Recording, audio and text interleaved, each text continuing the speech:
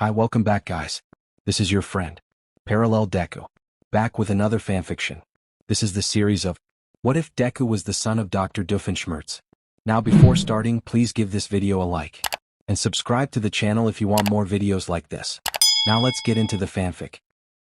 The acrid smell of burnt toast and ozone was Izuku's usual alarm clock. It wasn't the heroic fanfare he dreamed of, but then again nothing in his life was.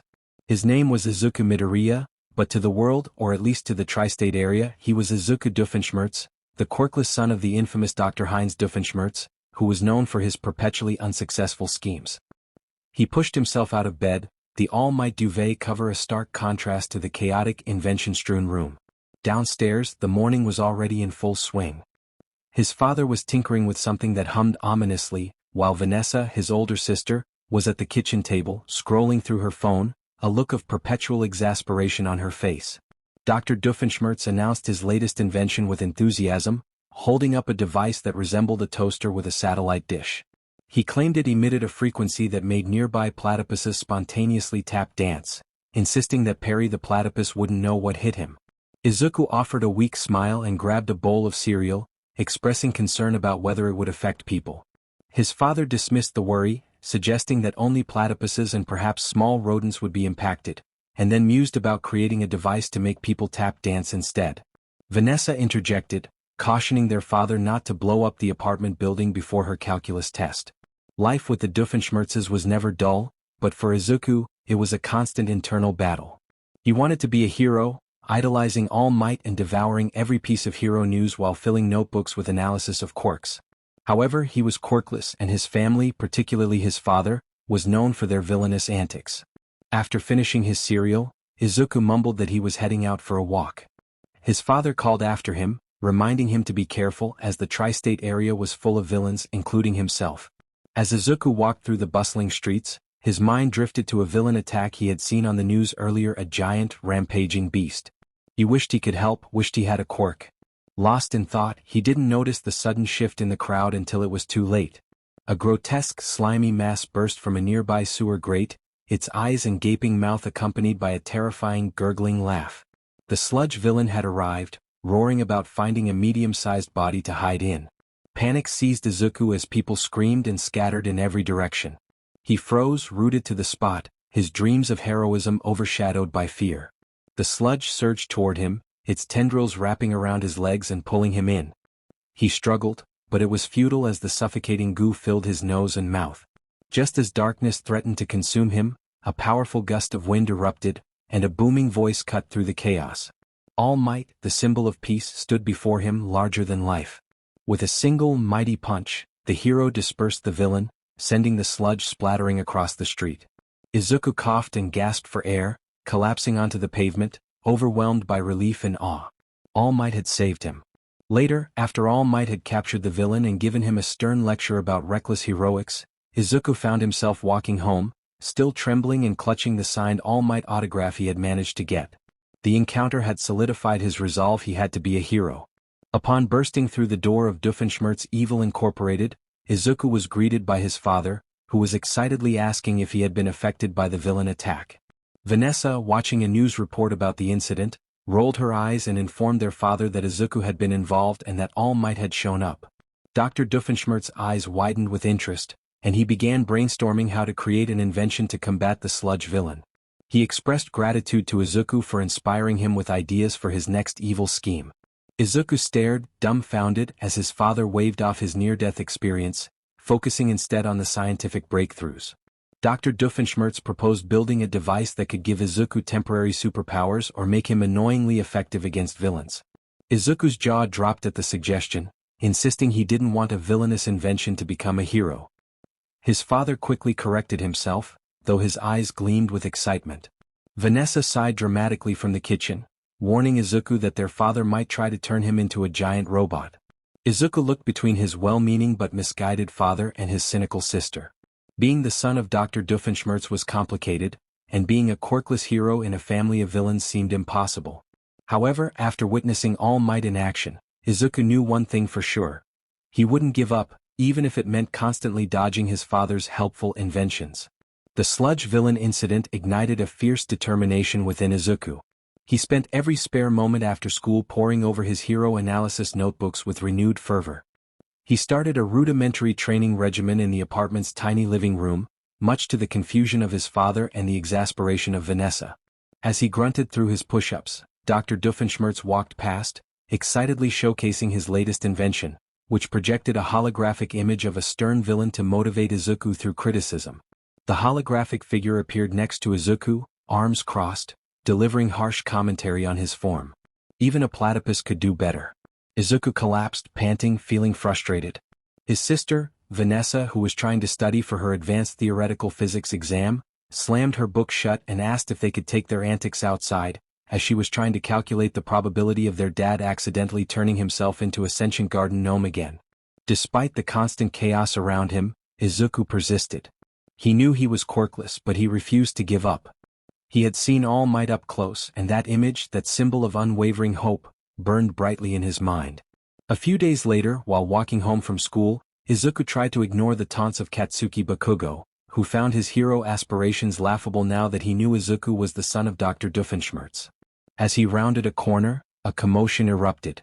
A small villain with a minor quirk that allowed him to stretch his arms like rubber bands had just snatched a woman's bag. He was fast, weaving through the crowd, but he tripped, sending the bag skittering into the path of an oncoming bus. Without thinking, Izuku sprinted forward. His mind screamed at him that he was quirkless and it was too dangerous, but his legs moved on their own. He slid, narrowly avoiding the bus, and snatched the bag just before the wheels could crush it. The villain, recovering, lunged at him. Izuku braced himself, but before the villain could reach him, a blur of red, white, and blue descended. With a powerful gust, All Might landed, his imposing figure shielding Izuku. He swiftly apprehended the villain, tying him up neatly with a piece of his own stretched arm. All Might then turned to Izuku, his bright heroic smile faltering slightly as he took in the boy's disheveled appearance and the slight trembling in his hands. All Might's voice boomed with concern as he told Izuku that his actions had been incredibly reckless and that he had put himself in grave danger. Izuku, still clutching the retrieved purse, looked up at his idol, wide-eyed, explaining that he just had to help. All Might observed him for a moment, his gaze piercing. He noted that Izuku had acted purely on instinct to save someone, which was the mark of a true hero. However, he mentioned that this was not the place for such a serious conversation and instructed Izuku to meet him on the rooftop of a nearby building in 5 minutes. Before Izuku could respond, All Might leaped away, disappearing into the sky. 5 minutes later, Izuku stood on the rooftop, heart pounding. All Might landed beside him, but something was different. Smoke billowed around him, and as it cleared, Izuku gasped. The muscular, imposing figure of All Might had shrunk, revealing a frail man with sunken eyes. Izuku stammered in disbelief, pointing at the transformed figure. The man sighed, running a hand through his sparse blonde hair, and explained that he was All Might, or rather, he had been. He revealed that 5 years ago he had sustained a grievous injury that had left him in this weakened state, only able to maintain his heroic form for a few hours each day.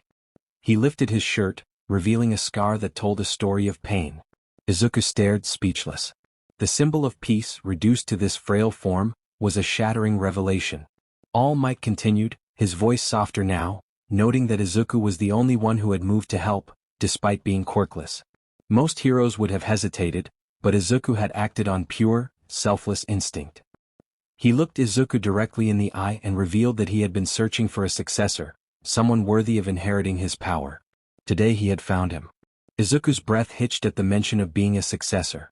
He protested, explaining that he was quirkless and the son of Dr. Doofenshmirtz, who built bizarre inventions. All Might blinked, a flicker of confusion crossing his face as he recognized the name. He had seen Dr. Doofenshmirtz work on the news and found it quite unique. However, he reassured Izuku that his lineage did not matter. What mattered was the fire in his heart and his desire to save others. Extending a hand, All Might told Izuku that he could become a hero, the greatest hero, but it would require immense training, sacrifice, and a willingness to accept a power unlike any other one for all. Izuku stared at the outstretched hand, then back at the city skyline. The thought of reconciling his father's unusual life with becoming All Might's successor was overwhelming, terrifying, and exhilarating all at once. Tears welled in Izuku's eyes as he struggled to find his voice. Back at Doofenshmirtz Evil Incorporated, Dr. Doofenshmirtz paced excitedly, announcing to Vanessa that Izuku's hero training was going splendidly. He had just perfected the Motivationinator Mark IV, a full-body suit that emitted electric shocks whenever someone slacked off. Vanessa raised an eyebrow, pointing out that Izuku wasn't even home yet and that it sounded more like a torture device. Dr. Doofenshmirtz dismissed her concerns, insisting it was for Izuku's own good and that he would become the most motivated hero in the tri-state area, perhaps even the world. He imagined his son as a hero with his inventions and brainstormed names like the Inator Hero or Deku. He paused, considering the possibility that if Izuku became too good, Perry the Platypus might try to recruit him, leading him to think about building an anti-platypus recruitment inator. Vanessa shook her head, a faint smile on her lips as she wished him luck with that. Izuku stumbled off the rooftop, his mind a whirlwind of disbelief and burgeoning hope. All Might, one for all. The greatest hero in the world had chosen him, a quirkless kid and the son of Dr. Heinz Doofenshmirtz. It felt like a dream, too good to be true, yet the lingering scent of All Might's smoke and the phantom ache in his chest from the earlier encounter confirmed it was real. He walked through the city streets in a daze, barely registering the bustling crowds or the sounds of urban life. His thoughts consumed him with the offer. Could he really do it? Could he, Izuku Midoriya, become a hero? And what would his dad say? The thought of a one-for-all inator, or a successor training device, involving electric shocks made him shudder. Lost in his internal monologue, Izuku took a shortcut through a less frequented alleyway, hoping to clear his head before facing the inevitable chaos of Doofenshmirtz Evil Incorporated. The alley was dark and narrow, filled with overflowing dumpsters and the faint smell of stale pizza. Suddenly, a low, chattering growl echoed from behind a stack of crates. Izuku froze, his instincts kicking in. Was it another villain? He braced himself, ready to sprint or at least shout. From the shadows, a fedora-wearing platypus emerged. Izuku blinked, then blinked again, trying to process the sight. A platypus? The platypus, with an almost human-like stoicism, tipped its fedora slightly. It was Perry the Platypus, Agent P, nemesis of Dr. Doofenshmirtz. Izuku recognized him from the countless times his father had ranted about his arch-nemesis, and from the occasional glimpses of their battles. Perry looked at Izuku, then at the direction of the building All Might had just left, and back at Izuku, a knowing glint in his small black eyes. He chattered again, a sound that conveyed a mixture of surprise, suspicion, and perhaps a hint of exasperated understanding. Still reeling from the revelation about All Might, Izuku could only stare. He realized he was speaking to Perry the Platypus, his father's rival. Blush crept up his neck. It was embarrassing to admit his father was a villain, even to a secret agent platypus. Perry nodded, then gestured with a webbed foot toward the building Izuku had just descended from. He chattered again, this time with an inquisitive tone, as if asking what Izuku had been doing up there with All Might. Izuku mumbled, feeling awkward explaining his life choices to a semi-aquatic mammal in a fedora. He mentioned that All Might had talked to him about various things but couldn't bring himself to reveal the secret of One for All, even to Perry. Despite being on the good side, Perry was still connected to his father's world. Perry tilted his head, seemingly unsatisfied with the vague answer. He then pulled out a small high-tech device from seemingly nowhere, a mini grappling hook.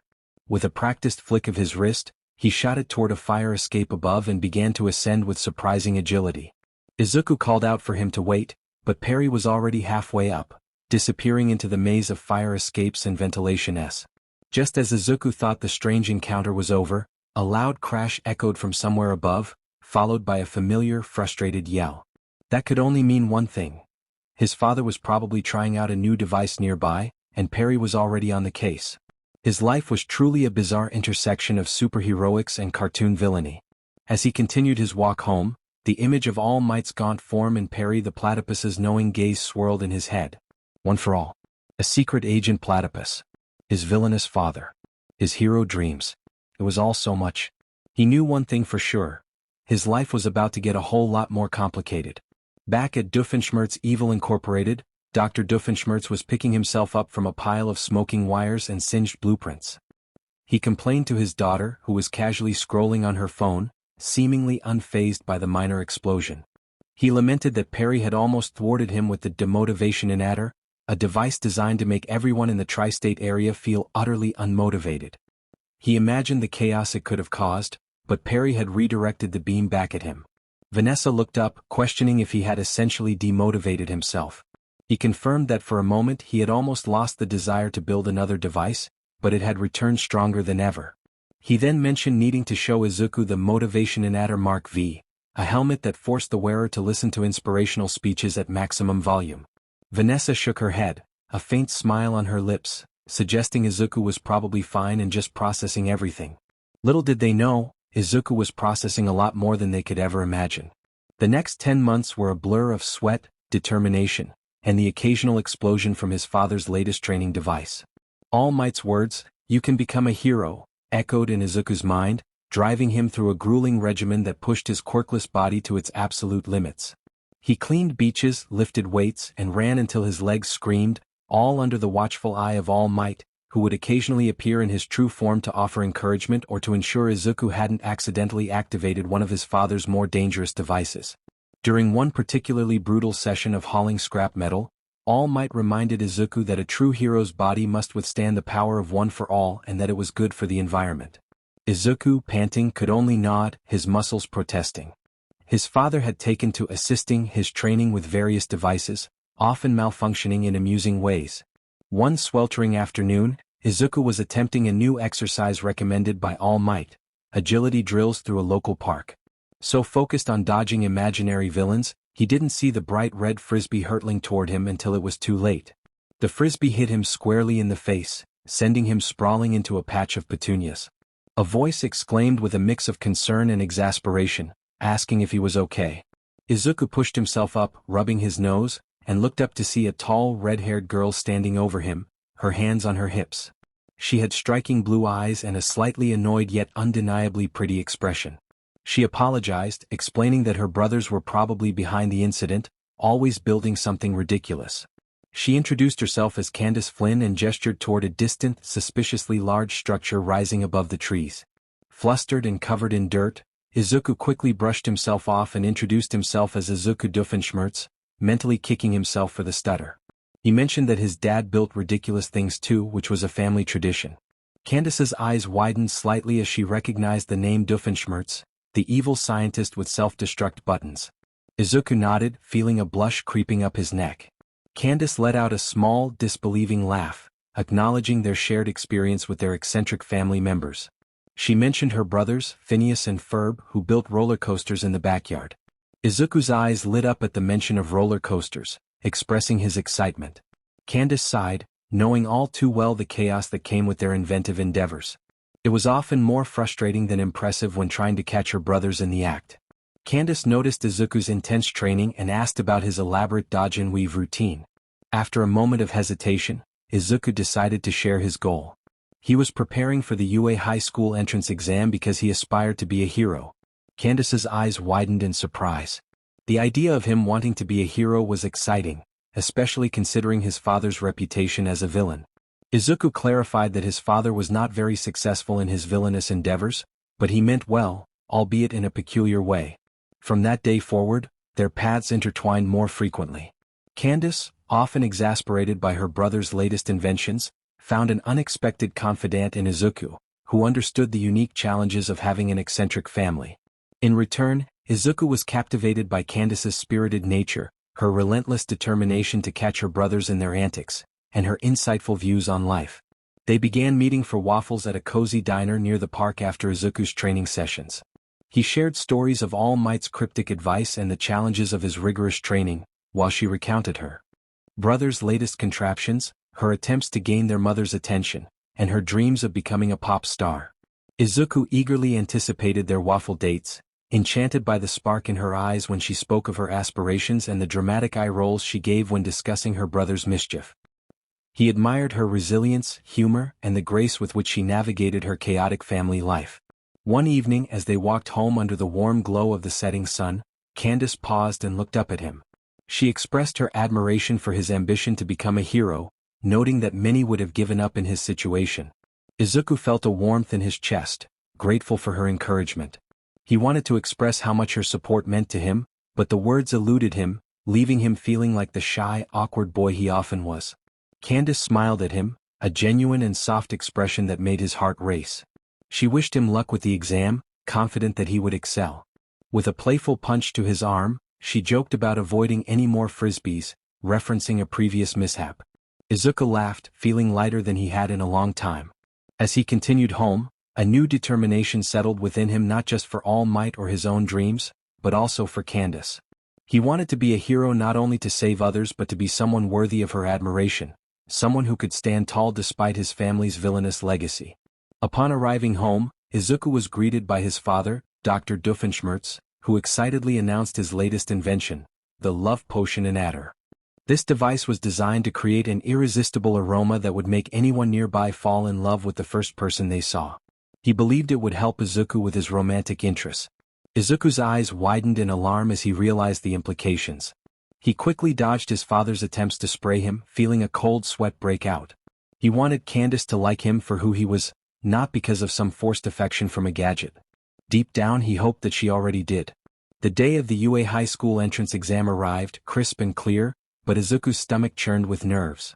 Standing before the imposing gates of UA, a symbol of heroism, he felt both out of place and fiercely determined. Thoughts of All Might's rigorous training, Candace's encouraging smile, and his father's bizarre inventions filled his mind. He had come too far to turn back now. As he made his way to the auditorium for the practical exam briefing, the sight of powerful-looking students only heightened his anxiety. Among them was Katsuki Bakugo, exuding explosive confidence. Izuku tried to shrink into himself, overwhelmed by his internal doubts. Present Mike, the voice hero, boomed through the hall, explaining the exam rules. Candidates were to destroy as many foe villains as possible for points. There were 4 types of robots, each worth 1 to 3 points and a 0-point obstacle. The mention of the 0-pointer sent a chill through Izuku. He had no quirk and no means to combat the robots. His heart sank as he wondered if all his training had been in vain. Meanwhile, in a dimly lit observation room above the exam grounds, the UA faculty watched the events unfold on a bank of screens. Principal Nizu, a highly intelligent animal, sipped his tea while observing the candidates. Eraserhead, Shota Aizawa, appeared bored, while Midnight, Ectoplasm and Power Loader assessed the future heroes. Present Mix's voice crackled over the intercom, signaling the start of the exam. The screens lit up with chaos as candidates unleashed their quirks. Explosions, ice, fire and super speed filled the air. Bakugo was a whirlwind, demolishing robots with ease while others displayed impressive control. Aizawa noted Bakugo's raw power but remarked that his aggression needed tempering. He also acknowledged Todoroki's excellent control over both elements and Yaoyorozu's versatile creation quirk. Nizu, however, focused on a different screen, a small smile forming on his lips as he observed Izuku. The boy was running, dodging robots and weaving through the chaos, looking terrified yet determined. He was not engaging in combat but was instead analyzing the situation and avoiding danger with surprising agility. Aizawa commented on Izuku's quirkless status, expressing skepticism about his potential. Nizu urged patience, pointing out that Izuku's movements showed remarkable physical conditioning for someone without a combat quirk. On the screen, Izuku narrowly avoided a 3-pointer's attack, his eyes darting around as he took in the scene. He wanted to help others but felt he wasn't ready yet. Midnight recalled Izuku's lineage, mentioning his father's reputation as a villain and a past attempt to turn the moon into cheese. Nizu chuckled, recognizing the unusual background of their most unique candidate, while noting that Izuku's application essay had been quite compelling. A deep understanding of heroics and a genuine desire to save filled Izuku's heart. As the exam neared its end, a tremor shook the ground, and a colossal robot lumbered into view, the 0-pointer. Panic erupted among the examinees. This robot was not for points, it was a test of judgment, a deterrent. Most students immediately fled. Izuku felt the primal urge to run as well. This was it. He had failed. He was useless. But then he saw her, a girl trapped under rubble, her leg pinned. It was the kind girl who had stumbled earlier, the one with the brown bob. She cried out for help, her eyes wide with terror as the 0-pointer advanced, its massive foot poised to crush her. Izuku's legs moved before his brain could process. He didn't think about One for All, about his quirklessness, or even about his father's inventions. He just saw someone in need. Power Loader leaned forward, exclaiming in disbelief that Izuku was going for the 0-pointer. Aizawa's eyes, usually half-lidded, snapped open as he realized Izuku was not going for points but for the girl. On the screen, Izuku launched himself forward, a primal scream tearing from his throat. He remembered All Might's words about focusing every ounce of his being into one desperate, explosive leap. With a powerful shout, a green flash of light erupted, creating a shockwave that rippled through the air, causing the zero-pointer's head to explode. The sheer force of the impact sent Izuku flying backward, his body overwhelmed by the sudden, uncontrolled power. He crashed to the ground, unconscious. The faculty observation room fell silent, followed by a collective gasp. Midnight whispered in awe that he had used a quirk, a powerful one. Aizawa stared at the screen, a flicker of something akin to admiration in his usually cynical gaze, acknowledging the reckless but heroic act. Nizu smiled, sipping his tea, recognizing the power of Izuku's spirit and his dramatic entrance, though he noted it might have been a bit too much for his first time. Recovery Girl, the youthful heroine, rushed onto the exam grounds. Nizu turned to Aizawa, asking for his thoughts. Aizawa sighed, running a hand through his hair, acknowledging that Izuku was a mess with non-existent quirk control. However, he acted when everyone else ran, saving someone in need. A faint smirk touched his lips as he mentioned keeping an eye on Izuku's father, who was trying to build a new invention. As Izuku slowly regained consciousness in the infirmary, his body protesting, the first thing he saw was the worried face of Recovery Girl. The second was Vanessa, who stood beside his bed with her hands on her hips, exclaiming that he was alive but had broken all his limbs. She anticipated their father's pride and his likely invention of a new device. Izuku managed a weak groan, realizing his life at UA would be just as chaotic as at home. However, as he looked at the ceiling, a small, triumphant smile touched his lips. He had taken the first step, and he hadn't needed an invention to do it. The days following the UA entrance exam were torturous for Izuku. His body was slowly healing, thanks to Recovery Girl, but his mind was in a constant state of suspense. Every rustle of paper or distant knock sent his heart racing. He spent hours by the mailbox, much to the bewilderment of the mailman and the amusement of his sister. One morning, Vanessa observed that staring at the mailbox wouldn't make it come faster, joking about their father's potential invention. Just then, Dr. Doofenshmirtz burst into the hallway, brandishing a device that looked like a giant compass. He claimed it would compel the UA admissions office to send Izuku's acceptance letter immediately, perhaps even awarding him extra points for his heroism. Izuku groaned, insisting that wasn't how it worked. His father dismissed his concerns, insisting his inventions were always effective, eventually. Amidst the anxiety there was a bright spot, his plans with Candace. He had managed to invite her for a proper second date, a movie followed by waffles. The evening arrived, and Izuku's nerves were stretched taut with romantic apprehension. He met Candace outside the cinema, feeling warmth spread through him at the sight of her. She looked effortlessly cool in a casual top and jeans, her red hair catching the last rays of the sunset. As they settled into their seats, Izuku relaxed, enjoying the movie as a comfortable backdrop to their quiet conversation. He laughed more easily around her, sharing anecdotes about his training while carefully omitting his quirk. Candace shared stories about Phineas and Ferb's latest adventure, which had ended with their backyard covered in glitter. After the movie they walked to their favorite waffle place, the cozy diner filled with the comforting aroma of syrup and coffee. As they ate, Izuku's heart raced with anticipation. He took a deep breath, clutching his fork, and decided it was time to speak. He told Candace that ever since they met she had been amazing, funny, smart, and non-judgmental about his father. When she expressed her belief in him regarding UA, it meant a lot to him. Gathering his courage, he confessed that he really liked her more than just as a friend, and asked if she would want to go out with him. Candace stared at Izuku, her eyes wide with surprise and a faint blush creeping up her cheeks. For a moment, Izuku's heart sank. Had he misread everything? Had he ruined their friendship? Then a slow smile spread across her face, a genuine, radiant smile that made his breath catch. She expressed her feelings, saying she really liked him too and would love to go out with him officially. A wave of pure relief washed over Izuku, so potent it almost made him dizzy. He felt a grin split his face, wider than he thought possible. She confirmed her feelings, playfully commenting on his sweetness and how he was definitely not like his dad. They sat there for a moment, holding hands across the table, the air charged with a new, wonderful energy. Izuku felt lighter than air, happier than he had been in a long time. He had a girlfriend, Candace Flynn. It felt incredible.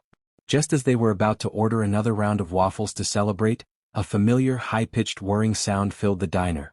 The lights flickered and a strange, metallic arm burst through the window, clutching a large, official-looking envelope. Dr. Doofenshmirtz's voice boomed from outside, announcing the arrival of his latest invention, designed to snatch important mail directly from the post office with maximum dramatic flair. Candace blinked, then looked at Izuku, a mixture of amusement and exasperation on her face. She asked if that was his dad. Izuku sighed but couldn't help but smile, confirming it was probably his UA letter. He carefully took the envelope from the robotic arm, which then retracted with a loud thud and the sound of his father yelling in the distance. He looked down at the envelope in his hand. It was thick, adorned with the distinctive UA high school crest. His heart hammered in his chest, a mix of old anxiety and new hope. He had just started a new chapter in his personal life, and now the next chapter of his heroic journey was literally in his hands. Candace urged him to open it, her eyes sparkling with excitement. Taking a shaky breath, Izuku carefully tore open the seal. Inside there was a small circular device and a single sheet of paper. He picked up the device, and it immediately projected a holographic image onto the diner table. All Might's booming laugh filled the air as he congratulated Izuku for passing the UA High School entrance exam. Izuku gasped, his eyes wide, while Candace let out a small cheer. All Might continued, expressing pride in Izuku's impressive scores, highlighting his selfless act of saving someone despite his own injuries. The projection then displayed a detailed breakdown of his points and a map of the UA campus. All Might reminded him that his quirk control needed work but assured him they would improve together. Izuku stared at the now blank device, then at Candace, a dazed, euphoric smile spreading across his face. He had done it. He got into UA. Candace beamed, leaning across the table to wrap her arms around him in a tight hug, celebrating his achievement. He hugged her back, the warmth of her embrace making his heart swell. This was real, he was going to UA, and he had Candace by his side. When they pulled apart, their faces were close. Izuku felt a nervous flutter in his stomach as their eyes met. Slowly, he leaned in, sharing a gentle kiss that tasted of triumph and new beginnings. Candace pulled back slightly, her cheeks flushed, remarking that it was nice. Izuku, flustered but beaming, could only nod, a goofy grin on his face. Just then the diner door burst open and Dr. Doofenshmirtz stumbled in, looking disheveled and slightly singed. He exclaimed joyfully upon spotting them, excited about the success of his invention. He inquired about the letter and the holographic message, suggesting that his own inventions might have played a role in Izuku's acceptance. Izuku and Candace exchanged a look, sharing a moment of amused exasperation. Izuku confirmed he got in, fondly smiling at his father despite everything. Dr. Doofenshmirtz mused about creating new inventions to enhance heroics, his enthusiasm uncontainable. Candace giggled, leaning her head on Izuku's shoulder, remarking that his life was never boring. Izuku squeezed her hand, looking at his proud, if misguided, father and then back at Candace, his new girlfriend. He agreed that his life was indeed anything but boring, his heart full of joy and excitement for the future. He had faced a villain, met his idol, received incredible power, confessed his feelings to the girl he liked, and been accepted into his dream school, all while navigating the chaos of his villainous father's inventions. His journey to becoming a hero was just beginning, and he sensed it would be the most wonderfully complicated adventure of his life. The 10 months between his acceptance letter and the first day at UA High were a whirlwind for Izuku. Under All Might's increasingly rigorous guidance, he trained his body, slowly adapting to the immense power of One for All. He learned to control the raw energy in tiny bursts, focusing on his fingers and toes to avoid harming himself. It was agonizing, frustrating, and exhilarating all at once. His relationship with Candace blossomed. Their waffle dates became a regular ritual, filled with shared stories, quiet comforts, and the occasional awkward but increasingly confident hand-holding. She was his anchor, a steady presence amidst the chaos of his training and family life. Speaking of family, Dr. Doofenshmirtz had predictably gone into overdrive. He attempted to create an early bird gets the worm in adder to ensure Izuku was always first to class, which only turned his alarm clock into a giant, squawking rooster.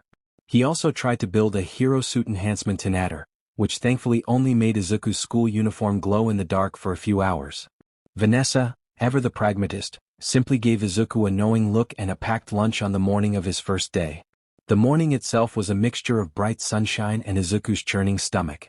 He double-checked his uniform, his backpack, and the small worn All Might keychain clipped to it. This was at UA High, the start of his hero journey. As he stepped out of the apartment building, the familiar scent of burnt toast and ozone faded behind him.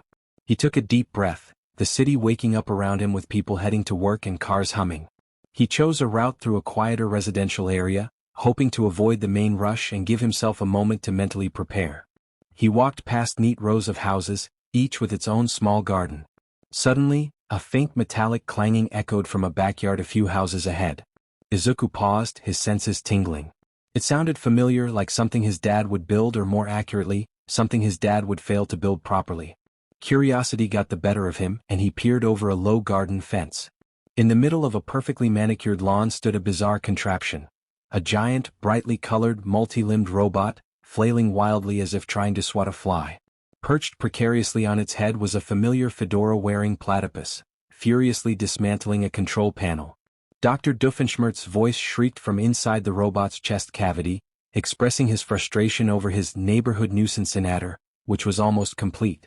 The plan had been to make everyone's lawn gnomes spontaneously sing opera at 3 a.m., an idea that would surely annoy the neighborhood.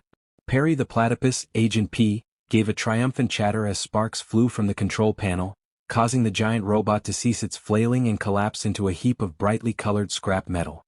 He then leaped gracefully from the robot's head, landing silently on the fence right in front of Izuku. Izuku stared, a small, exasperated smile forming on his face. Perry looked at Izuku, then at his UA uniform and back at him. The platypus chattered, conveying a silent, knowing nod as if saying good luck with that. He then gave a quick salute with his webbed foot before disappearing over the fence and into the next yard with surprising speed. Izuku shook his head, a chuckle escaping him. Only in his life would a secret agent platypus be a normal part of his morning commute. It was a strange, comforting reminder of the unique world he came from, even as he stepped into a new one. He continued his walk, the encounter with Perry oddly settling his nerves. If he could handle his dad's inventions and secret agent platypuses before 8 a.m., he could certainly handle UA High. As the iconic gates of UA came into view, even larger and more imposing than he remembered, a fresh wave of excitement surged through him. He took a deep breath, the scent of possibility filling his lungs. He was Izuku Doofenshmirtz, the quirkless son of a villain, the successor to All Might and the boyfriend of Candace Flynn. Today he was a student at UA High ready to become a hero. He stepped through the gates, his future stretching out before him, bright and full of challenges. The sheer scale of UA High was overwhelming. Izuku walked through the gleaming corridors, a nervous flutter in his stomach, searching for Class 1A. He passed students with incredible quirks, some casually activating them, others radiating an aura of confidence. He felt small, out of place, a quirkless boy among giants. Finally, he found the massive door labeled 1A. Taking a deep breath, he slid it open. Inside, the noise level was immediate. Students were already gathered, some chatting animatedly, others sitting quietly. A stern voice boomed, reminding a spiky-haired boy not to put his feet on the desk. Izuku recognized Tenya Ida, the serious-looking student from the entrance exam, lecturing the boy with a bored expression. Izuku spotted Katsuki Bakugo, already looking furious, and quickly tried to make himself invisible. But then a familiar, kind voice reached him. The girl he had rescued during the exam, Uraraka Achiko, smiled brightly at him, expressing her gratitude once again. Izuku stammered, his face turning bright red as he introduced himself. Before he could finish, a gruff voice cut through the chatter. A man wrapped in bandages, looking utterly exhausted, stood slumped in the doorway. It was Shota Aizawa, their homeroom teacher. Aizawa stated that it took them 8 seconds to quiet down, which was not rational. He introduced himself and instructed the class to change into their PE clothes for a quirk apprehension test. The class erupted in murmurs, surprised at the unexpected test on the first day. Aizawa explained that UA was a place to hone their quirks, but the Ministry of Education was still stuck in the past, relying on outdated records from junior high. Everyone had been using their quirks since childhood, but they had yet to be tested on their physical abilities while utilizing them. Aizawa fixed his gaze on Bakugo and asked how far he could throw a softball in junior high. Bakugo grunted that he had thrown it 67 meters. Aizawa instructed him to try it again, this time using his quirk. Stepping into the circle, Bakugo wound up and unleashed a powerful explosion, sending the softball soaring as he shouted with intensity. The device Aizawa held beeped, displaying a remarkable distance of 705.2 meters. The class erupted in awe, praising Bakugo's feat. However, Aizawa's expression remained serious as he explained that this would measure their potential, and the last-place student would face expulsion. The weight of Aizawa's words hit Izuku hard. The thought of expulsion on the first day was terrifying. He glanced at his trembling hand, recalling the pain from the entrance exam.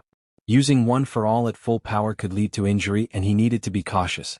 The tests commenced: 50-meter dash, grip strength, standing long jump, repeated side steps, ball throw, distance run, sit-ups, and seated toe touch. Izuku struggled through each one. He was slow in the dash, average in grip strength, and could only manage short bursts of one for all, which often resulted in painful jolts. He consistently found himself at the bottom of the rankings. Finally, it was time for the ball throw. Standing in the circle with the softball in hand, Izuku's heart raced. He had to use one for all, but he feared breaking his arm again. He focused the power into his finger and shouted, "Smash!" A small burst of green lightning crackled around him as the ball shot forward, but it only traveled a short distance. The device read 46 meters. Aizawa's eyes, usually tired, now bore into him. He remarked on Izuku's attempts to be a hero without injuring himself, approaching him with an air of authority. He declared Izuku a liability, unable to control his quirk and a danger to himself and others. Fear gripped Izuku as he pleaded for a chance to improve. Aizawa's eyes glowed red as he activated his quirk, nullifying Izuku's abilities. Now quirkless, Izuku faced the ball and Aizawa's unwavering gaze. This was a test of his resolve. Taking a deep breath, he recalled All Might's encouragement and Candace's belief in him. He wound up and threw the ball using only his physical strength. The device read 44 meters. Aizawa sighed, deactivating his quirk. He acknowledged that Izuku had tried, even if he still ranked last. He returned to the front of the class, announcing that the results were in. A holographic leaderboard appeared, displaying Izuku's name at the very bottom. Aizawa revealed that the threat of expulsion had been a tactic to motivate them. A collective sigh of relief swept through the class, and Izuku felt a different kind of relief. He had not been expelled and still had a chance. Later that evening, back in his room at Doofenshmirtz Evil Incorporated, Izuku collapsed onto his bed, exhausted yet exhilarated. He pulled out his phone and quickly typed a message to Candace, sharing his experience of getting into UA and the near expulsion. With a tired but triumphant smile, he sent the message, knowing this was just the beginning. The journey to becoming a hero would be long and filled with challenges, but he was not alone. He had All Might, his classmates, and now he had Candace, which was more than enough. The first few days at UA High were a whirlwind for Izuku. He navigated the demanding curriculum, intense training, and diverse personalities of his classmates. Although he remained last in most physical tests, he was slowly learning to control one for all, focusing its power into smaller, manageable bursts. Aizawa, despite his gruff demeanor, seemed to be watching him closely, offering terse yet insightful advice. Izuku even made a few friends, like the energetic Mina Ashido and the quiet, observant Tsuyu Azui. He was finally on his way to becoming a hero. However, he had not anticipated his father's unique brand of parental concern. During lunch break, while sitting with Uraraka and Ida discussing the morning's combat training, a commotion erupted near the cafeteria's main entrance. A familiar voice echoed through the hall, demanding to see the headmaster or the homeroom teacher of Class 1A. Izuku froze, dread washing over him. Couldn't be, but it was. Dr. Heinz Doofenshmirtz, in his lab coat with a slightly singed patch, marched into the cafeteria, flanked by two bewildered security guards. He had a triumphant yet aggrieved expression and clutched a crumpled piece of paper. Spotting Izuku, he called out, claiming that his son's spirit was being crushed by an overly critical teacher. The cafeteria fell silent, all eyes turning toward Izuku, who felt his face flush with embarrassment as Bakugo burst into laughter. Dr. Doofenshmirtz continued, expressing his outrage over a report from Vanessa about Aizawa threatening to expel Izuku and calling him a liability and a broken toy. He dramatically unfurled the crumpled note from Vanessa, declaring it unacceptable for his son, a future hero, to be treated with such negativity. Before Izuku could protest, Aizawa's tired voice cut through the silence, questioning if there was a problem. He stood at the entrance, looking even more disheveled than usual. Dr. Doofenshmirtz pointed dramatically at Aizawa, introducing himself and demanding to complain about his son's treatment.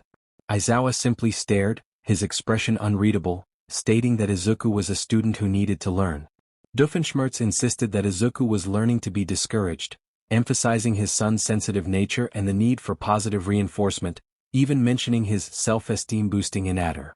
Though, admittedly, that one tends to make people believe they can fly, regardless of actual ability, which can lead to unfortunate landings. The students in the cafeteria were now openly staring, some trying to stifle their laughter. Izuku sank lower in his seat. Aizawa stated that Izuku's father had a powerful quirk that he couldn't control. His job was to ensure that Izuku didn't injure himself or others and to help him become a hero, not a danger.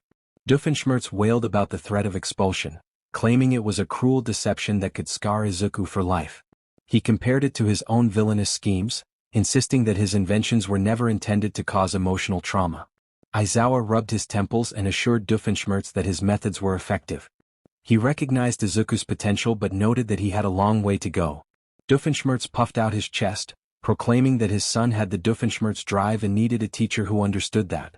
He suggested a teacher appreciation adder to help Aizawa appreciate Izuku's unique qualities. Just then, Principal Nizu scurried into the cafeteria with a polite but firm smile. He proposed discussing Doofenshmirtz's concerns in his office, away from the students. Doofenshmirtz eagerly agreed, turning his attention to the principal and explaining the importance of nurturing a young hero's fragile ego and suggesting a few inventions that could assist in the educational process. As Nizu guided Doofenshmirtz out of the cafeteria, the students slowly resumed their lunch, casting curious glances at Izuku. Aizawa sighed, running a hand through his hair, and muttered that he needed to talk to Doofenshmirtz about parental interference after class. Izuku could only nod, feeling his face burn. He had survived the quirk apprehension test, but he wasn't sure he could handle his father's support. He hoped Candace hadn't heard about this. The end of the school day felt like an eternity. Every glance from his classmates and every stifled giggle felt like a spotlight on Izuku's burning cheeks. The cafeteria incident, orchestrated by his well-meaning but utterly mortifying father, had cemented his status as the kid whose villain dad showed up at school. As the last bell rang, Izuku gathered his things, his movements stiff with apprehension. He was the last one out of the classroom, steeling himself for the inevitable conversation with Aizawa. Aizawa was slumped at his desk, looking even more tired than usual. He gestured to the chair in front of him. Izuku sat with his back straight and hands clasped tightly in his lap. He apologized for his dad's enthusiasm. Aizawa let out a long sigh, acknowledging that enthusiastic was one way to put it. He emphasized that he didn't care about Izuku's family's eccentricities. He was focused on Izuku's potential as a hero and his ability to not be a liability. Izuku flinched at the word liability. Aizawa continued, his eyes piercing, explaining that Izuku's quirk was incredibly powerful but too powerful for his current body. He reminded Izuku of the injuries he sustained during the entrance exam and the apprehension test, warning that if he couldn't control his power, he would be a danger to himself and others. Izuku mumbled that All Might was helping him and that he was trying to learn to use his quirk in small parts. Aizawa nodded slowly, acknowledging that it was a start but emphasized that trying wasn't enough. He urged Izuku to master his quirk quickly, as villains wouldn't wait for him to get his act together. He leaned forward, his voice firm, recognizing Izuku's heroic spirit that he had seen during the exam. He noted that running in when everyone else ran away was rare and what made a hero. However, spirit alone wouldn't save lives. Izuku needed control and power without crippling himself. Izuku looked up, meeting Aizawa's gaze, and promised to work harder than anyone. Aizawa's expression softened slightly, reminding Izuku that if he didn't improve, the threat of expulsion might become a reality. He didn't tolerate weak links in his class. Izuku needed to either become a hero or not, with no middle ground. Aizawa then warned that if Doofenshmirtz showed up again with another invention that disrupted school property or threatened the peace, he would have to take disciplinary action against him and his inventions. Izuku swallowed hard, promising to relay the message. The thought of Aizawa erasing his father's inventions was both terrifying and amusing. Aizawa dismissed him, already pulling his sleeping bag closer. Izuku stood up, a renewed sense of determination coursing through him. Aizawa's words, though harsh, were what he needed to hear. He wasn't just a quirkless kid anymore or just the son of a villain. He was a UA student with a powerful quirk and a demanding teacher who expected his best. As he walked out of the classroom, the embarrassment of his father's visit lingered but was overshadowed by a fierce resolve. He would master one for all, become a hero, and prove to Aizawa, his classmates, and himself that a Doofenshmirtz could indeed be a symbol of peace. He pulled out his phone, a small smile touching his lips, eager to tell Candace about this and perhaps warn her about his dad's latest invention idea. Life at UA was a relentless cycle of classes, combat training, and the constant pressure of mastering one for all. Izuku spent every evening analyzing his classmates' quirks, trying to find ways to adapt his own power. Aizawa remained a stern presence, his critiques sharp but aimed at pushing Izuku further. Bakugo was a constant source of rivalry, often yelling at Izuku whenever he started muttering to himself. Despite the intensity, Izuku found solace in his growing friendship with his classmates. Uraraka's cheerful optimism was infectious, and Ida's earnest dedication was genuinely inspiring. He was slowly finding his place. But his true refuge, his quiet comfort amidst the storm, was Candace. Their waffle dates continued, becoming a cherished ritual. After a grueling day of training, Izuku would meet her near the park where they first met. He'd often be limping slightly or have a new bruise, but the sight of her would instantly lift his spirits. Candace would ask if he had a rough day at hero school, a knowing look in her eyes as she handed him a menu. She had seen him covered in dirt, singed, and exhausted too many times to count. Izuku would often sigh and slump into the booth, sharing his frustrations. He mentioned how Aizawa-sensei had them running obstacle courses blindfolded that day, and he felt like trying to catch lightning in a teacup without breaking it. Candace listened patiently, offering sympathetic nods and surprisingly insightful comments. She understood the pressure of high expectations, even if hers came from trying to catch her brothers building giant robots or turning the moon into a disco ball. One evening, as she stirred her hot chocolate, she acknowledged Izuku's struggles. She reminded him that learning to control something as powerful as his quirk took time and courage. Izuku confessed his fears about not being fast enough to meet All Might's expectations, worrying that he might just be a failure. Candace reached across the table, gently covering his hand. She reassured him, reminding him of his bravery in saving others when everyone else ran away and how hard he worked. She emphasized that he was not just a failure but someone destined to be an amazing hero. Her words were a balm to his anxious heart, and he returned her gesture with a grateful smile. Candace playfully teased him about needing to keep him from overthinking everything, sharing her own daily dose of chaos, like the time her brothers built a giant, self-folding picnic blanket that tried to eat Perry. Izuku chuckled, feeling the tension in his shoulders ease. Their conversations often drifted beyond heroics and inventions, touching on favorite movies, dreams beyond school, and the silly things their parents did. They found comfort in their shared understanding of growing up in unconventional, often chaotic households. Izuku cherished the way Candace's eyes lit up when she spoke about her aspirations and how she would lean her head on his shoulder during quiet moments, silently acknowledging their connection. One Saturday they studied together at Candace's house. Izuku struggled with a complex hero history text while Candace reviewed her pop music theory. Perry the platypus waddled past the window, seemingly oblivious to the giant, laser-emitting telescope Phineas and Ferb were constructing in the backyard. Candace mused about what it would be like to have a normal family without the chaos of inventions and secret agents. Izuku agreed, but he felt that their unique lives were what made them who they were, and he liked their dynamic just fine. As they held hands, a profound sense of peace settled over him. He knew he had a long, challenging path ahead, but with Candace by his side, sharing his burdens and celebrating his victories, he felt he wasn't alone. That made all the difference.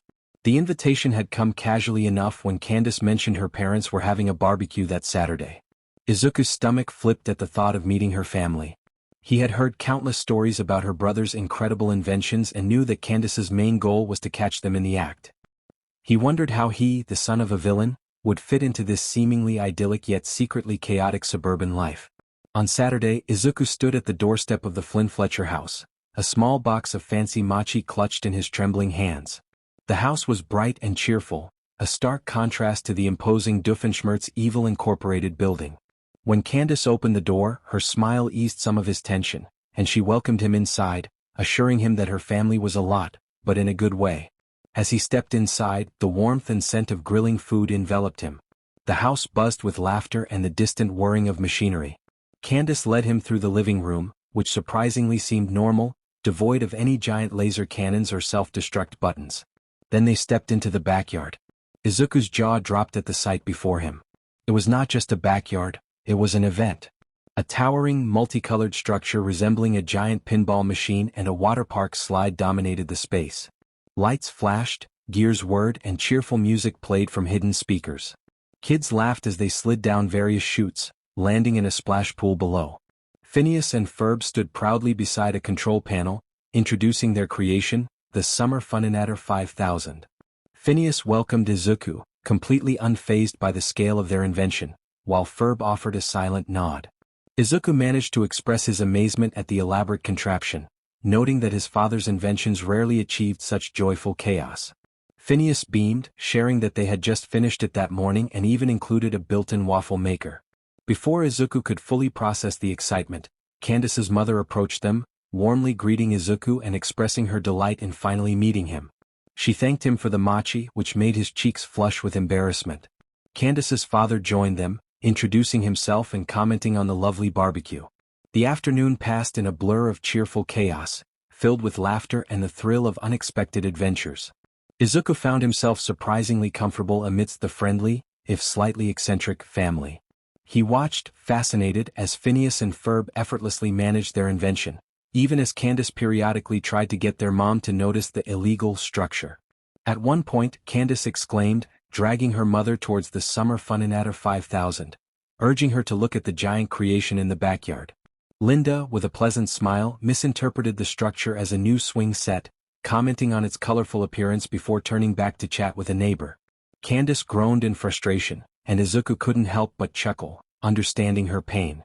It was a familiar dynamic, just with different kinds of inatters. While getting a drink, Izuku noticed a flash of teal fur disappear behind a shed. A moment later, a low chattering sound reached his ears.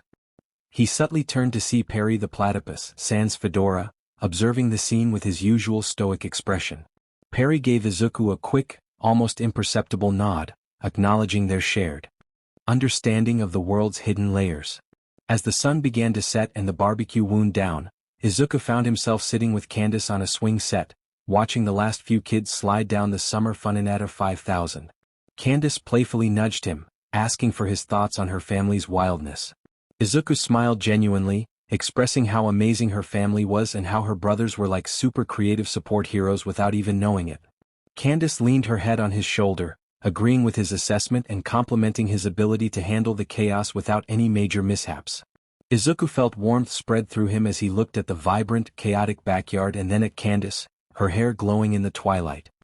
He realized that while his own family life was defined by villainy and thwarted schemes, Candace's was filled with boundless creativity and loving chaos. Izuku Doofenshmirtz was now a part of it. He squeezed her hand, thanking her for the invitation, and she assured him it was perfect. Inviting Candace to Doofenshmirtz Evil Incorporated was, in Izuku's mind, the ultimate test of their relationship. He had seen her handle the whimsical chaos of her own backyard, but his home was a different beast, entirely a monument to thwarted villainy, filled with half-finished inatters, singed walls, and the ever-present scent of ozone and his father's peculiar cologne. One afternoon after school, as they walked towards their usual waffle spot, Izuku nervously mentioned that his dad was trying to be less evil that week. He explained about the good deed inatter that turned bad deeds into good deeds, mostly transforming litter into flowers. Taking a deep breath, he invited Candace over for dinner during a planned family fun night. Candace paused, her eyebrows raised in surprise at the invitation to Doofenshmirtz Evil Incorporated. After a moment, a slow, amused smile spread across her face as she agreed, finding the idea interesting. Izuku felt relief wash over him as he assured her it could be loud and that there might be a platypus. When Saturday arrived, Izuku was a nervous wreck. He spent the morning tidying up his room and even tried to convince his father to put away some of his more overtly villainous prototypes. Dr. Doofenshmirtz protested, insisting that his "make everyone wear tinfoil hats" inatter was a work of art necessary for security. Vanessa meanwhile rolled her eyes at their father, advising him to avoid embarrassing Izuku too much. When the doorbell rang, Izuku's heart raced. He opened the door to find Candace standing there, looking casually chic with a small gift bag in her hand. She took in the slightly imposing, somewhat ramshackle exterior of Doofenshmirtz Evil Incorporated, commenting that it was bigger than she imagined.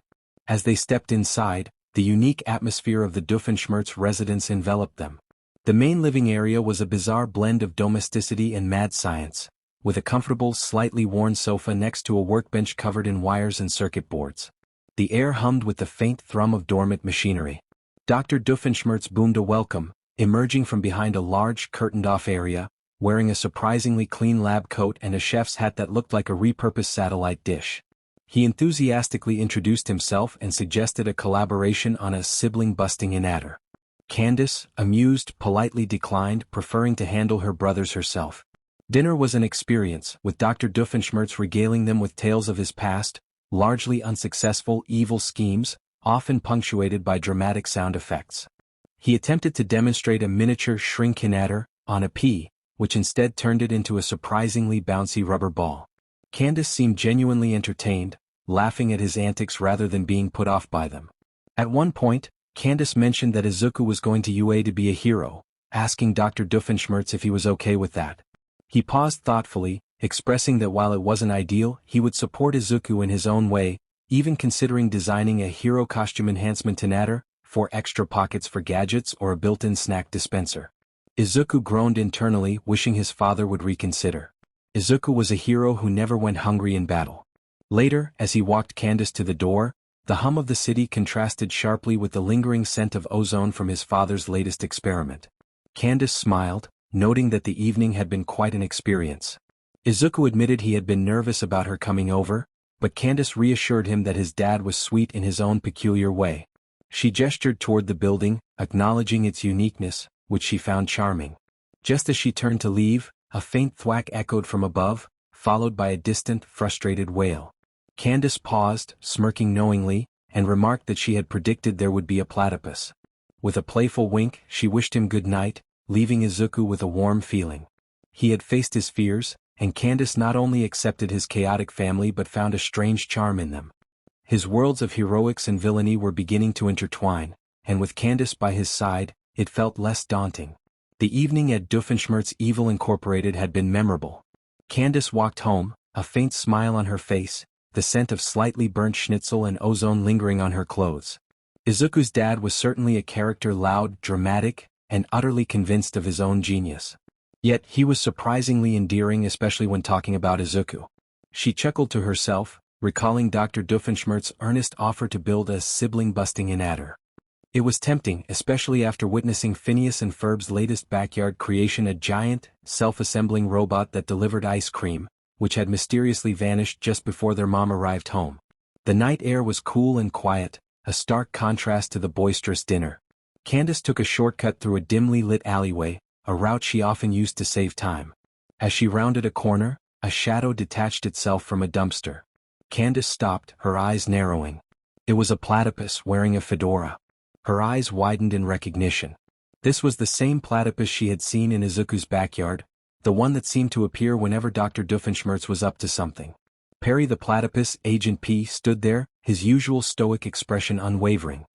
He looked at Candace, then glanced back toward Doofenshmirtz Evil Incorporated and then back at her. He chattered softly, a sound that almost seemed like a question. Candace put her hands on her hips, feeling a familiar exasperation. She wondered aloud what the deal was with this platypus. Was he just a stray hanging around Izuku's dad's place, or was he somehow involved? She remembered Izuku's casual mention of a platypus, and her own hunch about the fedora. Perry tilted his head, his small black eyes conveying an entire conversation. He then pulled out a small metallic device, a mini grappling hook. With a practiced flick, he shot it upward, latching onto a fire escape above. He gave Candace one last look, a silent acknowledgement that felt like a shared secret between them. Then, with surprising agility, he began to ascend the fire escape, disappearing into the maze of shadows and pipes. Candace watched him go, her mouth slightly agape. She muttered to herself that he was not just a stray but a climbing platypus with gadgets and a fedora. She shook her head, laughing softly. She thought her brothers were weird, but this was on another level. As she continued her walk home, her mind buzzed with thoughts. Her life was already filled with the daily absurdity of Phineas and Ferb's inventions. Now she had Izuku, his hero training, his villain father, and a secret agent platypus who seemed to be in on something. It was all so much, yet strangely it felt right. Upon reaching her house, she noticed a faint glow emanating from the backyard. Sighing, she realized Phineas and Ferb had likely built something new. She pushed open the gate, ready to face whatever impossible creation awaited her. Her life was definitely not boring, and with Izuku and his family now a part of it, it was only going to get more interesting. The idea for a parental inspection had started innocently enough. Izuku's mother, Inko, ever the worrier, had expressed concern about his living conditions at Doofenshmirtz Evil Incorporated.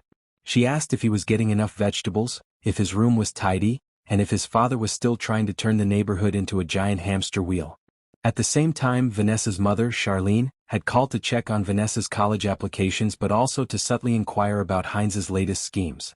Somehow, through a series of well-meaning but ultimately ill-fated phone calls, a joint parental inspection had been arranged. Izuku had protested, but his mother's gentle persistence and his father's inexplicable enthusiasm for showcasing his lair had won out. Saturday morning arrived, bringing palpable tension to the Doofenshmirtz household. Dr. Doofenshmirtz was in a frenzy, attempting to tidy up by pushing various inaters and spare parts into a large, overflowing closet.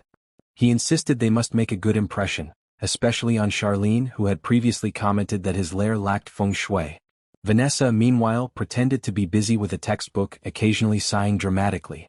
She advised her father to avoid blowing anything up or turning anyone into a garden gnome. When the doorbell rang, Izuku's stomach flipped. He opened the door to find two very different women standing on the threshold. Inko Midoriya, small and gentle, clutched a large casserole dish, her eyes wide with a mixture of nervousness and curiosity. Beside her stood Charlene Doofenshmirtz, impeccably dressed with a designer handbag, her expression a blend of polite disdain and weary familiarity. Inko exclaimed with joy upon seeing Izuku and presented him with his favorite katsudon casserole. Charlene greeted him coolly, inquiring about his father's ongoing inventions while raising an eyebrow at the slightly singed doorway. Dr. Doofenshmirtz boomed a welcome, rushing forward and nearly tripping over a loose wire. He invited them in, assuring them that the experimental decor was all part of the evil genius aesthetic.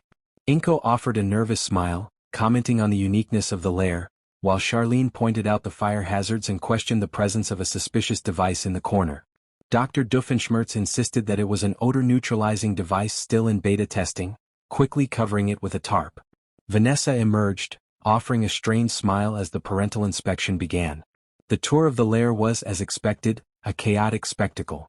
Dr. Doofenshmirtz proudly showcased his various inventions, explaining their often ludicrous purposes. Inko gasped at the sight of a laser grid and politely inquired if it was safe for children. Charlene offered a running commentary filled with thinly veiled criticisms. "And this, Inko, is my flatten everything in adder," Doofenshmirtz announced, gesturing to a large hydraulic press. It was designed to flatten all the world's bouncy castles. But then Perry the platypus. Yes, the platypus," Charlene interjected, rolling her eyes. "Heinz, have you considered investing in a proper fire extinguisher? This place looks like it could catch fire at any moment." "Fire extinguishers stifle creativity, Charlene." Izuku and Vanessa exchanged glances, a silent agreement passing between them. This was their life. As they moved through the main lab, a sudden whirring sound filled the air. A small, sleek drone, clearly not one of Doofenshmirtz's usual clunky creations, zipped past them, narrowly missing Charlene's perfectly coiffed hair. "What was that?" Inko squeaked, clutching Izuku's arm. "Ah, it's the intruder alert in adder," Doofenshmirtz declared, looking around wildly. "It detects, well, intruders. Which means Perry the platypus must be here. Curse you, Perry the platypus."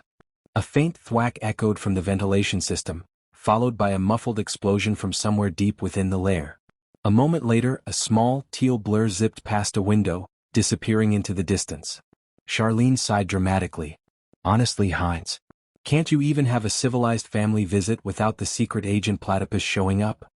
He's my arch-nemesis, Charlene. It's his job to thwart my plans. Even my plans for a pleasant family gathering." Despite the chaos, a strange kind of understanding began to form between the two mothers. Inko, initially overwhelmed, found herself amused by Heinz's earnest, if misguided, villainy. Charlene, while still exasperated, seemed to soften slightly at Inko's genuine concern for Izuku.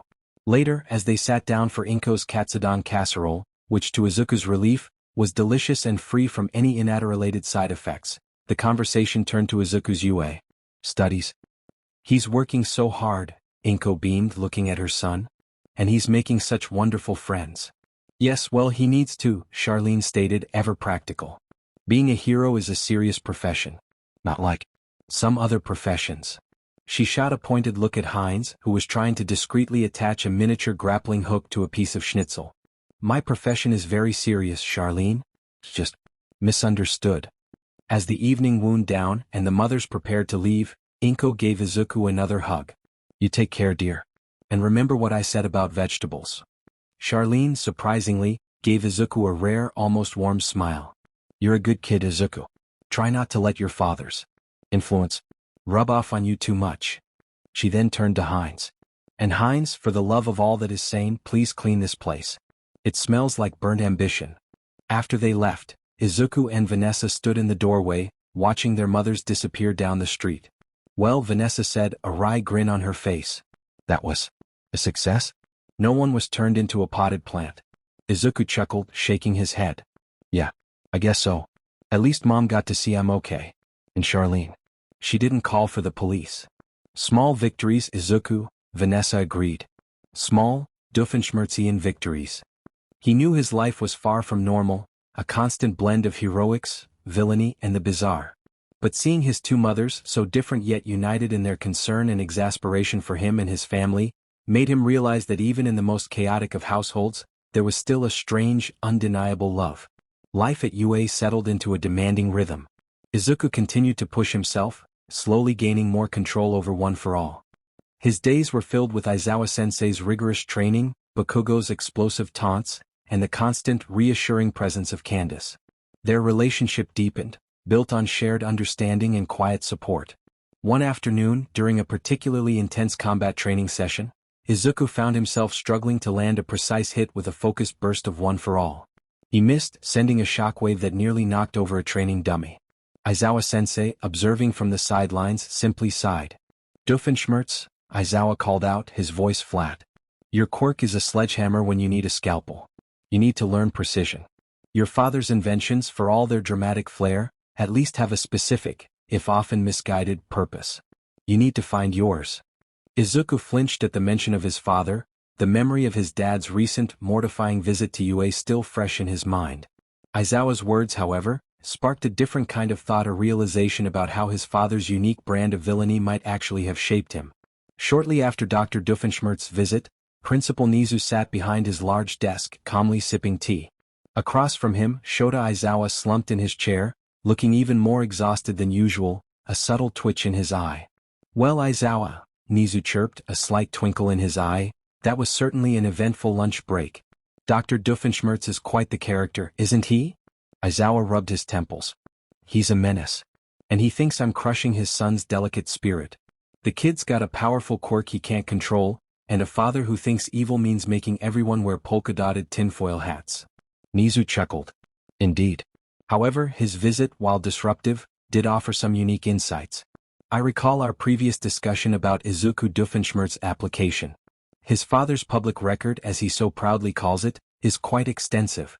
The de-evolution inator, the other dimension inator, all designed to achieve his ultimate goal, taking over the tri-state area." Aizawa grunted.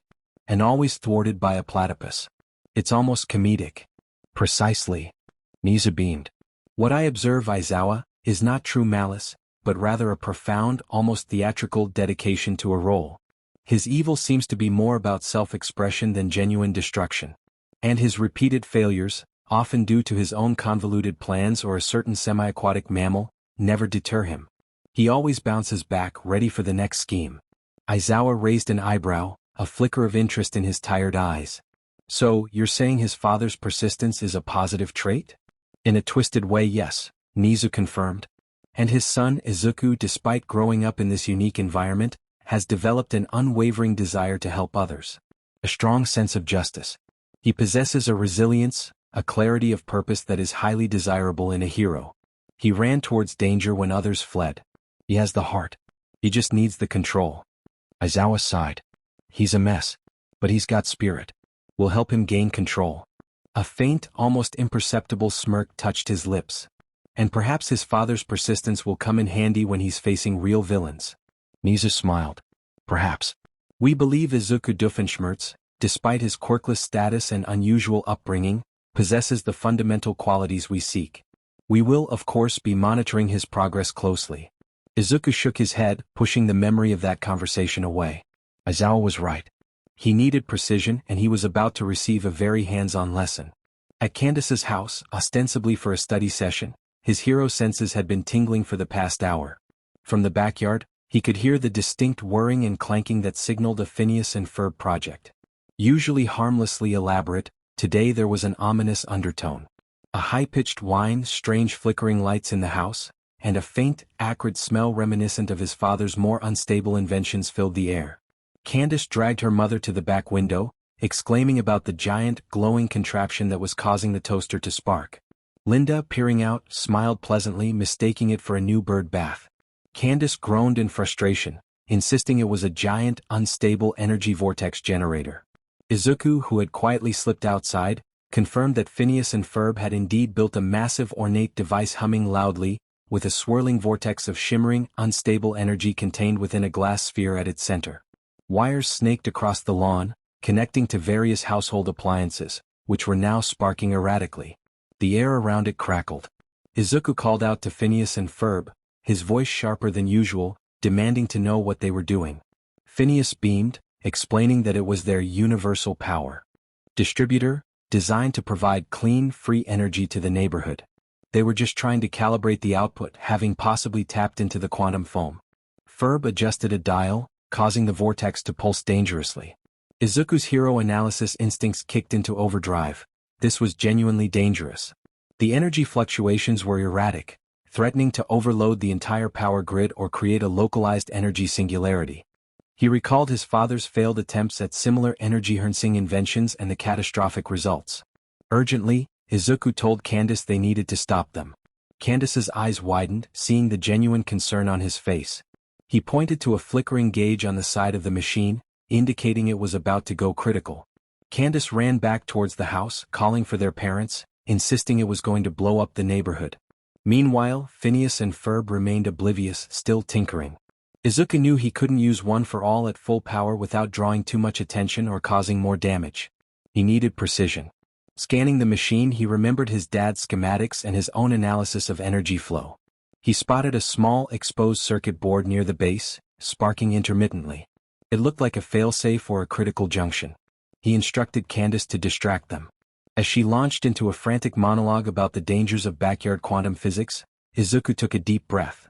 He focused one for all, not into a smash but into a tiny, controlled spark, concentrating it into his index finger. He aimed carefully, recalling Aizawa's words about precision. With a quick, almost imperceptible flick of his finger, a tiny green lightning bolt arced out, hitting the specific circuit board. There was a small pop, a shower of harmless sparks, and the universal power distributor shuddered. The swirling vortex inside the glass sphere flickered, then began to rapidly shrink. The humming died down.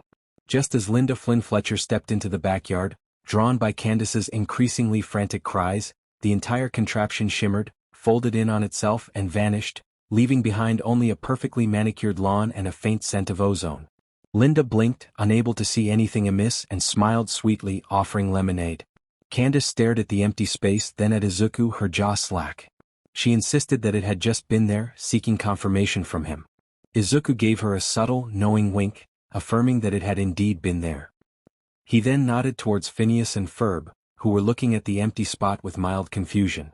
Phineas mused about accidentally activating this self-disassemble and teleport to another dimension in-adder feature, while Ferb scribbled something in a notebook. Although frustrated by the lack of a bust, Candace looked at Izuku, a new understanding dawning in her eyes. He had helped, seen the danger, and made it disappear in his own quiet way. Later, as they walked home, Candace leaned against Izuku, asking if he had done something to help. Izuku simply smiled, saying he was learning to be very precise. Candace chuckled, squeezing his hand, sensing that she would need a lot more of his precision in the future. The air in Class 1A crackled with anticipation. After a week of foundational hero studies, the time had come for their first practical combat training. Izuku's heart raced with a mix of terror and exhilarating excitement. This was it, real hero work, even if it was just a simulation. All Might's booming voice filled the classroom as he entered, announcing their battle training. A collective gasp of excitement swept through the room. He pressed a button on a remote, revealing their hero costumes from compartments in the walls. Izuku felt a surge of pride and nervousness as he located his costume, which he had designed to balance functionality with a nod to All Might, while subtly incorporating elements to avoid suspicion from his father. His costume was green, with armored elements and a familiar rabbit ear-like hood. The arm guards had a slightly bulkier, almost mechanical look, and there was a hidden, small pouch on his belt, in addition from his dad, who insisted it was for emergency villain-thwarting gadgets. Izuku suspected it was just for snacks. Changing into his costume, Izuku felt a strange mix of power and vulnerability. The material felt sturdy, but he knew his control over One for All was still tenuous. He joined his classmates in the training ground, a vast, complex indoor facility designed to simulate urban environments. Everyone looked incredible, their quirks amplified by their unique designs. Bakugo, in his explosive gauntlets, resembled a walking arsenal. All Might explained that they would be split into teams of 2 for indoor combat training. One team would be the heroes and the other the villains, tasked with guarding a nuclear weapon while the heroes attempted to capture them or retrieve the weapon within the time limit. The teams were drawn by lottery and Izuku's stomach dropped when he saw the results. Team A heroes, Izuku Doofenshmirtz and Achiko Uraraka. Team B villains, Katsuki Bakugo and Tenya Ida. A direct confrontation with Kaken right off the bat, along with Ida's speed and strategic mind, promised to be tough. All Might's booming voice echoed through the arena, announcing the start of the match. As they entered the multi-story building, Izuku's mind raced. He needed a plan knowing Kaken would come straight for him. He whispered to Uraraka that Kaken would likely target him while Ida would guard the weapon. He pulled out a small, crumpled notebook, a habit he couldn't shake, and shared his thoughts on their opponent's quirks. Uraraka nodded, her expression determined. She suggested using her ability to make things float to create distractions or help him navigate obstacles.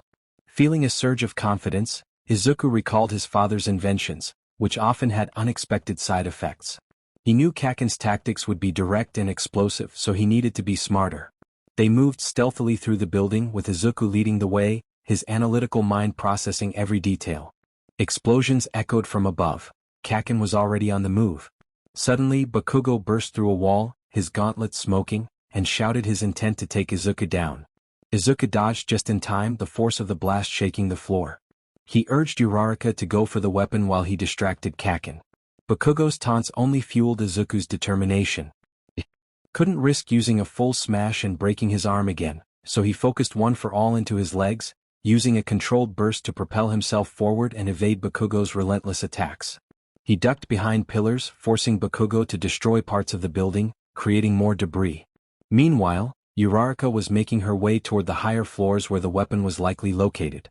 The fight with Bakugo was intense, with Izuku on the defensive, relying on his agility and quick thinking to avoid direct hits. He remembered his father's convoluted traps and how Perry the platypus would exploit their weaknesses. He needed to find Kaken's vulnerability. Bakugo accused Izuku of running away, but Izuku countered that he was strategizing. Spotting a weakened pipe along the ceiling, he focused one for all into his finger and sent a precise flick that ruptured the pipe, causing water to gush out and create a slippery surface. Caught off guard, Bakugo slipped, misfiring his next explosion. It was a small opening, but it was enough. All Might's voice boomed over the intercom, calling for reports on positions. Izuku knew Uraraka was close to the weapon and he had to end this. As Bakugo prepared a massive explosion, Izuku shouted for him to stop, but Bakugo was beyond reason.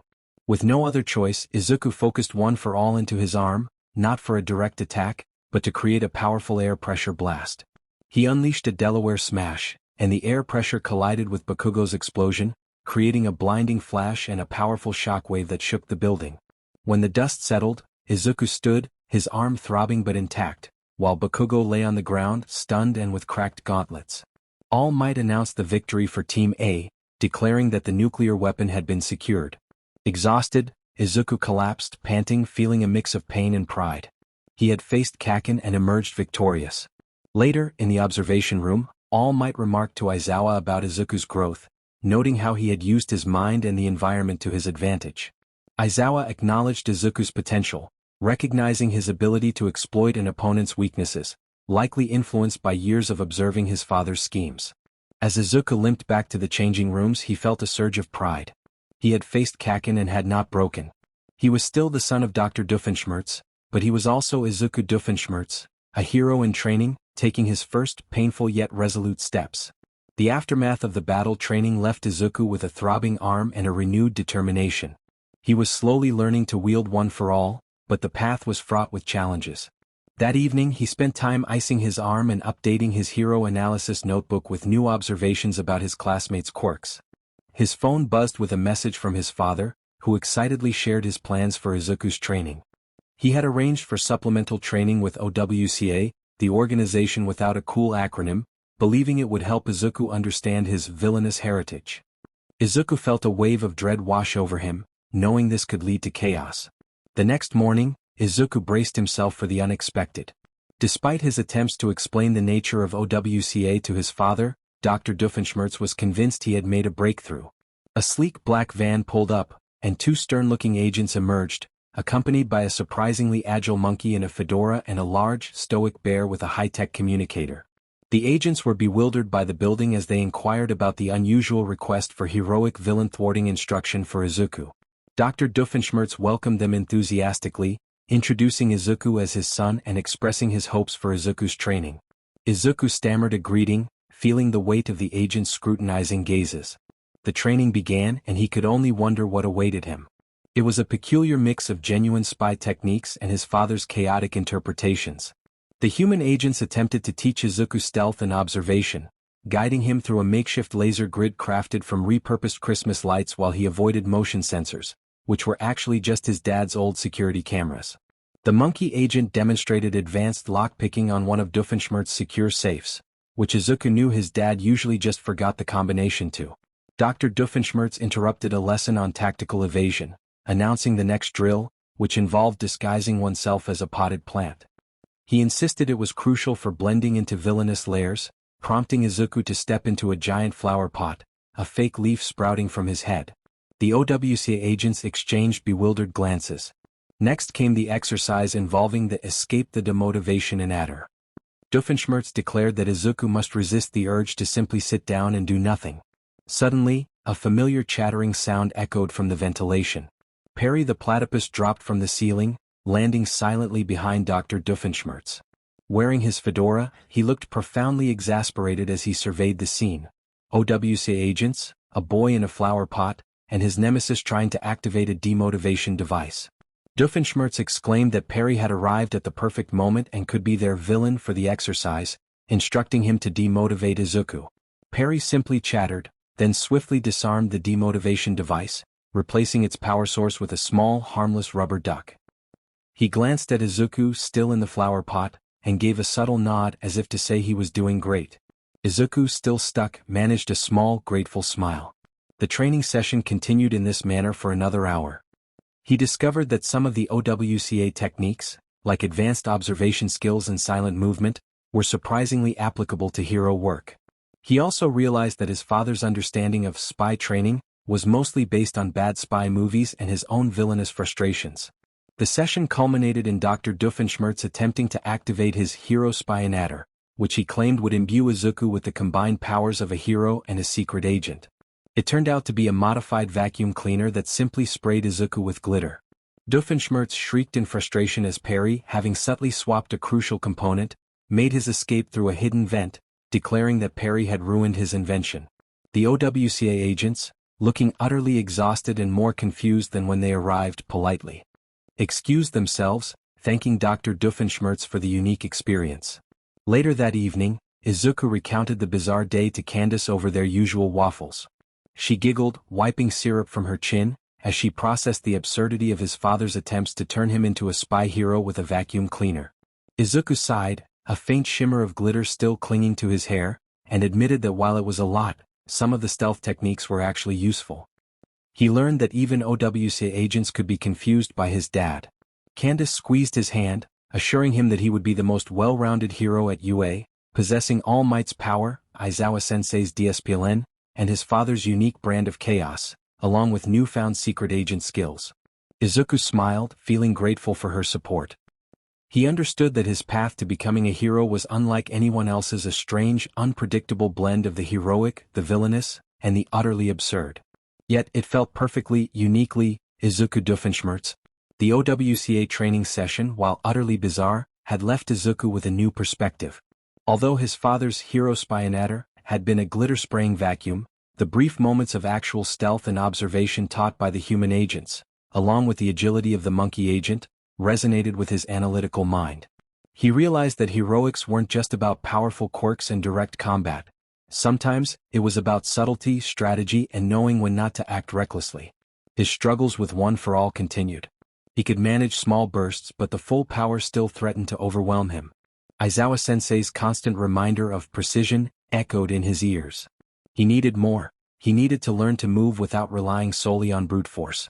One evening, as Izuku walked home from UA, lost in thought about a particularly challenging agility drill, he noticed something peculiar. A small, shiny object lay on the sidewalk near a storm drain.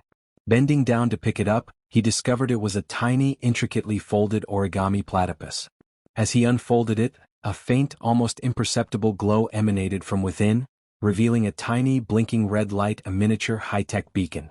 Looking around and seeing no one, he understood what this meant. Following the faint signal, which led him through a series of inconspicuous alleyways and across a deserted park, Izuku eventually found himself at the back entrance of Doofenshmirtz Evil Incorporated. The beacon pulsed faster, directing him to a rarely used service entrance. He slipped inside, greeted by the familiar scents of ozone, burnt toast, and something vaguely metallic. Moving deeper into the building, past dormant inatters and piles of blueprints, he reached a large and used storage room. There, perched on a stack of empty cardboard boxes, was Perry the Platypus, wearing his fedora. He gestured with a webbed foot towards a series of makeshift obstacles, dangling ropes, precariously stacked crates, and a narrow beam stretching across the floor. Perry was going to train him. The training was unlike anything Izuku had experienced. There were no booming instructions or dramatic speeches. Perry communicated entirely through chattering, subtle gestures, and fluid demonstrations. He performed complex maneuvers, silent rolls under a laser tripwire, swift climbs up walls using tiny handholds, and precise disarmings of weapons, like bananas or rubber chickens. Then he would look at Izuku, waiting for him to follow. Izuku, with his analytical mind, observed every detail. He watched Perry's posture, weight distribution, and the almost imperceptible shifts in his balance. He mimicked the movements, clumsy at first but slowly gaining a feel for the rhythm. Perry taught him stealth, showing him how to move silently through cluttered spaces, use shadows to his advantage, and blend into the background. He demonstrated how to disarm an opponent quickly and efficiently, focusing on pressure points and momentum rather than brute strength. Izuku found himself applying his hero analysis to Perry's fighting style, mentally breaking down his movements and predicting his next action. At one point, Dr. Doofenshmirtz wandered into the storage room, humming a villainous tune and carrying a large, bubbling beaker. He announced that he was perfecting his make-your-own-evil l'air centenaire, which emitted a pungent odor that screamed villainy. After taking a sniff from the beaker, he wrinkled his nose, oblivious to the training taking place around him. Perhaps a little too much old socks and not enough menace? Dr. Doofenshmirtz mused as he glanced at Izuku, who was attempting a silent crawl under a table, and Perry, who was perched on a shelf, seemingly just observing. He continued, noting Izuku's antics. Oh, Izuku's still playing hide-and-seek? And Perry the Platypus. Just observing my genius, are we? Don't think I don't notice you, Perry the Platypus. Always lurking. Perry chattered softly and subtly nudged a loose box, which tumbled toward Dr. Doofenshmirtz.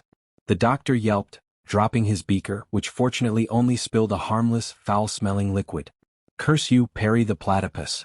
Doofenshmirtz shouted, completely oblivious to the intense, silent training session that had just been interrupted. He then stomped off, muttering about environmental sabotage.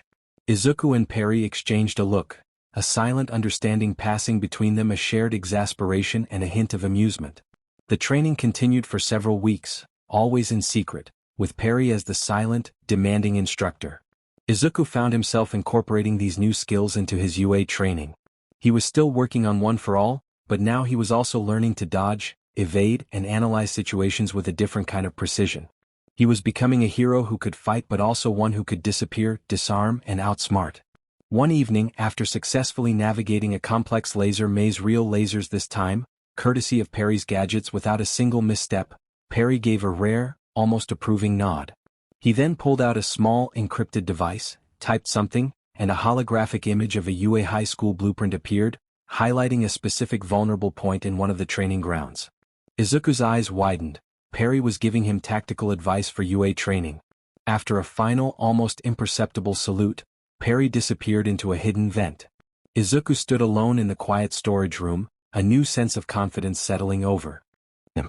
He was Izuku Doofenshmirtz, the son of a villain, the successor to All Might, the boyfriend of Candace Flynn, and now the secret protege of a platypus secret agent. His path to becoming a hero was truly unique, a blend of power, precision, and a healthy dose of the absurd. He wouldn't have it any other way. Despite the secret training with Perry and his gradual progress with One for All, Izuku still felt a gap. His quirk was immense but unwieldy. Aizawa-sensei's words about needing a scalpel, not a sledgehammer, echoed constantly. During a particularly frustrating day in heroics class, where he accidentally caused a minor mishap in a training wall while trying to perform a precise flick, the idea solidified. He needed a support item, something to help him control the sheer force, to channel it, to add that missing precision. His mind immediately went to his father's workshop, a place of chaotic genius. If anyone knew how to build a device for a specific, if odd, purpose, it was a Doofenshmirtz. However, he couldn't ask his dad directly for a precision enhancer. It would undoubtedly become a make everyone precise enhancer, and likely involve mind control. He decided to approach Vanessa first. She had a knack for understanding his father's convoluted schematics and possessed a genuine, if often hidden, engineering aptitude. One evening, Izuku found Vanessa in the living room, engrossed in a complex programming textbook. He approached her, explaining that he needed help with something for UA. Vanessa looked up, a rare flicker of curiosity in her eyes. She asked if his father's latest invention had finally turned his uniform into a giant disco ball. Izuku quickly assured her it was nothing like that. He explained that he needed a way to focus his quirk, which was too strong and causing him to injure himself. He suggested creating something that could absorb or redirect some of the force, making it more precise like a gauntlet. Vanessa put down her book, a thoughtful expression on her face. She proposed the idea of a kinetic energy dampener with directional output, noting that it was similar to a device their father had created, though he used it for less noble purposes. Izuku brightened at her suggestion, emphasizing that it would be for good to help him control One for All. Vanessa hummed, already sketching on a notepad. She acknowledged that it was doable but complex, requiring specialized components and calibration. She mentioned needing someone good with unconventional power sources, which made Izuku think of Candace and her brothers. The next weekend, Izuku returned to the Flynn Fletcher backyard with Vanessa, carrying a discreetly packed backpack full of schematics and salvaged parts from his dad's failed projects. Candace greeted them with a slight look of apprehension as she saw Vanessa. Izuku introduced Candace to Vanessa, feeling a blush creep up his neck. Candace greeted Vanessa cautiously, and Vanessa's gaze swept over the backyard, noting the impressive structural integrity for something built by children. Izuku explained his predicament and his idea for the support item. Candace listened intently, her eyes widening as he described the raw power of One for All. She summarized that he wanted to build something to help him control his super strength, suggesting that Phineas and Ferb could help with the precision aspect since they once built a remote control everything in Adder. Vanessa acknowledged that Phineas and Ferb were good with energy routing and that their power sources were surprisingly stable despite their origins. Phineas and Ferb, eager for a new project, were immediately on board. Phineas exclaimed that a hero support item sounded amazing and suggested calling it the Precision Power Gauntlet 3000. Ferb nodded, already sketching designs. The collaboration was predictably chaotic and brilliant. Vanessa provided the core theoretical knowledge, adapting her father's villainous principles for heroic use. Phineas and Ferb contributed their boundless creativity and uncanny ability to source or invent improbable components. Izuku, with his analytical mind and understanding of One for All, served as the primary test subject and problem solver. Candace acted as the project manager, keeping everyone on track, especially her brothers and Vanessa, who occasionally devolved into highly technical, competitive arguments. At one point, Dr. Doofenshmirtz wandered into the backyard, carrying a large, suspicious-looking wrench. He exclaimed in surprise at seeing Izuku, Vanessa, and Candace, wondering if Izuku was finally embracing his evil heritage and if this was a new inadder. Izuku patiently explained that it was a hero support item to help him control his quirk. Dr. Doofenshmirtz dismissed the idea, insisting it needed a proper name. Like the precision enhancer inadder, Dr. Doofenshmirtz declared, attempting to help by calibrating a vital component with his wrench, nearly stripping a crucial screw. Vanessa quickly swatted his hand away, warning him that he might break it. He insisted he was just adding a touch of evil genius, which was his specialty. Throughout the afternoon, Izuku noticed subtle signs around them. He heard faint chattering from the bushes and caught a brief flash of teal fur disappearing behind the shed. Perry the platypus was watching, a silent supervisor ensuring the inadder didn't accidentally become a threat to the tri-state area. Izuku even found a small, high-tech screwdriver mysteriously placed on his workbench when he couldn't locate his own. By the end of the day, they had created a sleek, green and black gauntlet that fit snugly over Izuku's arm. It wasn't flashy, but it hummed with a subtle energy. Vanessa explained that it should absorb the initial shock of One for All and disperse it more evenly, allowing for a more controlled output, likening it to a quirk stabilizer. Phineas proudly added that it even had a built-in snack dispenser. Izuku carefully put it on, focusing on One for All. A small, green spark appeared on his palm, contained and precise. He felt the power without the immediate, shattering pain. A wave of relief washed over him as he realized it worked. Candace beamed and wrapped an arm around him, expressing her confidence in his abilities and the support of his team. Izuku glanced at Candace and then at Vanessa, who offered a rare, almost smile. He looked at Phineas and Ferb, already sketching their next project, and thought of his dad, likely planning a counter-precision enhancer in Adder. Somewhere he knew Perry. The platypus was giving a silent, approving nod. His hero journey was becoming truly unique, a blend of UA's rigorous training, All Might's legacy, his father's chaotic genius, and the unexpected brilliance of the Flynn-Fletcher family. He was Izuku Doofenshmirtz and he was ready to smash precisely. The next morning, Izuku was in his room, meticulously polishing his new gauntlet and admiring its sleek design when he heard a familiar, dramatic gasp from the doorway. Dr. Doofenshmirtz stood there, eyes wide with awe and confusion, holding a small, charred piece of toast. He exclaimed that he thought Izuku was just polishing his shoes, but this was clearly an inadder. Izuku jumped, nearly dropping the gauntlet. He insisted it wasn't an inadder but a hero support item for UA. His father dismissed this, excitedly pointing out the intricate wiring and kinetic dampeners, declaring it a precision enhancer inadder and even suggesting it was almost as good as one of his own inventions. A proud tear welled in his eye as he acknowledged Izuku's achievement. Izuku sighed, feeling a mix of exasperation and reluctant warmth. He reiterated that it was for helping people, but Doofenshmirtz waved off the semantics, focusing instead on the fact that Izuku had built it. He began brainstorming ideas for how to make it more villainous, jotting down concepts for attachments that would cause harmless chaos. Vanessa walked by, sipping her coffee, and glanced at the scene, reminding Izuku that his father was proud and to let him have his moment. Izuku watched as his father excitedly hummed a villainous jingle while trying to figure out how to add a self-destruct button to the gauntlet. He knew arguing was futile. His father's perception of the world was uniquely Doofenshmirtz. Despite his father's insistence on calling it an inadder, Izuku understood the truth. It was a hero support item, built with the help of his sister and girlfriend, and a testament to his own growing ingenuity. For the first time he felt a genuine, albeit complicated, sense of pride in being a Doofenshmirtz. The precision enhancer inadder, as his father proudly called it, made a significant difference in Izuku's UA training. He was still far from mastering one for all, but the gauntlet provided the crucial dampening and redirection he needed. He could now perform precise flick attacks without injuring himself and manage small, controlled bursts of Detroit Smash that didn't require immediate recovery. Aizawa-sensei, though still stoic, had given him a rare approving nod during a recent combat exercise. Life settled into a challenging but manageable rhythm. He had his friends, his girlfriend, his hero training, and the occasional secret guidance from Perry the Platypus.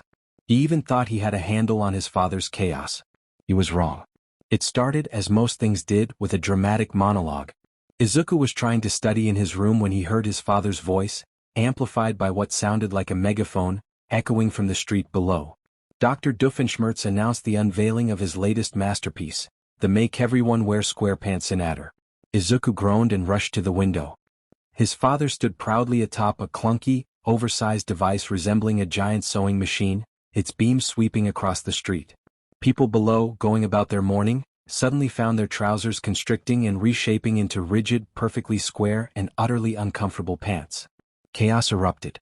Izuku yelled for his father to stop, throwing open his window. Dr. Doofenshmirtz explained that it was just a minor inconvenience for the populace, claiming that soon everyone would be too distracted by their discomfort to resist his takeover of the tri-state area. He winced as his own pants tightened, realizing the effectiveness of his invention. Just as Izuku was about to leap out and disarm the inadder, a sleek, black helicopter descended from the sky, bearing a discreet logo, OWCA. A rope ladder dropped and two figures rappelled down. One was a tall man with a thick gray mustache and an eye patch, wearing a crisp uniform. The other was a younger man with glasses, clutching a clipboard. The mustachioed man, Major Francis Monogram of OWCA, declared that the Make Everyone Wear SquarePants inadder was causing a level 4 fashion emergency and ordered Dr. Doofenshmirtz to stand down. Dr. Doofenshmirtz gasped, excited to have Major Monogram acknowledge his genius in person. As Monogram and Carl landed, Perry the Platypus appeared from behind a lamppost, clearly having been on the scene already. He gave a quick, exasperated chatter towards Doofenshmirtz and then nodded subtly at Monogram. Izuku, still at his window, watched the scene unfold. His father was trying to explain the intricate mechanics of the inadder to a visibly annoyed Major Monogram. This was his chance to intervene without drawing too much attention to himself. He slipped on his precision enhancer gauntlet. He couldn't use a full smash, but he could aim for a critical component. He scanned the Make Everyone Wear SquarePants inadder, searching for a weakness, a power conduit, or a central processing unit. He recalled his father's tendency to leave obvious weak points, often for dramatic effect. He spotted it, a large, exposed power cable running from the inadder's main body to the giant sewing needle. It was clumsily secured, almost inviting sabotage. With a deep breath, Izuku focused one for all into his gauntlet. He wasn't aiming to destroy, just to disable.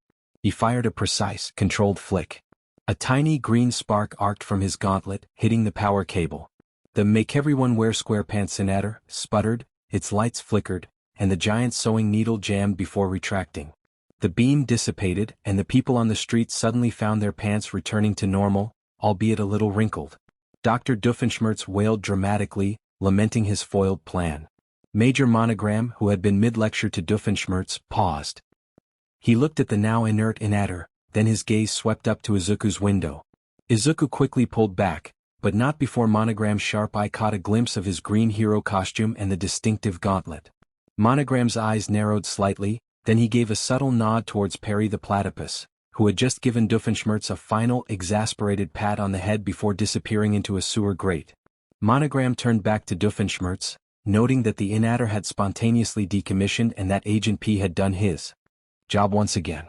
He paused, then added, almost as an aside, that the precision of that malfunction was quite impressive. Carl the intern was frantically scribbling on his clipboard, noting the unusual energy signature from the last malfunction, which was not typical Agent P output. He mentioned a brief, localized green light.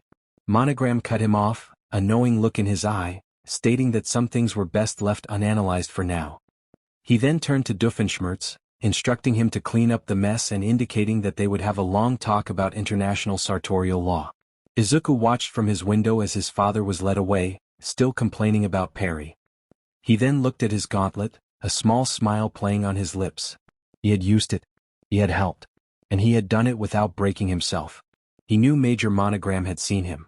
He understood that Perry had probably informed him about their secret training. His life was becoming an increasingly complex web of heroics, villainy, and secret agent activities. But for the first time, Izuku felt a strange sense of balance. He was finding his place in all of it. The week after battle training brought a new kind of challenge to Class 1A, the election for class president. The atmosphere was charged, with various students eagerly putting themselves forward. Izuku, still nursing a few lingering aches from his fight with Bakugo, watched the proceedings with a mix of fascination and dread. He knew he wasn't leadership material, not yet. He was still struggling to control his own power, let alone a class full of powerful quirks. Tenya Ida declared that as class president he would ensure strict adherence to all rules and regulations, chopping the air with his hand, his earnestness almost palpable. He promised to lead with honor and integrity. Bakugo roared that he wanted to be president so he could make everyone listen to him, explosions popping from his palms. Momo Yaoyorozu suggested that a calm, collected leader would be best. Izuku found himself nominated by Uraraka, who cheerfully announced that Doofenshmirtz had saved her during the exam and that he was super smart. Izuku's face turned crimson and he stammered out a protest, but a few hands still went up for him. He thought of his father, who would undoubtedly try to invent a class president forcing inadder, if he knew. In the end, Ida won by a landslide, a result that secretly relieved Izuku. Ida's dedication was exactly what the class needed. Ida thanked everyone, bowing stiffly, and promised not to fail their trust. Lunch break was a welcome respite from the intensity of hero training. Izuku sat with Uraraka and Ida, discussing the morning's lessons. Uraraka complimented Ida on his inspiring speech, while Ida remarked that a class president must set an example. He noted that Izuku's analysis during battle training was quite insightful, even if his execution was explosive. Izuku chuckled nervously, acknowledging that he was still working on the precision part. He glanced at his phone, a small smile touching his lips. He had sent Candace a quick text about the class president election, and her reply had been a string of laughing emojis, followed by a playful comment about his dad's leadership inadder, possibly working on Ida. He shook his head, feeling a fond warmth spread through him. Even from afar she understood. He thought about the gauntlet on his arm, hidden beneath his uniform. His precision enhancer, as his dad called it, was a physical reminder of the unique blend of his two worlds, heroics and the chaotic ingenuity of his family. He was grateful for it as it helped him bridge the gap between his immense power and his still developing control. The afternoon brought an announcement from Aizawa-sensei about participating in rescue training at the Unforeseen Simulation Joint, or USJ. Excitement rippled through the class. Rescue training was what they signed up for. It was hero work. They boarded a large, sleek bus, its interior designed for comfort and efficiency. The ride was lively, filled with chatter and laughter. Kaminari tried to show off his lightning quirk, Kirishima flexed his hardening ability, and even Bakugo was less volatile than usual, though still grumbling. Izuku sat by the window watching the city blur past. He felt a surge of anticipation. This was a real hero facility, designed to simulate various disaster scenarios. It was a chance to put everything he'd learned, from All Might's training to Parry's stealth lessons, to the test. He even thought about his dad's more elaborate, if misguided, traps. Knowing how a villain thought, even a bumbling one, might give him an edge in understanding rescue scenarios. He felt the subtle hum of his gauntlet beneath his sleeve, a silent reassurance. He was ready. He was more ready than he'd ever been. As the bus pulled up to a massive, dome-shaped building, its futuristic architecture gleaming in the sunlight, Izuku felt a thrill run through him. The USJ. The Unforeseen Simulation Joint. He had no idea just how unforeseen the events of the day were about to become. The massive, gleaming dome of the USJ loomed before them, a testament to UA's dedication to comprehensive hero training. As the students disembarked from the bus, their excited chatter filled the air. The interior was even more impressive than Izuku had imagined. Vast, diverse zones simulating various disaster environments, a landslide zone, a conflagration zone, a flood zone, and more. A familiar, gentle voice welcomed everyone. The space hero, 13, known for their powerful black hole quirk, stood at the entrance, their distinctive astronaut-like suit making them instantly recognizable. They had been waiting for the students and explained that their quirk could absorb anything, but it could also be used for rescue operations. Today would focus on saving people from disasters. The students listened intently, their faces alight with anticipation. Izuku, clutching his hero analysis notebook, felt a thrill of excitement. This was real hero work, the kind he had always dreamed of. He thought about the precision he had been practicing and the stealth he had learned from Parry. This was where it would all come together. 13 began to explain the intricacies of rescue operations, emphasizing the importance of minimizing casualties and working together. Izuku scribbled furiously, absorbing every word. Suddenly the lights in the dome flickered. Aizawa-sensei, who had been leaning against a railing, his usual tired expression replaced by sharp alertness, immediately tensed. He warned the students to stay back, his voice cutting through the murmurs of confusion. Real villains were present. From the center of the plaza, where the various zones converged, a swirling dark purple mist began to expand. It pulsed and grew larger, and then figures began to emerge from it. Dozens of them. They were not training dummies or part of a simulation. A man with pale blue hair and hands covering his face, his body unnaturally thin, stepped out first. Behind him, a hulking bird-headed creature with powerful muscles lumbered into view. Then a horde of various thugs, their faces contorted with malice, poured out. The students gasped, their excited chatter replaced by stunned silence and growing whispers of fear. This wasn't a drill. Kirishima stammered, hardening his skin instinctively, while Kaminari whispered, his face pale. Izuku's analytical mind, usually quick to process, froze for a moment. This was different from his dad's schemes, which were about inconvenience and silly, elaborate plans. This felt cold, intentional, and dangerous. Aizawa-sensei didn't hesitate. His goggles snapped into place and his capture weapon flared out around him. He instructed 13 to protect the students and get them out of there. 13 protested, concerned about Aizawa facing the villains alone, but Aizawa insisted that a hero has more than one trick. His eyes glowed red as he activated his erasure quirk, nullifying the quirks of several approaching villains. He leaped forward, a whirlwind of binding cloth and precise strikes, moving with speed and efficiency that stunned the students. Ida took charge, urging the students to follow 13's instructions and head to the exit. Shaken but spurred into action by Ida's leadership and Aizawa's desperate fight, the students began to move. However, the purple mist suddenly expanded, blocking their path. From the swirling mist, A new figure emerged, a being made entirely of dark mist with glowing yellow eyes. The mist villain's voice resonated, deep and unsettling, as they introduced themselves as the League of Villains, stating their goal was to eliminate All Might, the symbol of peace, and that the students were merely collateral. The mist began to envelop the students, separating them and warping them to different zones of the USJ. Panic erupted. Izuku reached out for Uraraka, but the mist consumed them, twisting and pulling. He felt a sickening lurch, a disorienting sensation, and then he was falling. He landed with a splash in the flood zone, the cold water immediately soaking his hero costume. Around him, the water churned, and he saw familiar faces, Tsuyu Azui and Minoru Mineta, struggling in the depths. In the distance, shadowy forms of villains with various aquatic quirks approached. This wasn't a simulation. This was real. And the fight had just begun. The chilling plunge into the icy waters of the flood zone shocked Izuku's system, but the immediate threat quickly brought his hero instincts to the forefront. Around him, the water churned violently, disturbed by the shadowy figures of villains. Mineta was flailing, his cries muffled by the water, while Tsuyu, with her frog-like abilities, moved with surprising grace. They needed to get out of the water, as the villains had the advantage. Izuku thought of his father's elaborate water traps, often designed to inconvenience rather than harm.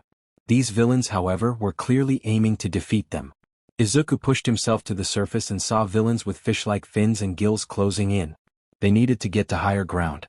Mineta panicked, fearing for their lives, but Tsuyu remained calm, extending her long tongue to grab Mineta and pull him toward a floating piece of debris. Izuku nodded, scanning the environment. He couldn't risk a full-power smash in the water. The recoil would be devastating.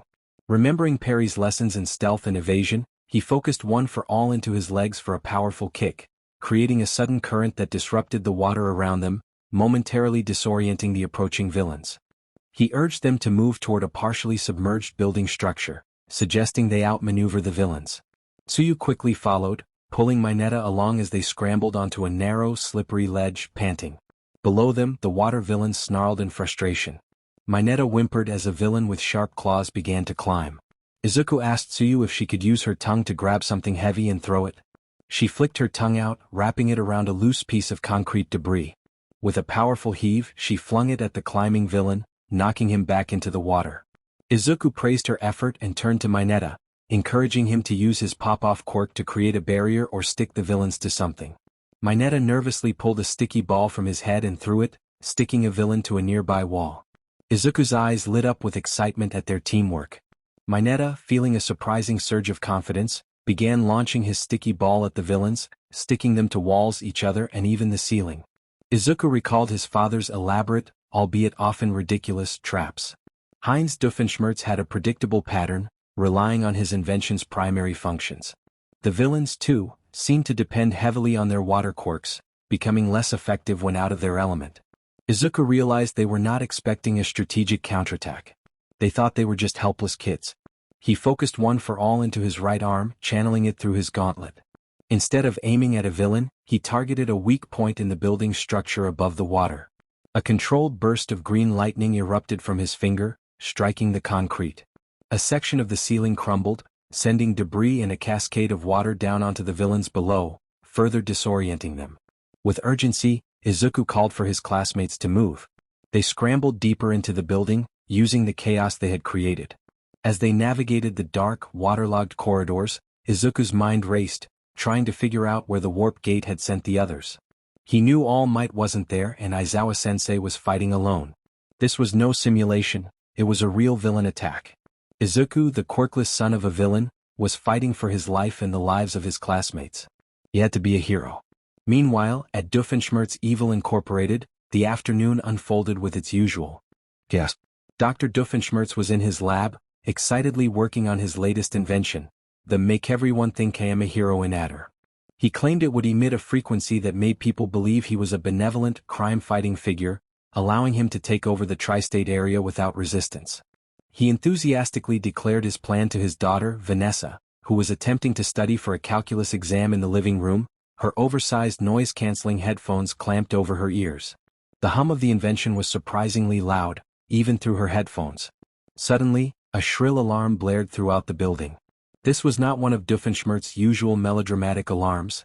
It was a harsh, insistent sound that demanded attention. He dropped his wrench in shock, exclaiming in disbelief that his intruder alertinator wasn't even activated. Vanessa ripped off her headphones, her eyes wide. The alarm was coming from a console in the corner of the living room, a sleek communication device that Izuku had installed a few weeks prior, a gift from All Might for emergency contact. He had configured it to receive UA's internal distress signals. The screen flickered to life, displaying an urgent message. UA High School Emergency Alert Location. USJ, Unforeseen Simulation Joint, Status. Under villain attack, immediate hero assistance required, students in danger. Dr. Doofenshmirtz stared at the screen, his mouth agape. A villain attack at UA? His son was there, supposed to be learning to be a hero, not facing villains. His usual theatrical panic shifted to genuine fear. This was not part of the curriculum, it was unprofessional villainy. Vanessa, however, sprang into action. Her detached cynicism vanished, replaced by focused intensity. She rushed to the console, accessing the system logs. Aizawa-sensei's distress signal was confirmed, along with multiple villain signatures and a warp gate quirk. This was serious. Dr. Doofenshmirtz lamented the potential catastrophe, imagining the worst outcomes for his son. Vanessa, though worried, urged her father to focus on what to do. UA would send pro-heroes, but it might take time. She pulled up a map of the USJ, noting Izuku's signal coming from the flood zone, while All Might's signal was absent. For once, Dr. Doofenshmirtz wasn't thinking about his villainous plans. His mind was solely on his son. They had to help him. But how? His invention wasn't finished, and it only affected perception, not combat. Vanessa noticed a large, clunky vehicle in the corner of the lab, a modified, heavily armored DLVRY truck that her father had once used for an evil scheme. It was equipped with a powerful engine and durable plating. Determined, she instructed her father to get the truck ready. They were going to UA. Dr. Doofenshmirtz blinked, then a slow grin spread across his face. To save his son and perhaps unintentionally cause some minor chaos for the villains, what a delightful prospect. Vanessa rolled her eyes, grabbing a set of keys. She urged her father to drive and to avoid any unnecessary transformations along the way. As the alarm continued to blare and the "Make Everyone Think I Am a Hero" adder hummed uselessly in the background, Dr. Doofenshmirtz and Vanessa prepared to embark on their most important mission yet, rescuing Izuku. Back at UA High's main campus, the atmosphere in the faculty lounge was typically subdued. Pro-heroes often used their breaks to catch up on paperwork, strategize, or grab a much-needed coffee. Principal Nizu was reviewing budget reports while Cementos and Ectoplasm discussed upcoming lesson plans.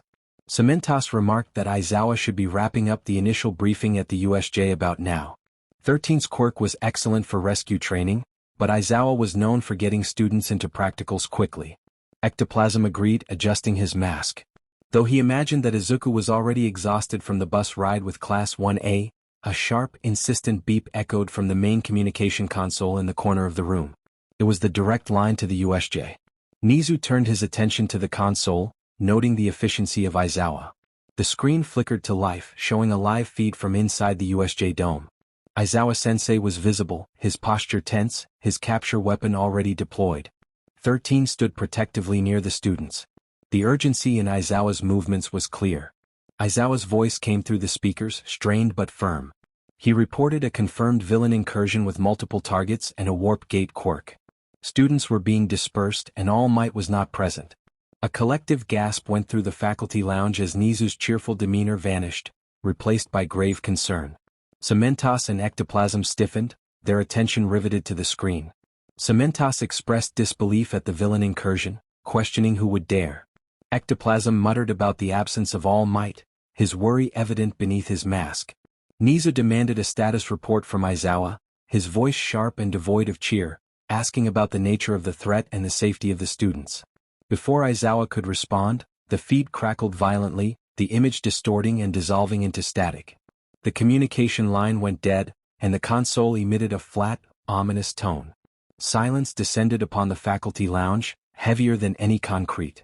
Cementos stated that communication was lost, while Ectoplasm noted that the internal security systems were offline as well, indicating a complete blackout. Nizu gripped the edge of his desk, his expression uncharacteristically grim. A warp gate targeting All Might, who was absent, suggested a planned attack, leaving their students caught in the middle. Cementos declared the need for immediate reinforcements and moved toward the door, but Nizu commanded him to hold. Rushing in blindly could be dangerous. communication was jammed and countermeasures were likely in place. They needed to assess the situation before sending in a full response, as they were unaware of the enemy's numbers or quirks. Ectoplasm urged for action, concerned for the students and Aizawa, who was fighting alone. Nizu acknowledged the gravity of the situation, emphasizing the need for a strategic response. He instructed them to contact the police, alert other pro-heroes, and attempt to re-establish communication with the USJ for intel. The faculty lounge transformed from a quiet workspace into a hub of urgent activity. Phones were dialed, screens were typed on frantically, and the air was thick with the chilling realization that the unforeseen simulation joint had truly become unforeseen. The fate of Class 1A and their homeroom teacher hung precariously in the balance. The flood zone was a treacherous labyrinth, but Izuku, Tsuyu and Mineta worked as an unlikely yet effective team. Izuku utilized precise bursts of one for all channeled through his gauntlet to create focused air pressure blasts that disoriented aquatic villains or shattered unstable parts of the submerged structures, creating diversions. Tsuyu's agility and long tongue proved invaluable for navigating the watery terrain and grappling with foes. Mineta found his footing, pelting villains with sticky pop-off ball, creating temporary barriers and trapping enemies in effective, albeit embarrassing, ways. They climbed onto a dry, rubble-strewn platform, and Tsuyu noted that they were almost out of the water zone, heading toward the central plaza where Aizawa-sensei had been. Izuku nodded, determined to help him, knowing he was fighting too many opponents alone. His heart raced with a mix of fear and grim determination as he thought of All Might, Perry, and Candace. He had to be a hero. As they cautiously approached the central plaza, the sounds of combat grew louder. Explosions, shouts, and the thud of impacts filled the air. Peering around a corner, Izuku's heart sank. Aizawa-sensei was on the ground, injured, his body twisted at an unnatural angle. The pale, hand-covered villain, Shigaraki Tamura, stood over him, fingers poised to touch Aizawa's face. Nearby, the hulking, bird-headed creature, the Nomu, loomed menacingly. Shigaraki taunted Aizawa, questioning his ability to stand against low-level thugs and the Nomu, expressing boredom without All Might. Izuku felt a surge of raw fury, wanting to leap in and save Aizawa-sensei, but he knew he couldn't act yet. He gripped his gauntlet tightly, his knuckles white. Aizawa, struggling to lift his head, insisted that Shigaraki would not win. Shigaraki chuckled, claiming victory in breaking the symbol of peace and threatening to break Aizawa's spirit. He extended his hand toward Aizawa's face, ready to activate his decay quirk. Just as Shigaraki's fingers were about to make contact, a deafening screech tore through the air. The massive, heavily armored evil ice cream truck of doom burst through the main entrance of the USJ, its reinforced bumper plowing through a group of bewildered villains. It screeched to a halt in the center of the plaza, its ice cream jingle blaring loudly. Izuku, Mineta, and Tsuyu stared, utterly dumbfounded. Izuku whispered in disbelief, feeling a mix of mortification and surprise as the driver's side door swung open. Dr. Heinz Doofenshmirtz, wearing a slightly singed helmet and oversized goggles, leaped out, declaring his arrival with the Rescue My Soninator Mark I, which was actually just his old evil ice cream truck. He struck a dramatic pose, announcing that he had brought Vanessa and that Perry the platypus might have stowed away again. Vanessa emerged from the passenger side, looking exasperated but determined, carrying a large, complex device that hummed ominously.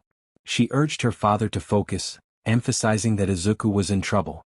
Behind them, Perry the platypus silently slipped out of the truck, assessing the scene with narrowed eyes, his expression hardening as he focused on the Nomu. Shigaraki paused, bewildered by the absurd arrival, questioning the ice cream truck and the new villain's confusing aesthetic. Doofenshmirtz declared that his design was brilliant, intended to lull enemies into a false sense of sugary security before taking over the tri-state area. But first, he was there to save his son, pointing out Shigaraki as the one hurting his Izuku's teacher. Prepare to face the wrath of a concerned father and perhaps a few accidentally activated devices. As Doofenshmirtz dramatically pulled out a small remote control-like gadget, Shigaraki's confusion turned into a furious twitch. This was infuriating, it was not how things were supposed to go. He commanded the Nomu.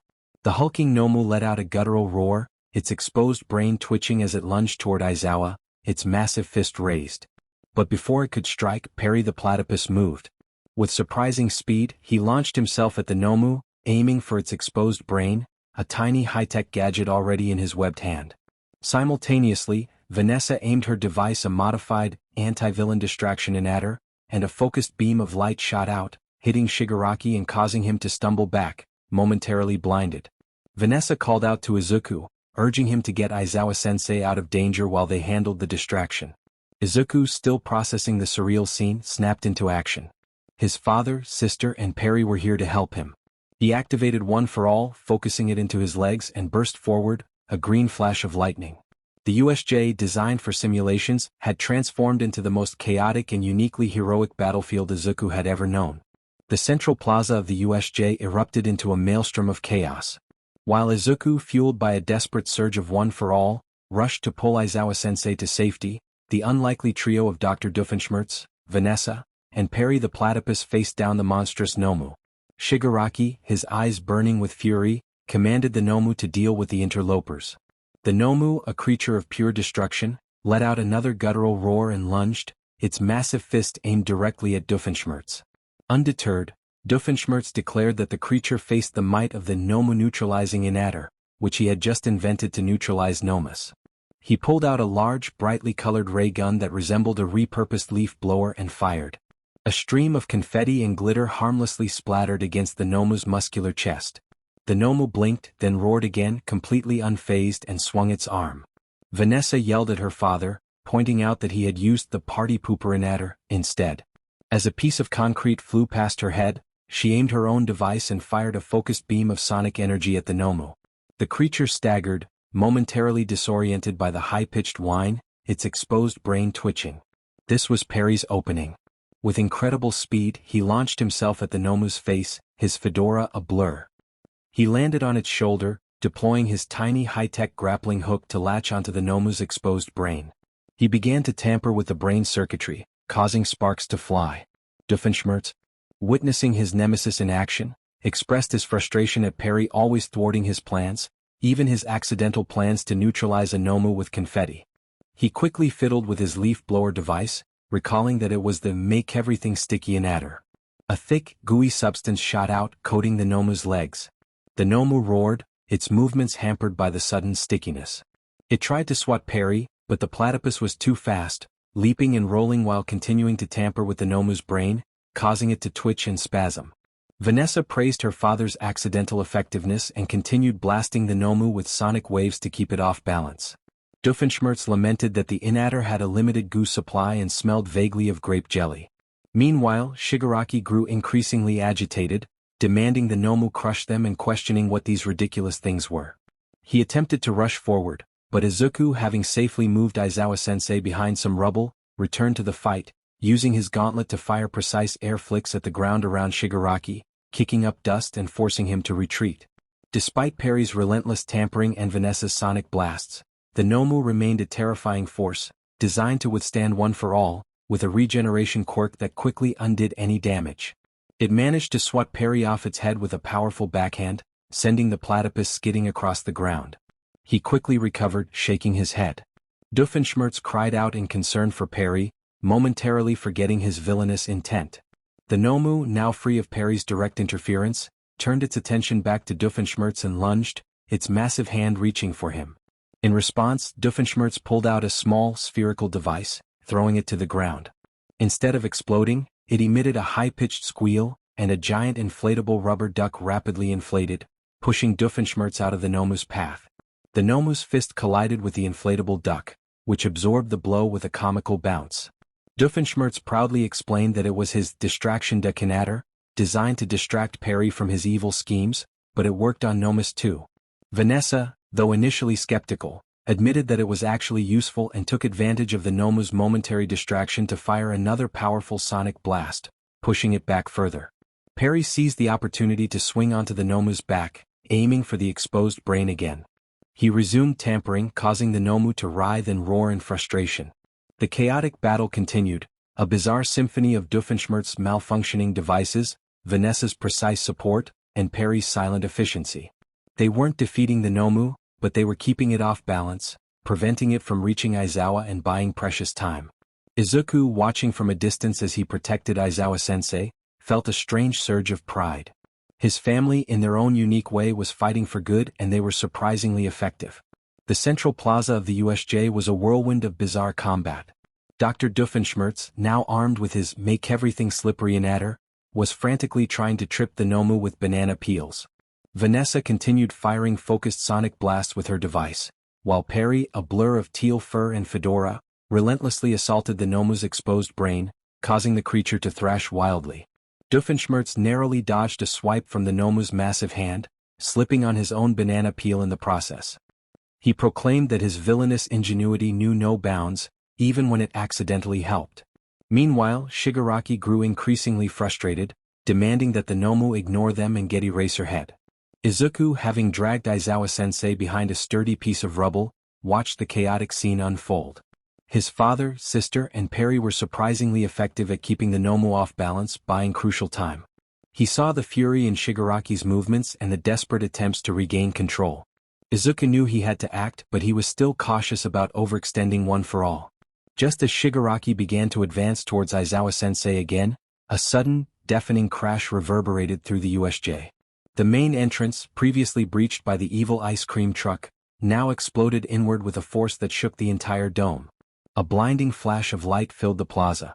All Might, in his muscular, imposing form, stood in the gaping hole of the entrance, radiating an aura of immense power.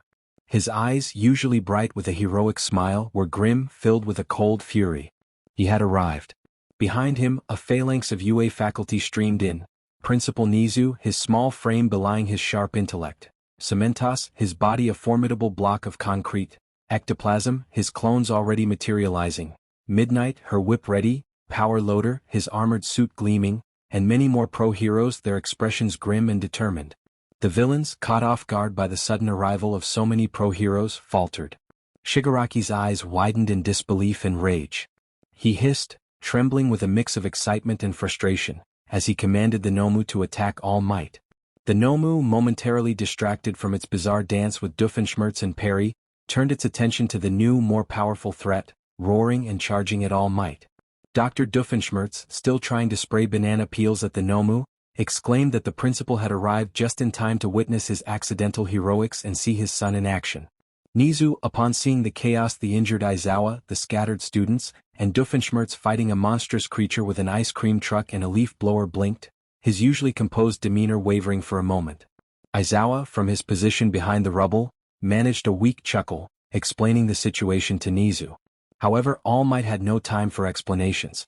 With a powerful shout, he met the Noma head-on, the force of their collision sending a shockwave through the entire USJ. The ground cracked and the air vibrated with raw power. As the other pro-heroes engaged the remaining villains, Izuku felt a surge of relief but also a renewed sense of purpose. All Might was here and the cavalry had arrived.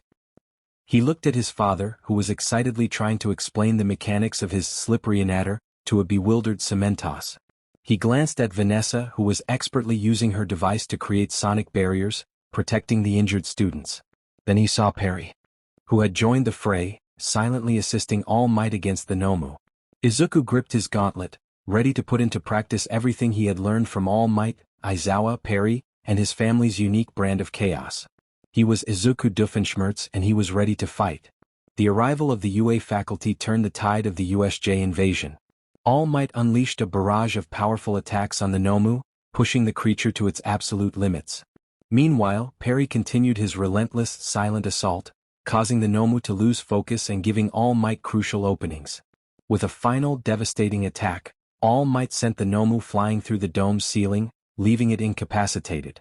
With the Nomu defeated, the remaining villains, demoralized and outmatched, quickly fell to the combined might of the pro-heroes.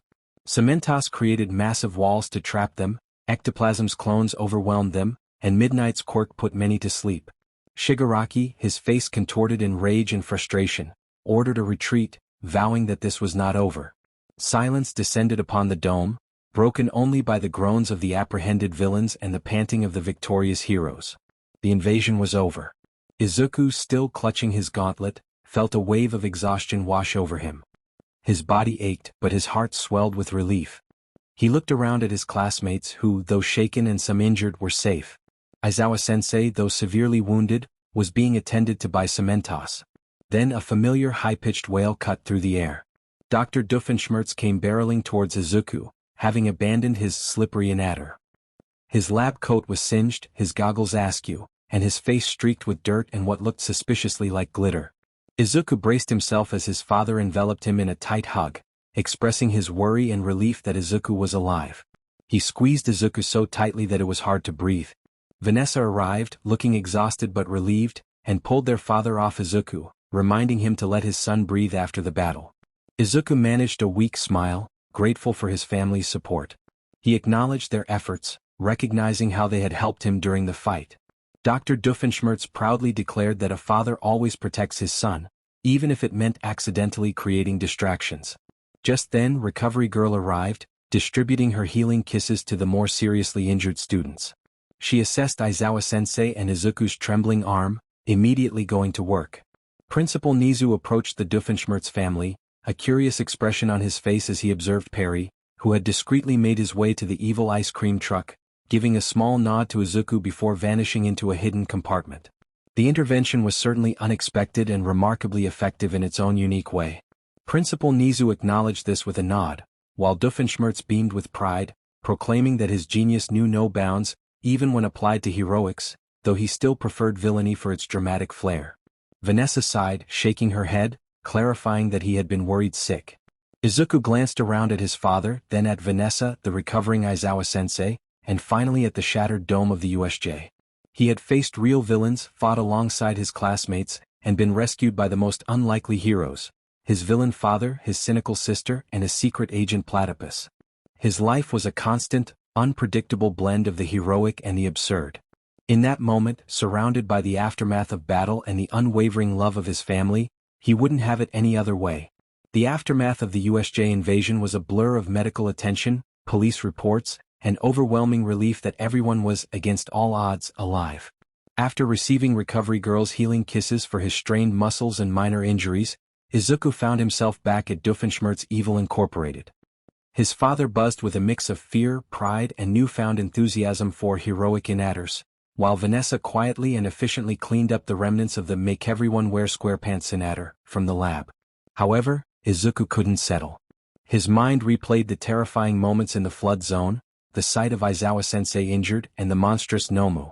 He felt a profound sense of exhaustion, but also a burning need to see Candace, to know she was okay and to tell her he was fine. He pulled out his phone, his fingers trembling slightly as he typed a message to Candace, letting her know that the USJ incident had been crazy and that he was okay, asking if she was free to meet up. His phone buzzed almost immediately with her enthusiastic response, filled with concern and relief. A small smile touched Izuku's lips as he told her to meet him at their usual waffle spot. He arrived at the diner a few minutes later, his heart pounding with anticipation. He spotted her immediately, sitting in their usual booth, nervously fiddling with a napkin. Her red hair glowed under the diner lights, and her blue eyes, usually vibrant, were wide with concern. The moment she saw him, she leaped up, rushing across the diner to wrap her arms around him in a fierce hug. She buried her face in his shoulder, trembling slightly as she expressed her worry about the news of villains attacking UA and her desperate attempts to reach him. Izuku gently took her hands, reassuring her that he was okay, just a few bumps and bruises, and that Recovery Girl had fixed him up. He squeezed her hands, looking into her worried eyes, feeling grateful to see her. Candace let out a shaky breath and hugged him again, expressing how scared she had been and her fears of what could have happened. He held her close, inhaling the familiar scent of her shampoo, feeling the warmth of her embrace. It was a comfort he hadn't realized he needed. The chaos of the USJ began to recede, replaced by a profound sense of peace. They settled into their booth, Candace still holding his hand across the table, her thumb gently stroking his knuckles.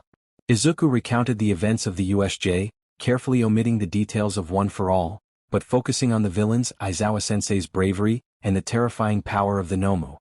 He hesitantly shared about his father's and Vanessa's unexpected arrival, and Perry's silent, crucial assistance. Candace listened intently, her eyes wide with a mix of horror and fascination as she processed the absurdity of his father's involvement. She giggled, a nervous, relieved sound as she remarked on how incredibly Doofenshmirtz it all was. Izuku chuckled, a genuine smile breaking through as he recalled his father's accidental heroic rescue in Adder. Candace mused about Perry's knack for showing up when things got weird, and Izuku acknowledged their shared secret with a subtle nod. As they talked, the tension slowly drained from Candace's shoulders. Though she still looked a little pale, the worry in her eyes was replaced by her usual warmth and spirit. She expressed her pride in him, noting that hearing about his actions made it all feel real. Izuku felt his cheeks flush with warmth as he thanked her, realizing that seeing her was the best part of his day. Candace leaned into his touch, her eyes softening as they shared a moment of connection. In the quiet comfort of the diner, surrounded by the familiar aroma of waffles, Izuku recognized that even after facing true villainy, his greatest strength wasn't just one for all or his gauntlet, but the unwavering support and love of those who believed in him, especially Candace. He was a hero in training, ready for whatever came next as long as he had her by his side. Days after the USJ invasion, a tense calm settled over UA High. Classes resumed, but the air remained thick with the lingering shadow of the attack. Izuku continued his rigorous training with an even greater sense of urgency. The gauntlet proved invaluable, allowing him to push one for all further without debilitating injuries. His classmates, though shaken, were more determined than ever. At Doofenshmirtz Evil Incorporated, the cleanup from the USJ rescue was ongoing. Dr. Doofenshmirtz recounted his heroic exploits to anyone who would listen, mostly to Vanessa, who was trying to tune him out, and he had even started sketching designs for a Nomu-proof-inator. It was a quiet Tuesday afternoon when the doorbell rang. Izuku, who was reviewing his notes on villain weaknesses, answered it. Standing at the threshold was a man who looked strikingly similar to his father, but with a slightly more refined mustache, a monocle, and an even more pronounced hunch. He wore a ridiculously ornate velvet smoking jacket. The man declared that he presumed this was the lair of his dear, misguided brother Heinz. Izuku blinked, unsure how to respond, but the man pushed past him and swept into the living area, leaving Izuku to wonder what this unexpected visitor would bring. Roger Doofenshmirtz, the mayor of Danville and Izuku's uncle, stood confidently, revealing a family connection that left Izuku in shock. He recalled his father's tales of a brother who was always more accomplished, but this was the first time he had encountered him. Dr. Doofenshmirtz emerged from his lab, a half-eaten pretzel in hand, his expression shifting from surprise to disbelief at the sight of his brother. Roger, with a condescending smirk, remarked on Heinz's latest endeavor, mocking the villain attack at a hero school and suggesting that Heinz was merely seeking attention. The rivalry between the brothers was palpable, with Roger relishing in his perceived superiority. Vanessa entered, recognizing her uncle with a weary expression. Roger greeted her with a chuckle, commenting on her attempts to step out of her father's shadow. He then turned back to Heinz, ridiculing his choice of an ice cream truck and confetti as villainous tactics, claiming his own campaigns were more intimidating. Dr. Doofenshmirtz defended his actions, insisting that his distraction had been effective in saving his son and his teacher, even if it had led to unintended victories. Roger scoffed at Heinz's accidental successes, highlighting his own achievements with pride. Izuku observed the exchange, intrigued by the dynamics of the Doofenshmirtz family. He began to understand the complexities of his father's character, realizing that Heinz's bumbling villainy was a response to being overshadowed by Roger's success. The atmosphere was charged with competition and familial tension, and Izuku felt like a spectator in a dramatic play. As the afternoon unfolded, Roger continued to subtly belittle Heinz, while Heinz desperately sought to impress his brother with tales of his evil accomplishments. Izuku noticed Perry the platypus lurking nearby, seemingly aware of the ongoing rivalry and the absurdity of the situation. Izuku recognized that his journey to becoming a hero was intertwined with the peculiarities of the Doofenshmirtz family, and meeting Roger added another layer to his understanding of their unique saga. Life at Doofenshmirtz Evil Incorporated resumed its chaotic rhythm after the USJ invasion, with Dr. Doofenshmirtz fixated on creating a villain-repellent inator, which resulted in an unpleasant odor permeating the building. Vanessa attempted to focus on her studies while occasionally reacting to her father's antics. Izuku, still processing the events of the USJ, longed for Candace's familiar presence. He had shared stories of his father's unexpected heroics during the incident, and her response had been a mix of disbelief and amusement. Inviting her over promised to be an interesting experience. When Saturday arrived, Izuku greeted Candace at the door of Doofenshmirtz Evil Incorporated. She took a deep breath, her eyes sparkling with curiosity as she prepared to explore the aftermath of the recent chaos. Upon entering, they were greeted by the lingering scent of burnt electronics and an unsettling aroma of stale cheese from Dr. Doofenshmirtz's latest invention. The living area was cluttered with remnants of the USJ incident, which his father proudly referred to as trophies. Dr. Doofenshmirtz appeared, his lab coat singed, holding a charred banana and enthusiastically discussing its structural integrity. He expressed interest in Izuku's brother's latest invention, suggesting a collaboration on a new project that could redirect their inventions into his schemes. Vanessa entered, carrying a stack of textbooks, and greeted Candace with a weary smile, advising her to ignore their father's excitement. Izuku guided Candace through the living area, pointing out peculiar artifacts from the USJ, including a piece of a villain's costume and a remnant of a Nomu. Candace marveled at the unusual items, realizing the reality of hero work and the chaos it entailed. Izuku confirmed his father's involvement in the incident, feeling a mix of pride and embarrassment. As they conversed, a faint chattering echoed from the vents, prompting Candace to glance upward in curiosity. Izuku acknowledged the sound, suggesting that Perry had been keeping a watchful eye on both his father and him since the USJ. Suddenly, a loud clang resonated from the kitchen, followed by Dr. Doofenshmirtz's frustrated shout about his disrupted invention. Candace and Izuku exchanged amused glances, sharing a moment of exasperation over the antics of the Doofenshmirtz family. The afternoon continued in Izuku's room, which thankfully remained free of villainous debris, allowing them to enjoy a more peaceful atmosphere. Izuku shared his updated hero analysis notebooks with Candace, showcasing the quirks of his classmates and his observations from the USJ incident. Candace excitedly recounted her latest attempts to outsmart her brothers, Phineas and Ferb, and her growing enthusiasm for her music projects. Candace leaned her head on Izuku's shoulder as they flipped through his notes, expressing her thoughts. She remarked on the differences between her brother's inventions, which always seemed to vanish, and the chaos caused by her father's inventions, which were always present. She noted that Izuku was now facing real villains, acknowledging the weight of his responsibilities. Izuku admitted that it was a lot to handle but emphasized that it was his dream to be a hero. He appreciated Candace's support, feeling that it made a significant difference in his life. Candace reassured him that she was not going anywhere, even if his father had some unusual plans for her. As the evening progressed, the distant sounds of Dr. Doofenshmirtz's latest invention filled the air, and Izuku felt a comforting sense of peace.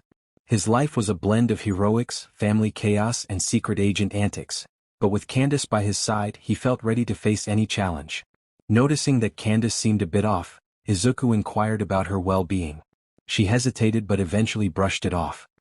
He observed her fidgeting, and as they continued to sit close, a warm connection enveloped them. The first rays of dawn filtered through the slightly grimy window of Izuku's room, casting soft stripes across the all-night duvet. He stirred, feeling a gentle warmth beside him. When he opened his eyes, he found Candace nestled beside him, her red hair spread out on the pillow, her breathing soft and even. For a moment he simply watched her, feeling a profound sense of peace. The chaos of the USJ, the demands of UA, and the constant hum of his father's inventions faded into the background. In this quiet morning, there was only the comforting presence of Candace. Their night had deepened their bond in a way that felt both natural and special. Candace stirred and blinked her eyes open, a sleepy smile spreading across her face as she greeted Izuku. She snuggled closer, resting her head on his shoulder. Izuku wrapped an arm around her, cherishing the warmth and the way she fit perfectly beside him. She shared that it had been the best sleep in ages, free from giant robots and evil schemes, just a quiet night. Izuku laughed softly, acknowledging that his father was likely humming his evil jingle at that very moment. He expressed his gratitude for her staying with him. Candace looked up at him, her blue eyes bright. She told him that he was more than just a hero in training, which made him blush. They held each other in silence, the moment filled with comfort and understanding, punctuated only by their quiet breaths and the distant whirring of his father's lab. Suddenly, a loud clang echoed from downstairs, followed by Dr. Doofenshmirtz's frustrated shout about his breakfast invention. Candace chuckled, pulling away slightly with a grin, remarking that the day had officially begun in Doofenshmirtz Evil Incorporated. Izuku sighed dramatically but couldn't help smiling as he prepared to face the day. Candace teased him about having a good story for his hero analysis notebook, and she encouraged him, believing he would be a great hero. As they got ready for the day, Izuku felt a sense of assurance. No matter the challenges he faced at UA, the bizarre schemes his father concocted, or the secret agent antics that unfolded, he knew he had a partner in Candace. That certainty made everything feel possible.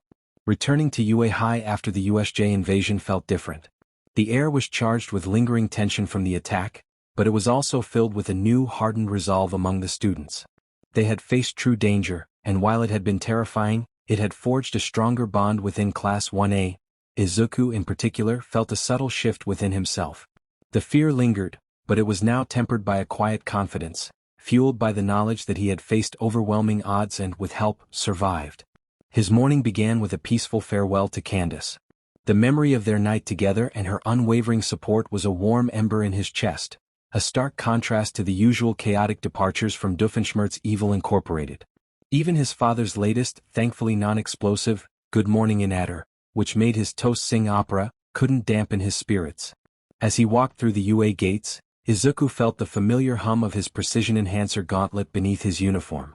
It was a constant reminder of his progress, a physical manifestation of the unique blend of his life. He had used it and it had worked. He was still learning and pushing forward, but he was no longer just the quirkless boy. In the classroom, the atmosphere was a mix of subdued chatter and renewed focus. Aizawa-sensei, though still bandaged and looking more tired than ever, had returned. His presence alone was reassuring. Aizawa addressed the class, his voice flat but firm, announcing that the USJ incident had been a serious wake-up call. They had faced real villains and survived, and now it was time to move forward. Before delving back into combat training, he had an important announcement. The class leaned forward, a collective sense of anticipation building as Aizawa revealed that the UA Sports Festival was approaching. A gasp followed by a roar of excitement erupted in the room. Kirishima expressed his enthusiasm, hardening his fists, while Kaminari cheered about the chance to showcase their abilities. Izuku felt a jolt at the mention of the sports festival, UA's biggest event, where students could demonstrate their quirks and abilities to pro heroes from across the country. It was a direct path to internships and professional hero careers, a stage for them all. However, it was also a direct competition against everyone, including Kakin. With the world watching, he couldn't afford to hold back. He had to prove himself not just to the pro heroes but to himself, to All Might, and to the world that a quirkless kid, the son of a villain, could stand on that stage. Aizawa continued, emphasizing that this was not just a game but a chance to gain recognition and showcase what kind of heroes they could become. It was also a test of their resolve, control, and ability to perform under immense pressure, with the eyes of the world and every pro hero upon them. Izuku felt the weight of those words. He thought of his father, who would undoubtedly try to sneak in with a cheer for Izuku Inatter. He thought of Vanessa, who would probably watch with a cynical yet supportive eye. And he thought of Candace. He wanted to make her proud. Looking down at his gauntlet, he clenched his fist. The hum of the device was a steady reassurance. He had made progress and learned from his unusual life experiences, from All Might, Perry, his sister, and even from his father's accidental genius. He had a secret weapon both in his quirk and in his unique perspective. The sports festival was a terrifying yet exhilarating prospect. But Izuku, the boy who had faced a sludge villain, a Nomu, and the constant chaos of Doofenshmirtz Evil Incorporated, was ready. He would show them all. The walk home from UA felt different. The sports festival announcement had ignited a fire in Izuku, a mix of intense determination and a familiar flutter of nerves. He clenched his gauntlet, feeling the subtle hum of its power. This was his chance to prove himself not just to the world but to himself. Upon entering Doofenshmirtz Evil Incorporated, he expected the usual cacophony of whirring inatters and his father's dramatic monologues. Instead, he was met with an unsettling quiet. Voices from the living area caught his attention, two distinct voices, one familiar and the other less so. Stepping into the room, he froze. Dr. Doofenshmirtz sat on the sofa, looking uncharacteristically subdued, while across from him, impeccably dressed and radiating an aura of polite disapproval, sat Charlene Doofenshmirtz. Vanessa perched on the armrest, scrolling through her phone with a look of profound boredom. Dr. Doofenshmirtz's voice regained some of its usual theatricality as he exclaimed his excitement upon seeing Izuku. He mentioned that Charlene had been inquiring about his latest evil schemes and whether they were affecting Vanessa's college prospects. Charlene greeted Izuku with a tight, polite smile, expressing her concern about Heinz's continued hobbies. Vanessa mumbled that they were not affecting her at all. Izuku felt a familiar blush creep up his neck as he greeted them. Clearing his throat, he shared the news about the upcoming sports festival. All three turned their attention to him, even Vanessa looking up from her phone. Dr. Doofenshmirtz's eyes widened in excitement as he realized the significance of the event. He leaped to his feet, his earlier subdued demeanor forgotten, and expressed his enthusiasm for Izuku's chance to compete on national television. He envisioned the proud Papa Inatter as a way to gain recognition, not as a villain but as the father of a hero. Charlene sighed, reminding Heinz that it was a school event, not a personal publicity stunt. She then turned her critical gaze to Izuku, emphasizing the need for exceptional performance at such a prestigious event. Izuku felt a fresh wave of determination as he assured them he would do his best to show the pro-heroes what he could do. Dr. Doofenshmirtz interjected, declaring he would be their front row with his cheer for Izuku Inatter, which would compel the audience to cheer exclusively for his son. Finally, Vanessa put her phone down, showing genuine interest. She acknowledged the significance of the sports festival and encouraged Izuku not to mess it up. Izuku felt a surge of warmth from his sister's subtle support. As Dr. Doofenshmirtz mused about Izuku's costume and suggested various enhancements, Izuku immediately recalled the glitter incident and firmly declined his father's ideas. Every hero, he thought, needed a dramatic entrance, but perhaps not in the way his father envisioned. He just doesn't use inatters to do it. Doofenshmirtz looked around the room, wondering about the whereabouts of that pesky platypus. He always seemed to appear whenever he was discussing his greatest plans. Doofenshmirtz suspected he was probably lurking in the air vents, plotting to replace his cheer for Izuku Inatter with a make everyone tap dance Inatter. As if on cue, a faint chattering sound echoed from the kitchen. Charlene, however, was already focused on more practical matters. She advised Izuku to ensure he got plenty of rest and to eat his vegetables, emphasizing that a hero needed proper nutrition, unlike his father who lived on pretzels and unfulfilled ambition. Izuku smiled, shaking his head at the chaos that was his family. It was bizarre and utterly unique. He knew the sports festival would be the biggest challenge of his life so far, but with his father's misguided enthusiasm, Vanessa's quiet support, Charlene's practical advice, and the unseen presence of a certain fedora-wearing platypus, he felt a strange, comforting sense of readiness. He was a Doofenshmirtz and he was prepared to show the world what that meant. After the chaotic announcement to his father, Vanessa, and Charlene, Izuku found a quiet corner in his room, away from the hum of the proud Papa Inatter his dad was already tinkering with. He pulled out his phone, his thumb hovering over his mother's contact. Telling Inko about the sports festival was going to be a different kind of challenge. She worried enough about his daily hero training. A televised high-stakes competition would undoubtedly send her anxiety into overdrive. Taking a deep breath, he pressed call. Izuku's mother's gentle voice filled the line, filled with warmth and immediate concern. She asked if he was all right and if everything was okay at UA, mentioning that she had heard about a situation at the training facility involving a giant bird creature and an ice cream truck. Izuku chuckled, a fond smile on his face, and reassured her that everything was fine now, and that his father had been there to help. He decided to gloss over the specifics of the evil ice cream truck of doom for now. His mother sighed with relief, expressing her worry but also her belief in his bravery. Izuku then steeled himself to share the news about the sports festival. There was a moment of silence before Inko's voice, tinged with immediate concern, questioned the dangers of the event, especially with all those powerful quirks on television. She worried about him getting hurt and mentioned the possibility of Bakugo trying to explode him again. Izuku quickly reassured her, trying to sound confident. He explained that it was an opportunity for pro heroes to scout students for internships and that it was a huge chance to show everyone what he could do. He promised it wasn't as dangerous as a real villain attack.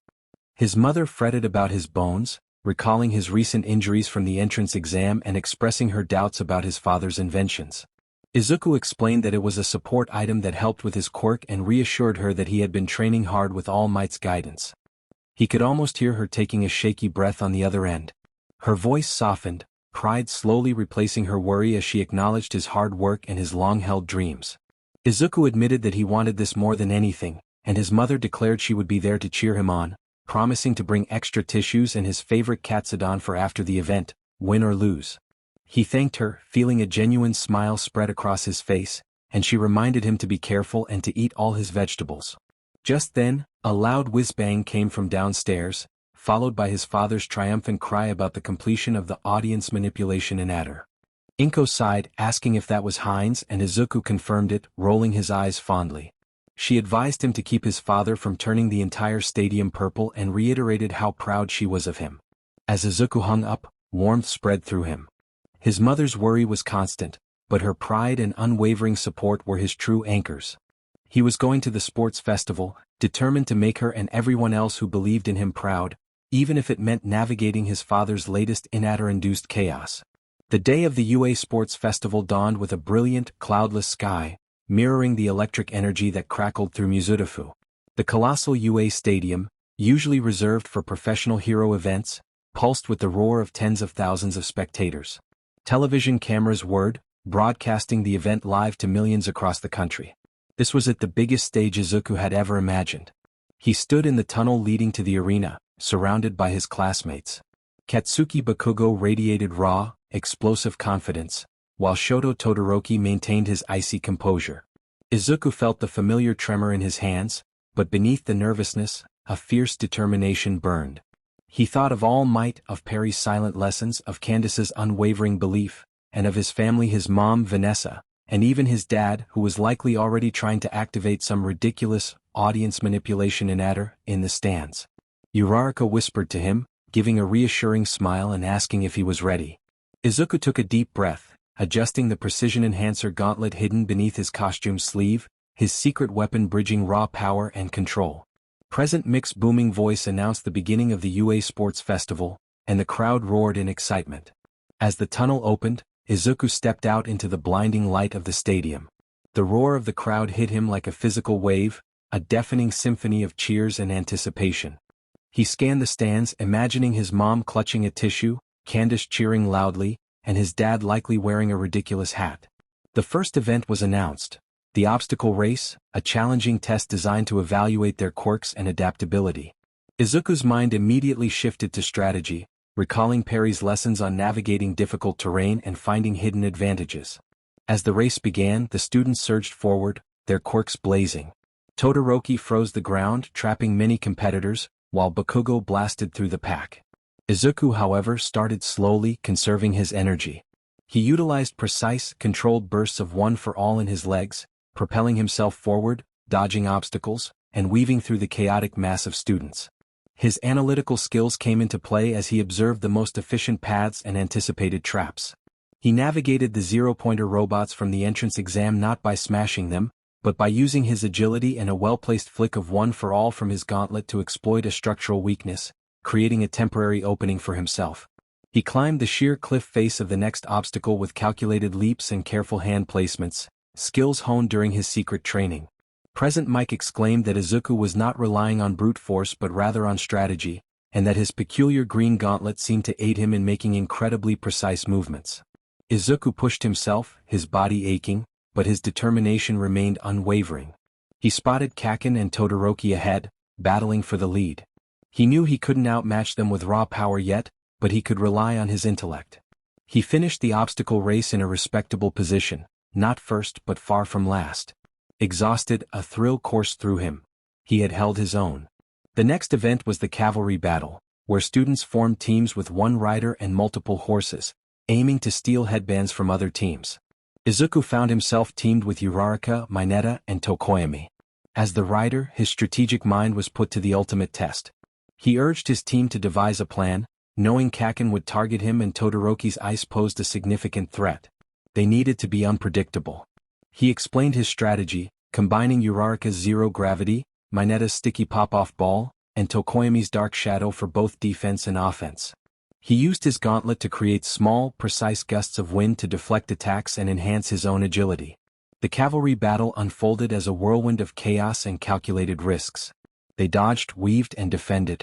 Using his observational skills, Izuku identified weaknesses in other teams' formations, and with Uraraka's help, managed to steal a few headbands. He even momentarily evaded Bakugo's relentless pursuit, much to Kaken's explosive frustration. As the final buzzer sounded, Izuku's team secured a spot in the final round. Bruised and panting, he felt exhilarated.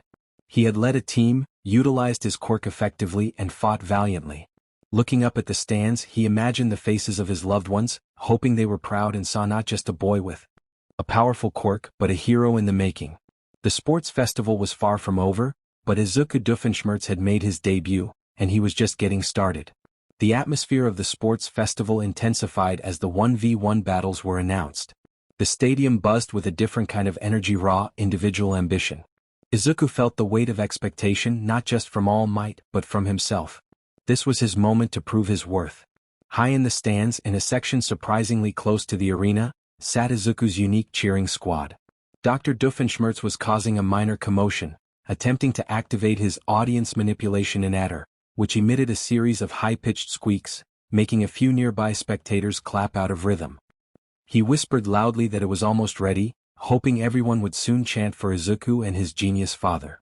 Inko Midoriya, clutching a tissue and looking on the verge of tears, patted his arm nervously, asking him to cheer normally as she worried about Izuku. Beside her, Charlene Doofenshmirtz sat with an air of refined detachment, occasionally adjusting her sunglasses and expressing her hope that Izuku avoided any unsightly breakages this time. Vanessa, slouched in her seat, filmed her father's antics on her phone, a faint smirk on her lips, while occasionally glancing at the arena with genuine anticipation. Next to Izuku's immediate family, Candace Flynn was practically vibrating with excitement, holding a small hand-painted sign that read, "Go Izuku." Her eyes were glued to the entrance tunnel. Unseen by most, a small teal blur slipped into an empty seat a few rows behind them, its fedora pulled low. Perry the platypus settled in, his gaze fixed on the arena, a tiny high-tech pair of binoculars already deployed. Present Mick's voice boomed as he introduced the first match of the final round, announcing Izuku Doofenshmirtz, the one whose strategy had shocked everyone. A roar erupted from the crowd as Izuku stepped into the arena, the gauntlet humming subtly beneath his costume.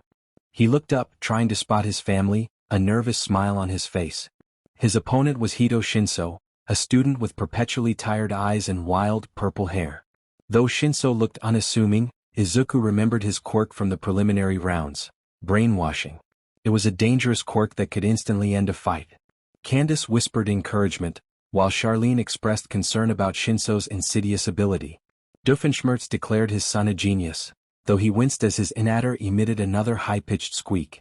As the match began, Shinso attempted to engage Izuku in conversation to activate his quirk.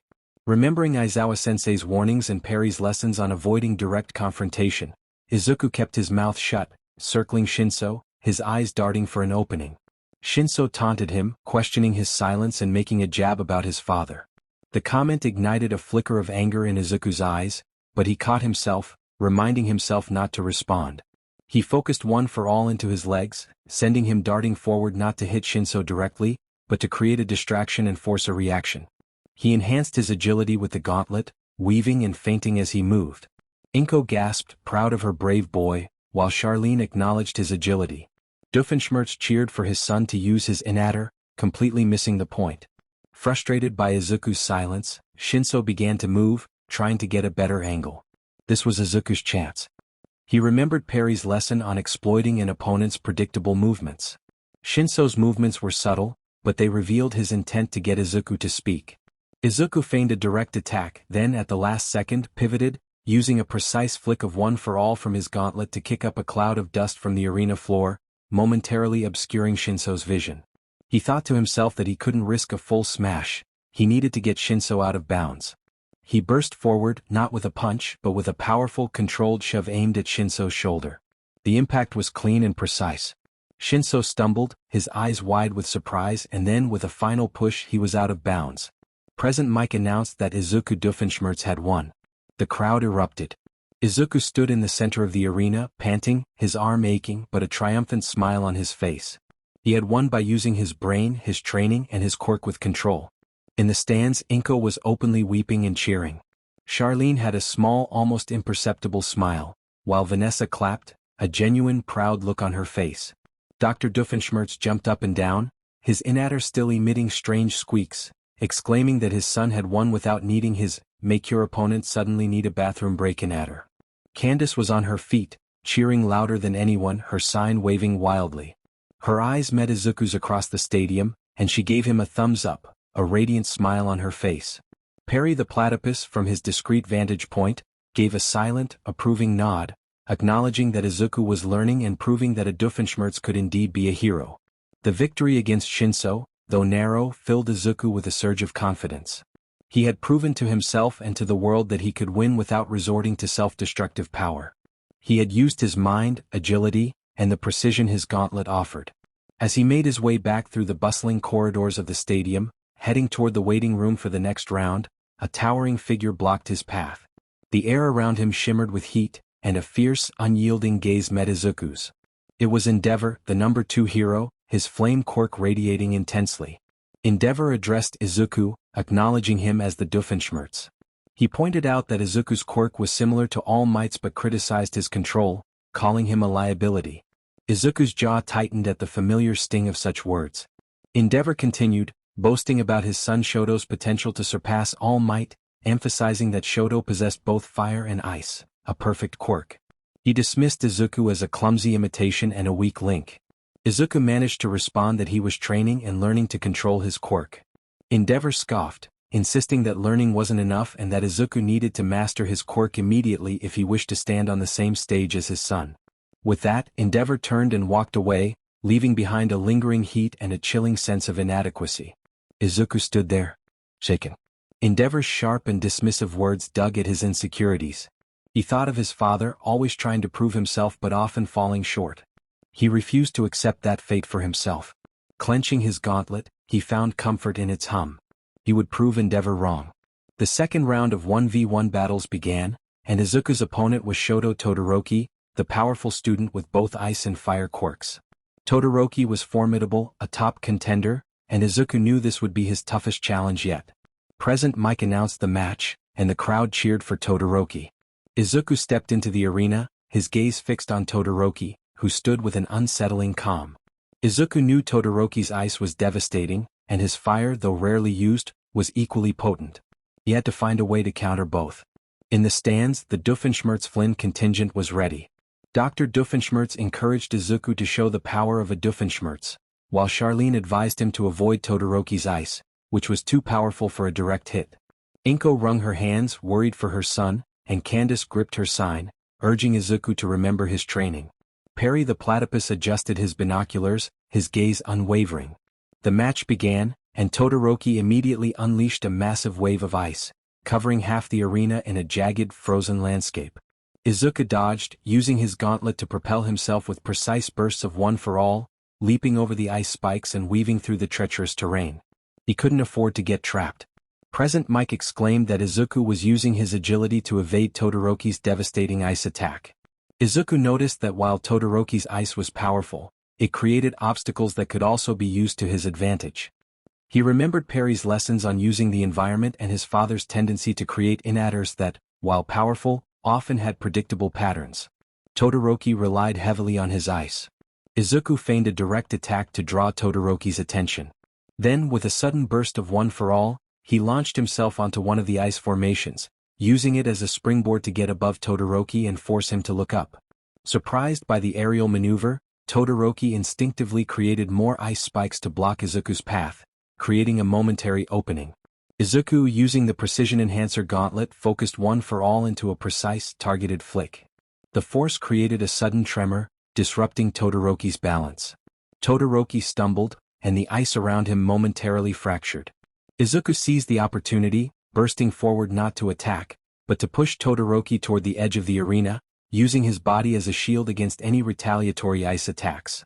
He knew he couldn't beat Todoroki's raw power head-on, but he could outmaneuver him, forcing him into a position where his ice quirk became a hindrance. Present Mike announced that Todoroki was out of bounds, declaring Izuku Doofenshmirtz the winner once again. The crowd erupted in cheers. Izuku stood panting, his body aching but a triumphant grin on his face. He had faced a powerful quirk and used his mind, precision, and unique training to overcome it. In the stands, his family cheered, and Dr. Doofenshmirtz attempted to activate his victory dance adder, which made him spontaneously dance. Inko was crying tears of joy as Charlene clapped, a genuine smile lighting up her face. Vanessa gave a rare, proud thumbs up. Candace stood on her feet, waving her sign with a beaming expression. She knew he was more than just a clumsy imitation. He was Izuku Doofenshmirtz, a hero in the making, forging his own path, one precise smash at a time. The roar of the crowd was deafening, a triumphant crescendo for Izuku Doofenshmirtz. However, in the exclusive VIP box, a different sound filled the air, a low, guttural growl that vibrated with raw fury. Endeavor stood rigid, his flames flaring uncontrollably around him, scorching the air. His face, usually a mask of grim determination, was contorted in disbelief and incandescent rage. His son, Shoto Todoroki, the perfect fusion of fire and ice, had just been outmaneuvered and pushed out of bounds by that boy, the quirkless son of a bumbling villain. Endeavor's mind raced with burning frustration. Years of meticulous planning and brutal training had been dedicated to Shoto's rise, to prove Endeavor's superiority and eclipse All Might. Now this seemingly quirkless boy had dared to stand in his son's path. He hadn't even used a devastating blow. He had simply outsmarted Shoto. It was an insult, a mockery of everything Endeavor had built. Endeavor muttered to himself, his eyes narrowing with cold, analytical fury. Shoto had held back, still clinging to foolish defiance, and that boy had exploited it. He looked down at Izuku, who was being tended to by Recovery Girl, a tired but triumphant smile on his face. This changed nothing. Shoto would still surpass All Might. But this was an unacceptable setback. He slammed a fist onto the railing of his box, the sound lost in the stadium's roar. His voice, though not amplified, carried the weight of his fury as he demanded a rematch, declaring that it was unacceptable for Shoto to be defeated by that boy. His gaze, burning with intense heat, locked onto the arena where Izuku stood. Down in the stands, the Doofenshmirtz Flynn contingent was in joyous disarray. Dr. Doofenshmirtz shrieked with excitement, attempting to activate his stadium-wide confetti cannon in adder, which thankfully only emitted a few stray streamers. He celebrated his son's victory over the Ice Boy, convinced that his accidental hero-making genius had finally shone through. Inko openly wept, clutching a soaked tissue, proud of her son. Charlene, for once, dropped her detached facade, a genuine smile gracing her lips as she acknowledged Izuku's knack for surprising people with his efficient strategy. Vanessa stood up, clapping enthusiastically, impressed by Izuku's clever maneuvers. Candace jumped up and down, her "Go Izuku" sign waving wildly, her face radiant with pride. From his discreet seat, Perry the Platypus gave a subtle nod of approval, his binoculars still trained on Izuku. He then glanced briefly toward the VIP box, a flicker of understanding in his small black eyes. In the observation box, All Might, in his true form, watched Izuku with profound pride, noting his growth and ability to use his mind, not just his strength. Aizawa, observing the scene, acknowledged that while Izuku was still a mess, he was getting there, though he had just made a very powerful enemy. Even angrier. Izuku, unaware of the storm brewing in Endeavor's mind, felt a profound sense of accomplishment. He had faced a formidable opponent and emerged victorious, using his unique blend of training All Might's power, Aizawa's precision, Perry's stealth, and the chaotic ingenuity of his family to overcome a challenge that had once seemed insurmountable. As he walked off the arena, he felt a sudden, intense heat on his back. Glancing over his shoulder, he saw Endeavor still standing in the VIP box, his flames burning brighter than ever, his gaze fixed on Shoto. For a split second, that gaze shifted to Izuku, filled with pure fury that sent a shiver down his spine. The victory was sweet, but Izuku instinctively knew it had ignited a new, dangerous rivalry. The sports festival was far from over, and the path ahead was only going to get hotter. The stadium still vibrated with the aftershocks of Izuku's victory over Todoroki, thick with anticipation for the semifinals. Izuku felt a different kind of pressure, knowing his next opponent was Tenya Ida, the earnest, rule-abiding class representative with incredible speed and powerful kicks. Ida was a formidable opponent, precise and disciplined, a stark contrast to Bakugo's raw aggression or Todoroki's overwhelming power. In the locker room, Izuku tried to calm his racing heart, reviewing his notes on Ida and analyzing his movements and patterns. Ida was fast but perhaps predictable in his directness. He thought of his own training, the subtle movements Perry had taught him, and the precision his gauntlet offered. A faint scratching sound came from the ventilation above, and Izuku looked up in surprise. A small, familiar figure dropped silently to the floor. Perry the Platypus, fedora perfectly in place. Perry looked at Izuku, his small black eyes conveying a silent message. He waddled over to a whiteboard in the locker room, picked up a marker with his webbed foot and began to draw. He sketched a simple diagram, a straight line then a jagged, unpredictable one. He pointed to the straight line, then to himself, then to Izuku and finally to Ida, chattering a series of quick, meaningful sounds. Izuku's analytical mind processed the message. Ida moved in straight lines predictably. He needed to be unpredictable. Perry then drew a series of quick, precise jabs, followed by a wide, sweeping motion. He pointed to the wide motion, then to Izuku's arm, emphasizing not to overextend and to focus on precision. He gave a quick, almost imperceptible nod, a look of encouragement in his eyes. Izuku whispered his gratitude to Perry, understanding the message. Perry gave a final, silent salute before disappearing back into the ventilation as quickly and quietly as he had arrived. Izuku looked at the whiteboard, the simple diagrams now filled with profound meaning, unpredictability and precision. He had a plan. Present Mick's voice echoed through the stadium, announcing the first semi-final match. From Class 1A, the man whose speed was unmatched, Tenya Ida, was met with a wave of cheers from the crowd, particularly those who admired his earnestness. His opponent, the surprise sensation of the festival, Izuku Doofenshmirtz, stepped into the arena, his gaze steady on Ida, who stood rigid, his engines revving slightly. In the stands, the Doofenshmirtz-Flynn contingent was a whirlwind of emotion. Dr. Doofenshmirtz, filled with excitement, aimed a small remote-control device at the arena, declaring that he had activated a gadget to help his son. It merely caused a few spectators to stumble slightly. Inko, clutching her tissue, expressed her concern for Izuku, knowing Ida's speed was formidable. Charlene watched critically, aware that Izuku would need to anticipate Ida's movements. Vanessa leaned forward, genuinely invested in the match, while Candace gripped her sign tightly, cheering for Izuku. Perry the platypus observed from a discreet vantage point, watching with paternal intensity. As the match began, Ida activated his engines, a blur of speed aiming for a decisive blow. He shouted his signature move, Recipro Burst. Izuku, recalling Perry's lesson, didn't confront the attack directly. Instead, he moved in sharp, unpredictable zigzags, using precise bursts of one for all in his legs to change direction almost instantly. He became a green blur, dodging Ida's powerful kicks and forcing him to constantly adjust his trajectory. Present Mike exclaimed that Doofenshmirtz was evading like a green blur, making it difficult for Ida to pin him down.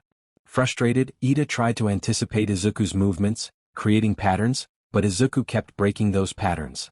He utilized the arena's uneven terrain, leaping onto small rises, which forced Ida to adjust his footing. All Might, watching from the observation box, smiled proudly, recognizing that Izuku was analyzing Ida's movements and using his mind.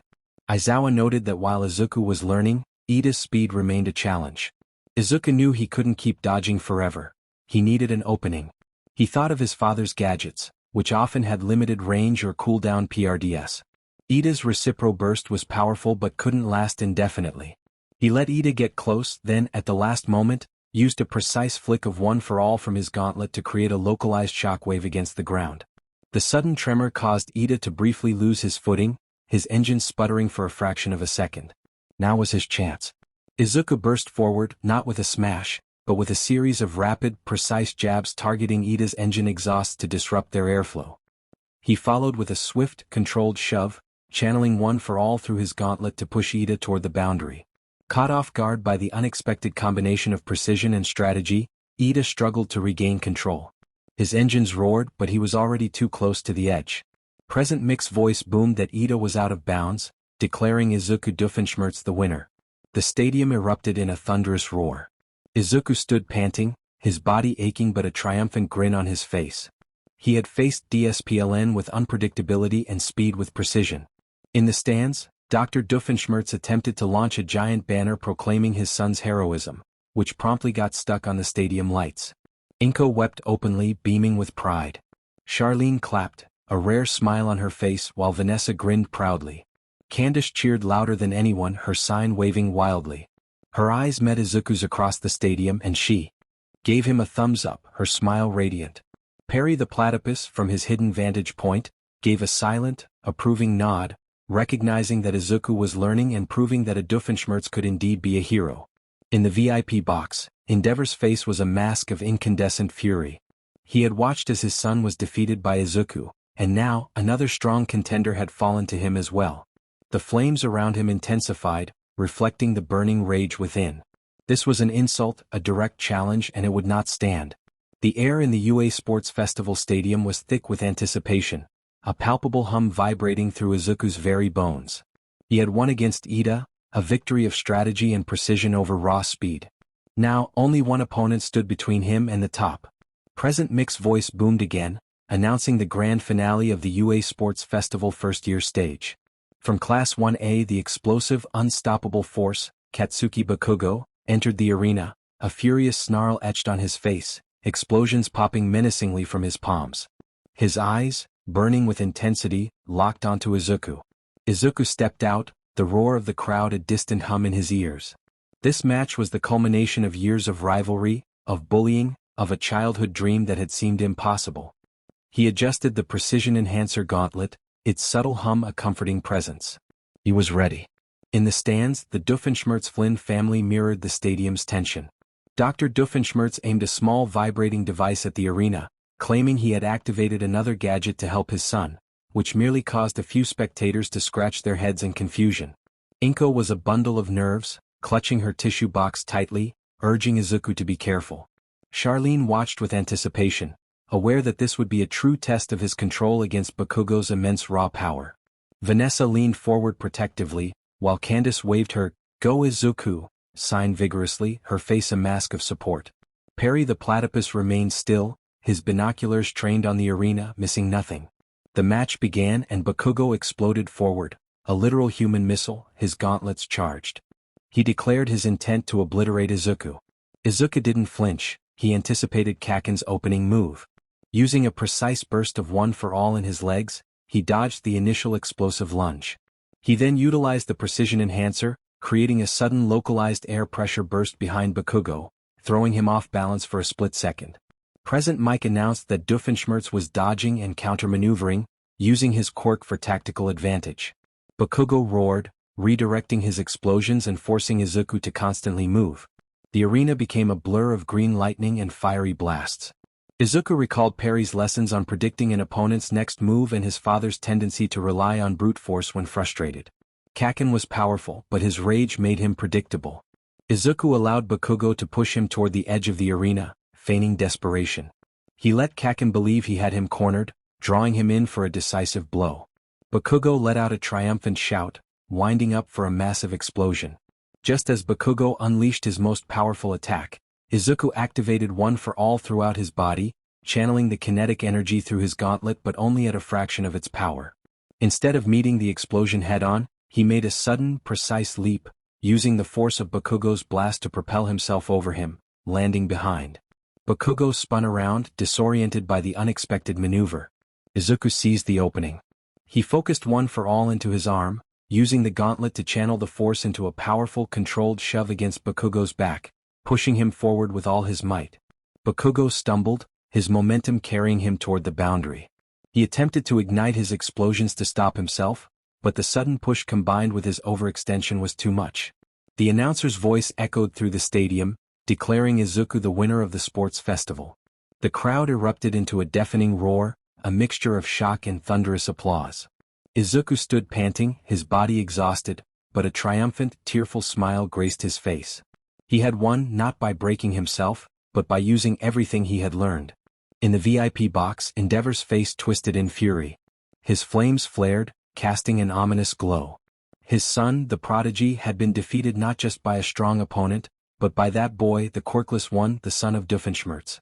The insult was unbearable. He slammed his fist against the glass, a low growl escaping his throat, expressing his outrage. Down in the stands, the Doofenshmirtz family was in utter chaos. Dr. Doofenshmirtz had activated his victory dancinator, and was doing a bizarre dance while trying to launch a giant banner that read, "My son is #1. And I'm his dad," which promptly got tangled in the stadium lights. Inko was openly sobbing, tears of joy streaming down her face as she cheered for Izuku. Charlene, for the first time, looked genuinely stunned, a small, proud smile breaking through her usual composure. Vanessa was on her feet, grinning widely, clapping with enthusiasm. Candace was jumping up and down, her sign held high, her face radiant with pride and joy. Her eyes met Izuku's across the stadium, and he saw the belief, love and triumph reflected there. Perry the platypus, from his discreet vantage point, gave a silent nod. His work was done.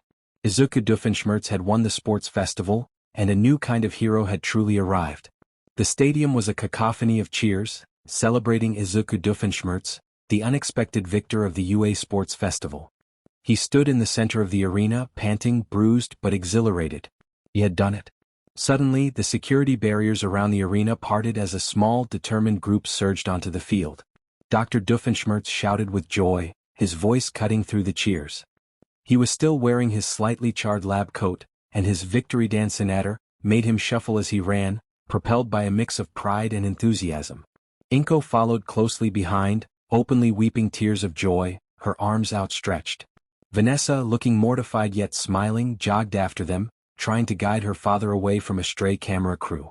Charlene Doofenshmirtz hurried onto the field, her usual composed stride replaced by urgency, a rare look of pride on her face. Candace was a blur of red hair and joy, running faster than anyone, her "Go Izuku" sign still clutched in her hand. She launched herself at him, wrapping her arms around his neck in a tight hug, expressing her excitement.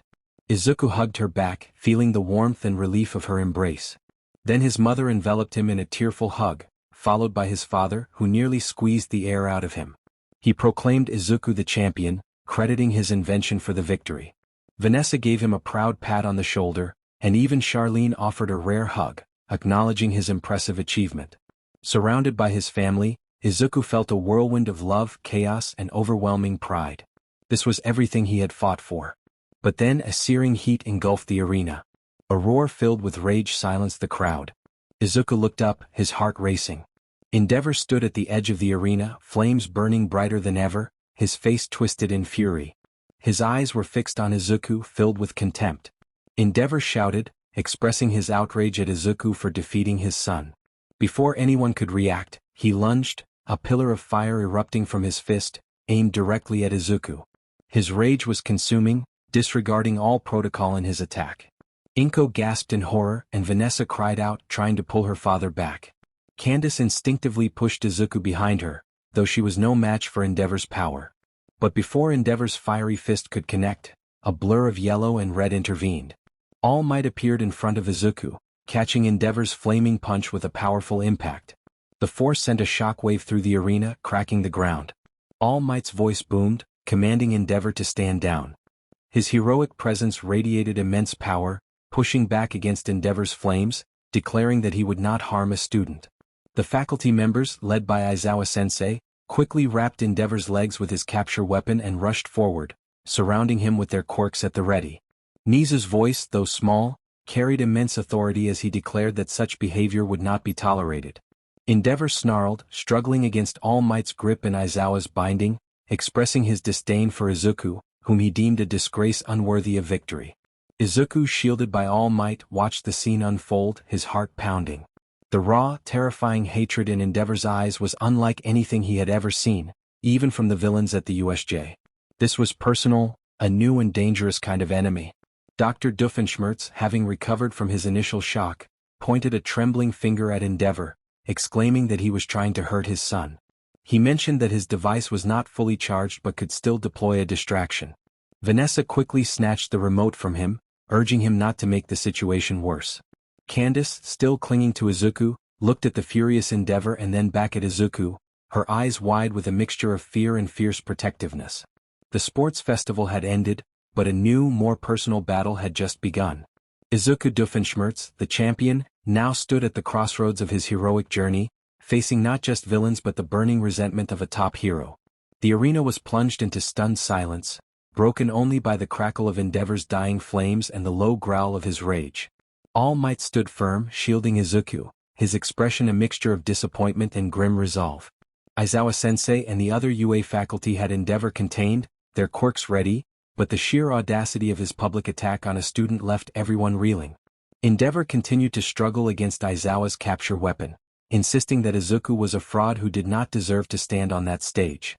Just then a new figure stepped onto the arena floor, her presence commanding attention. She was a woman of dignified bearing, with sharp, intelligent eyes and an aura of unwavering authority. Her simple uniform bespoke immense power.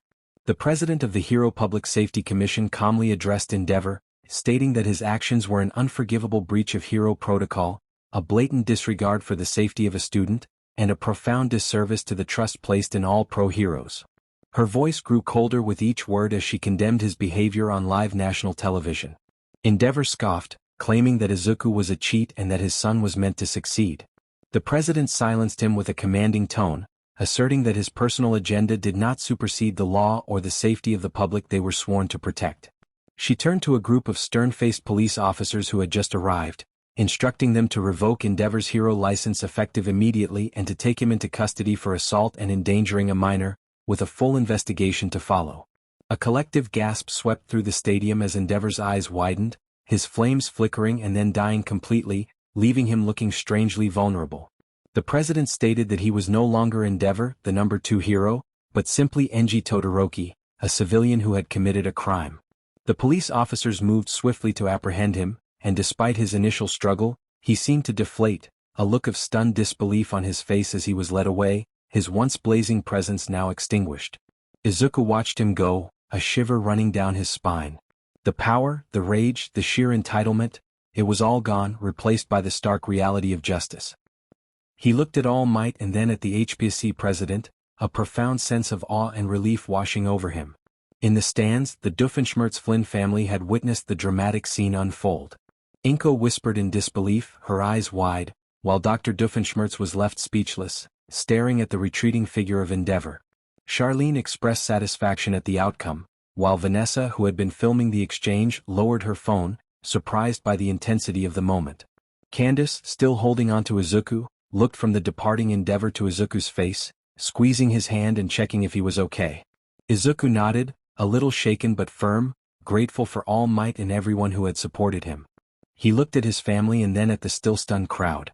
The sports festival had ended in a way no one could have predicted. As the arena began to clear and the UA staff started managing the aftermath, Izuku felt a profound shift.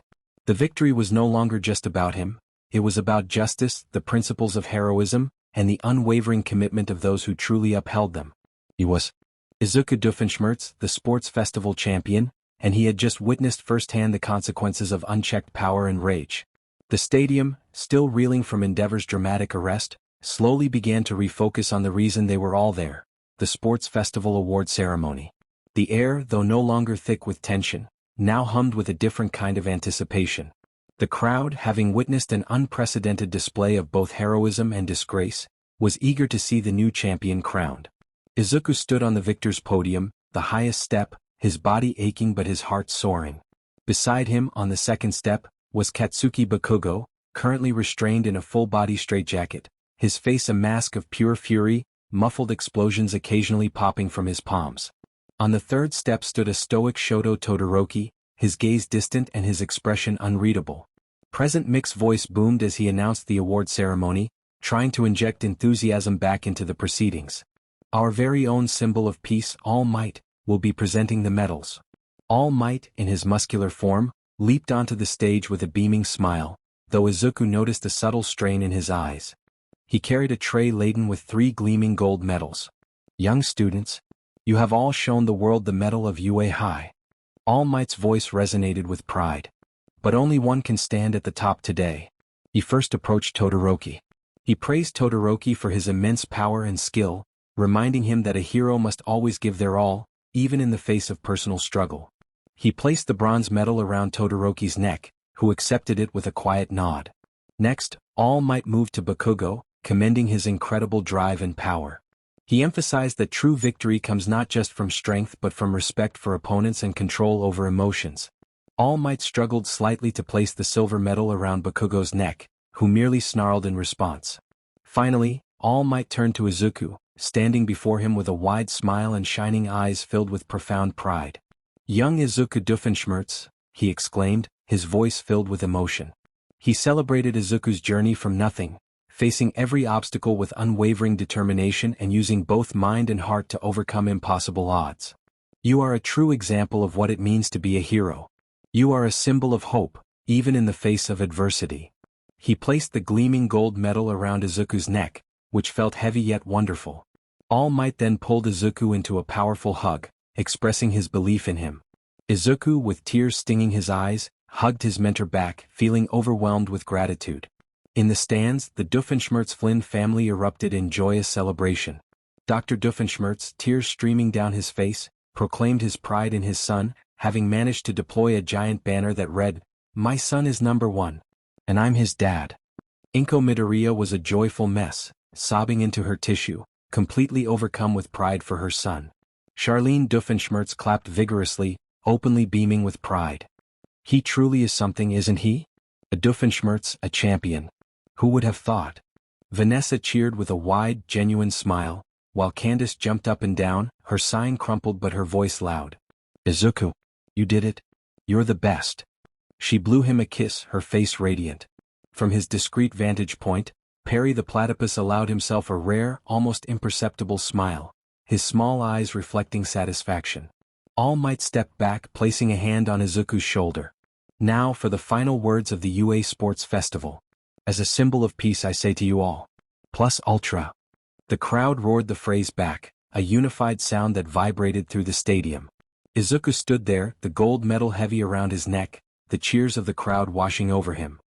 He looked at Bakugo, still struggling in his restraints, then at Todoroki, who was stoic but watching him. He gazed at All Might, his mentor and inspiration, and then towards the stands where his chaotic, loving family and Candace were celebrating his victory. He had won. He had faced his fears, insecurities, and rivals. He had used his power, precision, and unique perspective forged in the crucible of his life. He was Izuku Doofenshmirtz, the sports festival champion. And this was just the beginning of his journey to becoming the hero he was meant to be. The sports festival was behind them, a whirlwind of triumph and unexpected drama. Izuku's gold medal gleamed on his desk, a constant reminder of his hard-won victory. The attention he had garnered was immense, and while exhilarating, it also brought a new kind of pressure. The first order of business back in class was hero names. Midnight, the R-rated hero, stood at the front of the classroom, her usual playful demeanor tinged with seriousness. She explained that a hero name is more than just a cool moniker. It's one's identity, public face, and promise to the world. One by one, students presented their names. Bakugo chose something aggressive, which Midnight promptly shot down. Uraraka went with Uravity, and Ida, after much deliberation, settled on Tenya. When it was Izuku's turn, he felt a familiar nervousness, but also a quiet confidence. He had thought long and hard about this. He couldn't use Deku anymore, not after his victory. He needed something that reflected his journey, his quirk, and his unique heritage. He walked to the podium holding up his whiteboard. My hero name is Valor Surge. A murmur went through the class. Kirishima expressed his admiration for the name. Izuku explained, gaining strength in his voice, that valor represented his desire to be brave and courageous, especially when scared, while Surge symbolized the power of one for all and his aspiration to be a sudden, powerful force for good. It also evoked the image of a surge of electricity, reminiscent of the green lightning. Midnight nodded, a thoughtful expression on her face. Valor Surge. I like it. It speaks to both strength and spirit. Approved. Later that day, Aizawa-sensei delivered the next big announcement: internships. He explained that their performance at the sports festival had put them on the radar of pro heroes across the country, and many had sent in offers for internships. A list was projected onto the screen, showcasing opportunities for real-world experience. Izuku's heart pounded as he scanned the list. His name, Izuku Doofenshmirtz, was surprisingly high up, with a significant number of offers.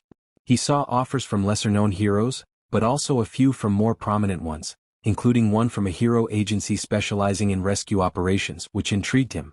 He knew All Might wouldn't be on the list as he was already his mentor. He thought of Endeavor, his face still burning with rage, and wondered if Shoto had received offers and what Endeavor's reaction would be to Izuku's success. He also considered whether any offers came from heroes who had witnessed his father's actions at the USJ. Aizawa concluded by stating that they would have a few days to consider their options and to choose wisely, as this was a crucial step in their careers. As Izuku walked through the UA campus after classes, still pondering his internship choices, he decided to take a detour through the support course workshops. He was curious about the kind of gear other students developed, hoping to gather ideas for future modifications to his gauntlet.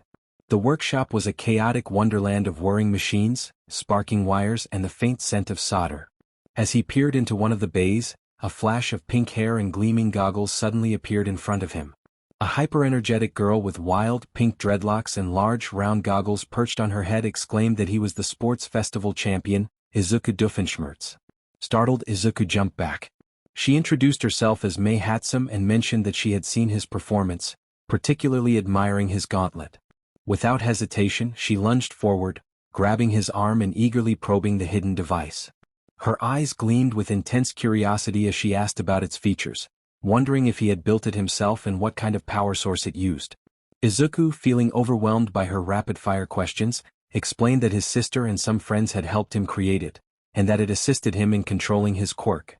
Hatsum declared that the precision he achieved was incredible, her excitement palpable. She went on to describe her own inventions like her jet boost boots and a grappling hook device, which she believed could have helped him during the sports festival. Izuku blinked at the mention of the grappling hook. Hatsum waved off the name she had jokingly given it, sharing a family anecdote about her cousin who attracted chaos. She emphasized that her inventions had to be robust to withstand the inevitable chaos, much like his gauntlet had been tested during various events. A strange sense of recognition dawned on Izuku as he considered her words. He thought of his father's inventions, which often failed but sometimes produced something useful. The notion of chaos resonated with him, and he found himself smiling as he acknowledged her understanding. Hatsum beamed at him, her enthusiasm boundless. She proposed that they collaborate, suggesting modifications to his gauntlet that could enhance its capabilities.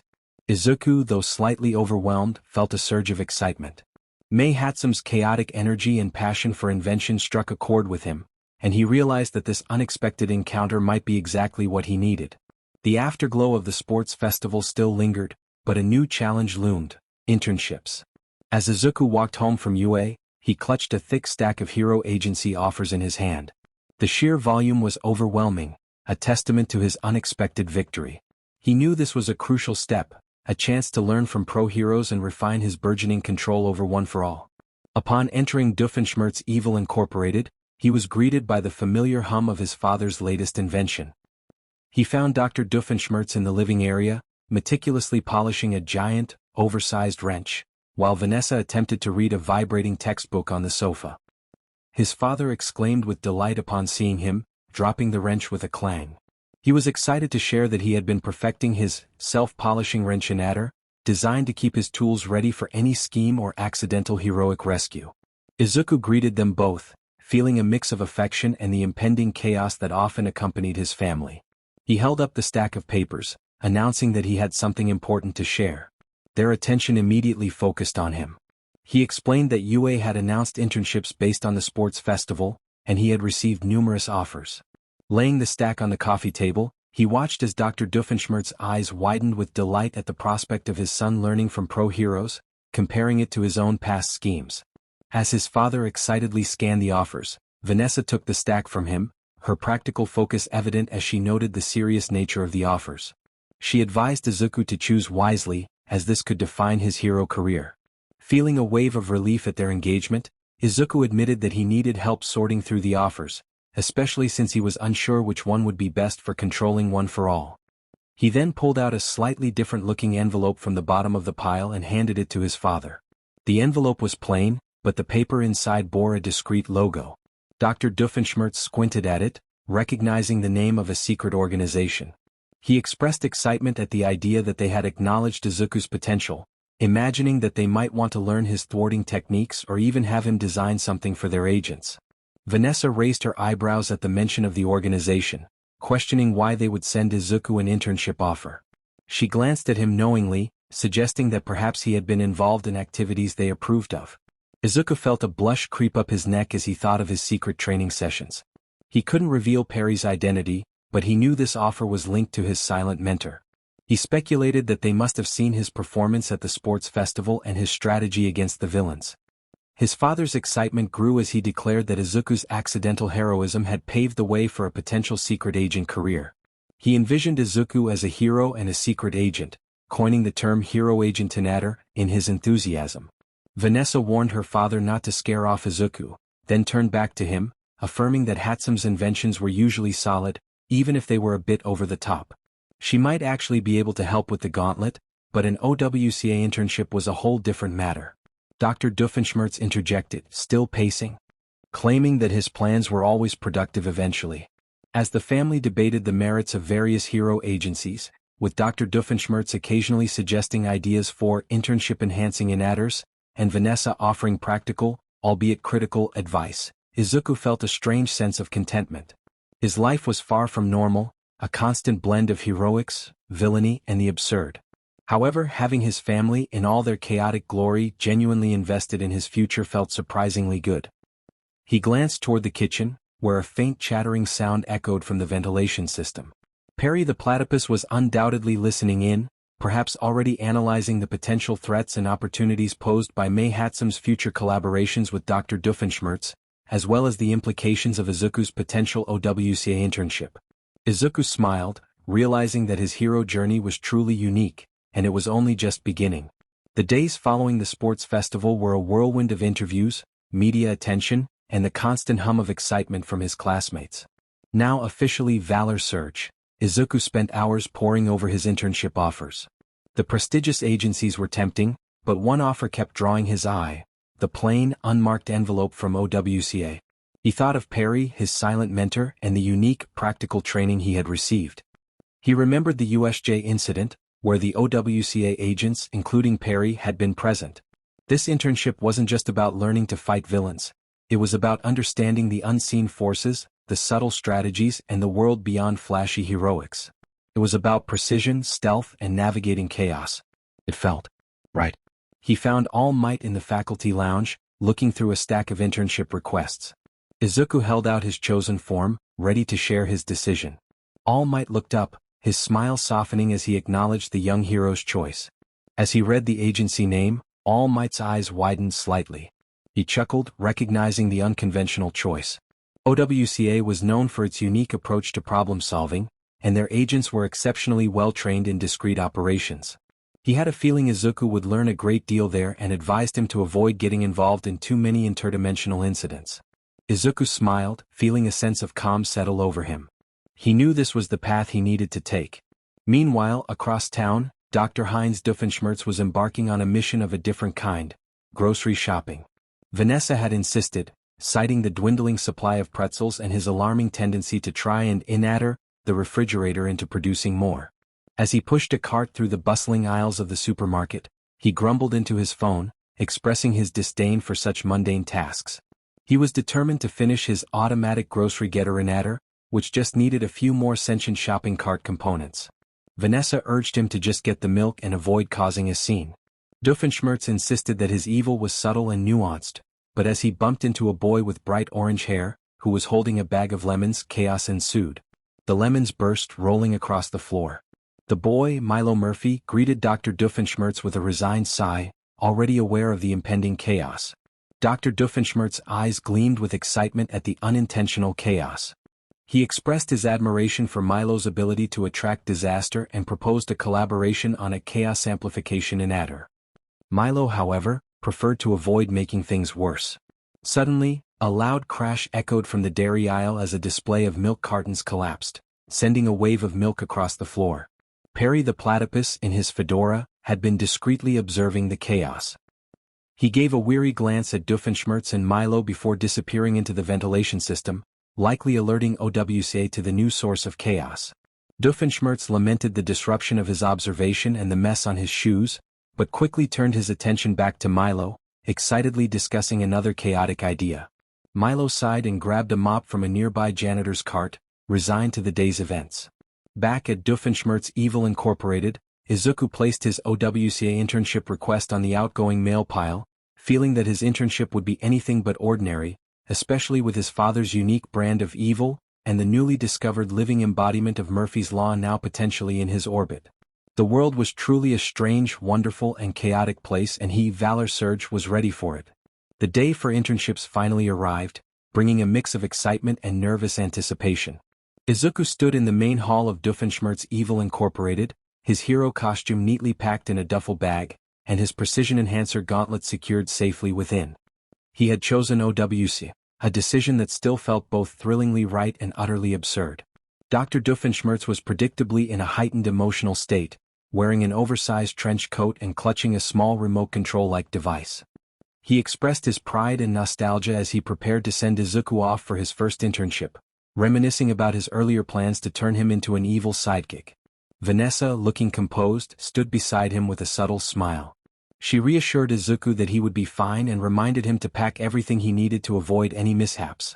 Doofenshmirtz then activated his remote monitoring inatter, claiming it would allow him to track Izuku's progress and perhaps subtly influence the outcome of his missions.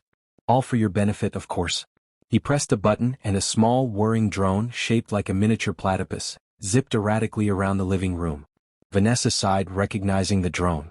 It was just their father's old spy-on Perry inatter, which only worked within a 5-mile radius. Details. It's the thought that counts, he replied cheerfully. Just then the doorbell rang. Izuku opened it to find Candace standing there, looking radiant, a small homemade good luck charm in her hand. She greeted him with sparkling eyes, expressing her excitement for his big adventure and offering him a quick, reassuring hug. "I brought you this. For good luck." Izuku felt a warmth spread through him, knowing her support was one of his greatest strengths. Doofenshmirtz rushed over, exclaiming, "Candace, my future daughter-in-law, you've come to bid farewell to your heroic boyfriend. This is a moment for dramatic pronouncements. I've prepared a speech. It involves metaphors about thwarting and destiny." Candace gently sidestepped his dramatic gestures, turning back to Izuku with a serious expression. She urged him to be careful, reminding him that real hero work awaited him and playfully warned him not to accidentally turn anyone into a garden gnome. Izuku chuckled, promising to do his best and jokingly advising her to keep her brothers from building a giant laser that might turn the moon into cheese. As they stepped outside, a sleek black OWCA sedan pulled up to the curb. The tinted window rolled down, revealing a stern-faced agent who announced they were ready for his transport. Doofenshmirtz beamed with pride, declaring that his son, Agent Valor Surge, was destined to be the best secret agent hero ever, even boasting about his own invention, the precision enhancer Inator. The OWCA agent merely raised an eyebrow, glancing at the whirring platypus drone circling Doofenshmirtz's head. Izuku hugged his mom, who had arrived teary-eyed at the door, urging him to be safe and to call her every day. He then hugged Vanessa, thanking her for everything and asking her to keep their father out of trouble. She smiled wryly, saying she could make no promises. Turning to Candace, he pulled her into a final lingering hug, expressing how much he would miss her. She whispered that she would miss him too, encouraging him to kick some villain but as he embarked on his adventure. As Izuku climbed into the OWCA sedan, he glanced back. His father was still waving dramatically, the platypus drone buzzing around his head. Vanessa shook her head but wore a fond smile, and Candace stood there waving, her figure growing smaller as the car pulled away. He was leaving for his first true step into the world of pro-heroics and secret agent work. The path ahead was unknown, filled with challenges and dangers. But Izuku Doofenshmirtz, Valor Surge, was ready. He had his quirk, his gauntlet, his unique perspective, and the unwavering support of his wonderfully chaotic family. He was prepared to face whatever unforeseen circumstances OWCA had in store for him. The sleek, black OWCA sedan glided silently through the city, its tinted windows offering Izuku a final glimpse of the familiar streets before it turned into a discreet driveway. The car descended into an underground parking garage, far more advanced and covert than anything he had ever seen even at UA. He stepped out of the car, his duffel bag slung over his shoulder, feeling a mix of awe and trepidation. The garage was bustling with activity, but it was a quiet, efficient kind of bustle. Agents in crisp uniforms moved with purpose, some leading various animal agents, like a squirrel with a tiny communicator and a dog with a jetpack. This was at OWCA headquarters. The stern-faced agent who had driven him instructed him to follow. Izuku nodded, trying to appear composed, though his internal hero analysis was already cataloging every detail of the high-tech facility. They moved through gleaming, sterile corridors, past advanced laboratories filled with humming machinery, and training rooms where agents practiced various combat and stealth maneuvers. It was a stark contrast to the chaotic halls of Doofenshmirtz Evil Incorporated, yet it held a similar undercurrent of purposeful eccentricity. Finally they arrived at a large, unassuming door. The agent tapped a code, and it slid open to reveal a spacious office. Behind a large, polished desk sat Major Francis Monogram, a figure Izuku recognized from the USJ incident. Today he looked less exasperated and more in charge, with Carl the intern standing beside him, clutching a clipboard. The escorting agent announced Izuku's arrival and saluted before leaving. Major Monogram's gaze pierced through Izuku as he acknowledged him. He congratulated him on his sports festival victory, noting his unconventional tactics. Izuku stammered his thanks, feeling a blush creep up his neck. Monogram continued, mentioning the unexpected assistance from Izuku's family during the USJ incident, particularly highlighting his father's accidental heroic rescue in Adder, which had provided a unique distraction. Carl leaned forward, eager to clarify that the accidental heroic rescue in Adder was actually a modified ice cream truck, primarily intended to distribute frozen dairy products. Monogram interjected, rubbing his temple and stating that some things were best left unanalyzed for now. He turned back to Izuku, explaining that his internship with OWCA would be unique. He possessed a powerful quirk and a strategic mind, along with a familiarity with the methods of their primary target, Dr. Doofenshmirtz. Izuku nodded, expressing his readiness to learn and help. Monogram approved, stating that his training would focus on infiltration, reconnaissance, counter-villainy tactics, and understanding the psychology of less conventional villains. He would be working closely with their top agents. Just then, a familiar chattering sound came from behind Monogram's desk. Perry the platypus, in his fedora, silently emerged from a hidden compartment, giving Izuku a quick, almost imperceptible nod before waddling over to a small high-tech computer console. Monogram acknowledged Perry, stating that Izuku would be shadowing him on his missions, as he was their most experienced and effective agent against their primary adversary. Izuku's eyes widened at the prospect of shadowing Perry. This was beyond anything he had imagined. His secret mentor was now his official internship supervisor. Perry looked at Izuku, then at Monogram and back at Izuku, giving a series of quick, knowing chatters as if to say that this was going to be interesting. Carl scribbled furiously on his clipboard. Agent P's chattering patterns indicated a 73% probability of increased chaotic variables during Agent Valorsurge's internship, primarily due to the Doofenshmirtz factor. Monogram sighed and welcomed Agent Valorsurge to OWCA, informing him that his first assignment would begin the next day. He advised Izuku to be prepared for anything and to avoid accidentally damaging government property or turning any agents into garden gnomes. Izuku managed a nervous but excited smile, feeling that his internship was going to be a wild ride. As Valorsurge, a UA student and hero in training, he was officially an OWCA intern, and his unique journey was truly taking flight. Izuku's first day as an OWCA intern began before dawn. He was awakened by a silent, vibrating alarm on his wrist, a device provided by the agency.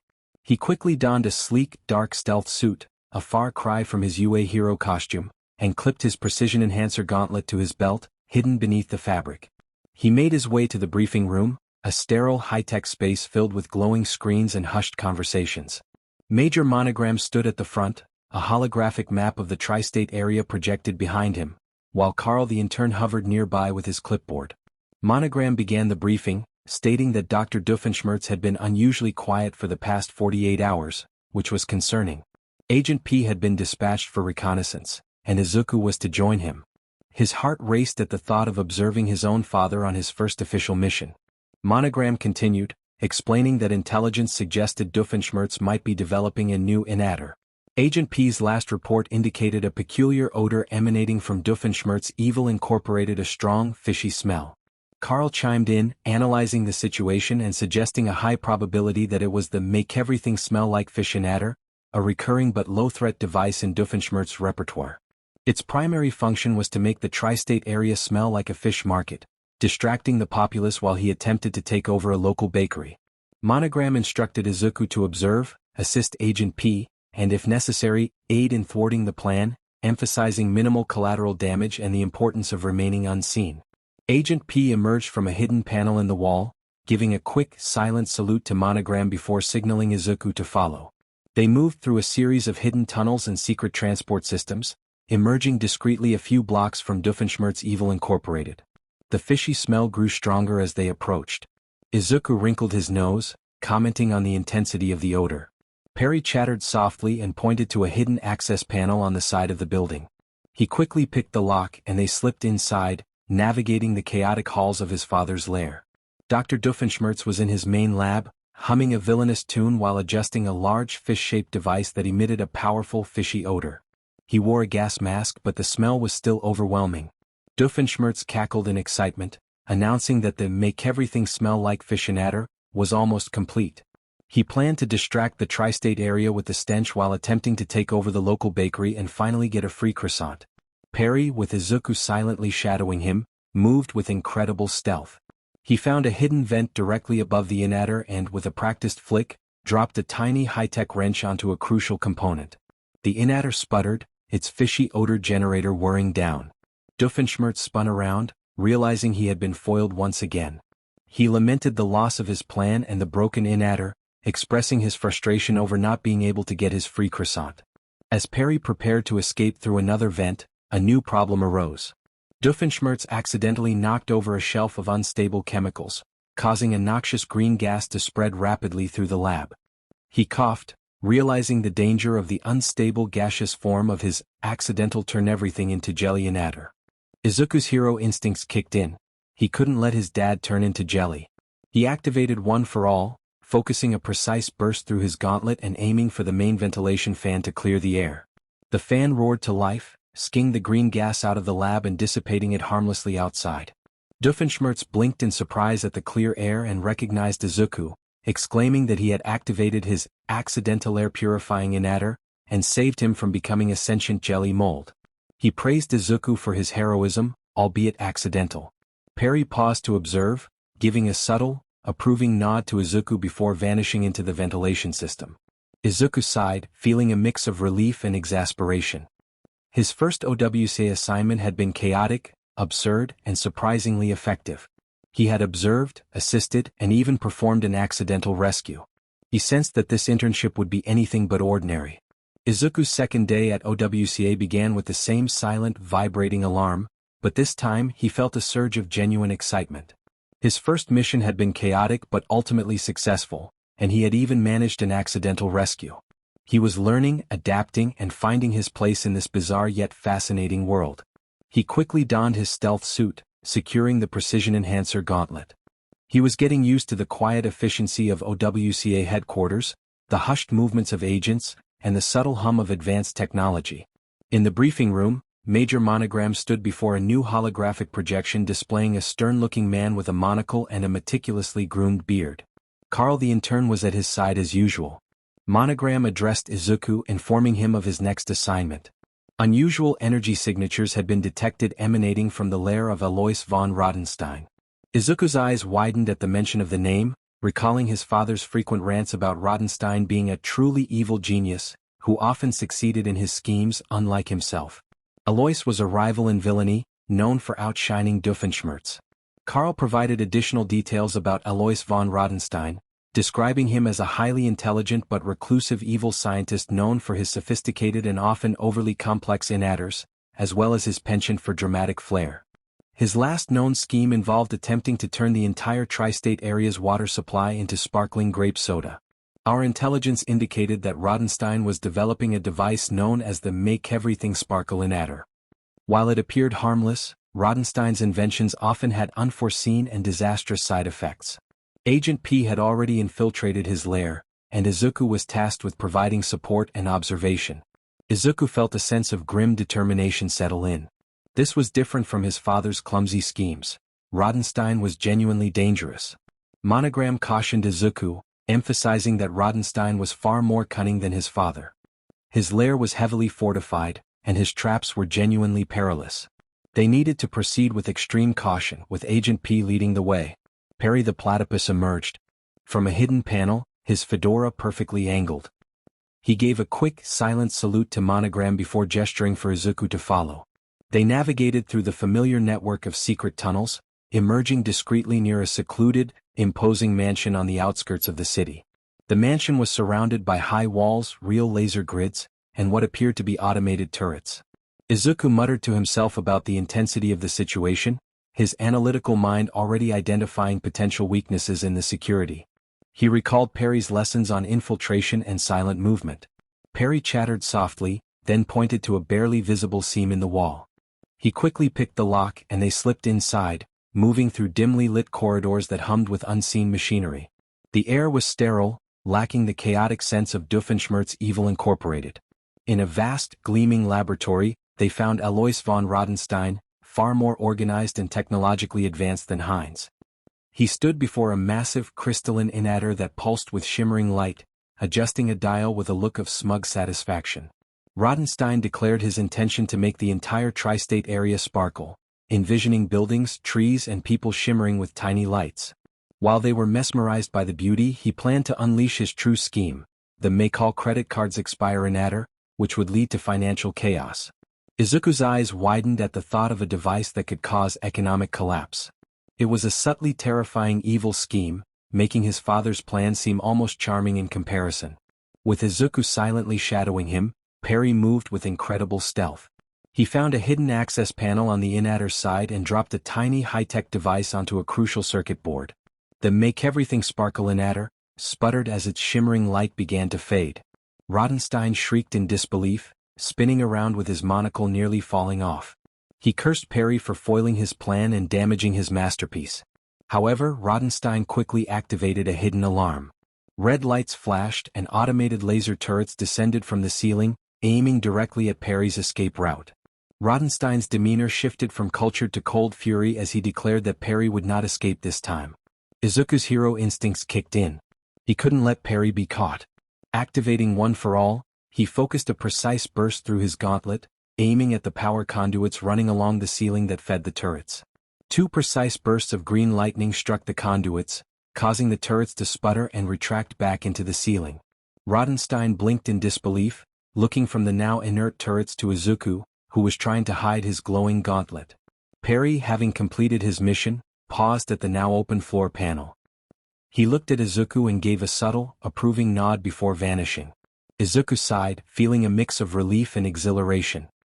His second OWC assignment had been more dangerous, complex, and satisfying than he had anticipated. He had observed, assisted, and even performed a crucial intervention to protect his silent mentor. This internship was pushing him in ways Yue never could. Izuku's internship at OWCA was proving to be an invaluable, if utterly bizarre, experience. He had learned more about stealth, infiltration, and the psychology of villains than he ever could have at UA. He was becoming more precise with One for All, able to channel its power for subtle effects, thanks to his gauntlet and Perry's demanding tutelage. On the morning of his third assignment, the atmosphere at OWCA headquarters felt different. Major Monogram stood before the holographic map, his expression grave. Carl the intern looked genuinely worried. Monogram addressed Izuku, informing him that today's mission was critical. They had received intelligence regarding the movements of a highly dangerous individual, the hero killer, Stain.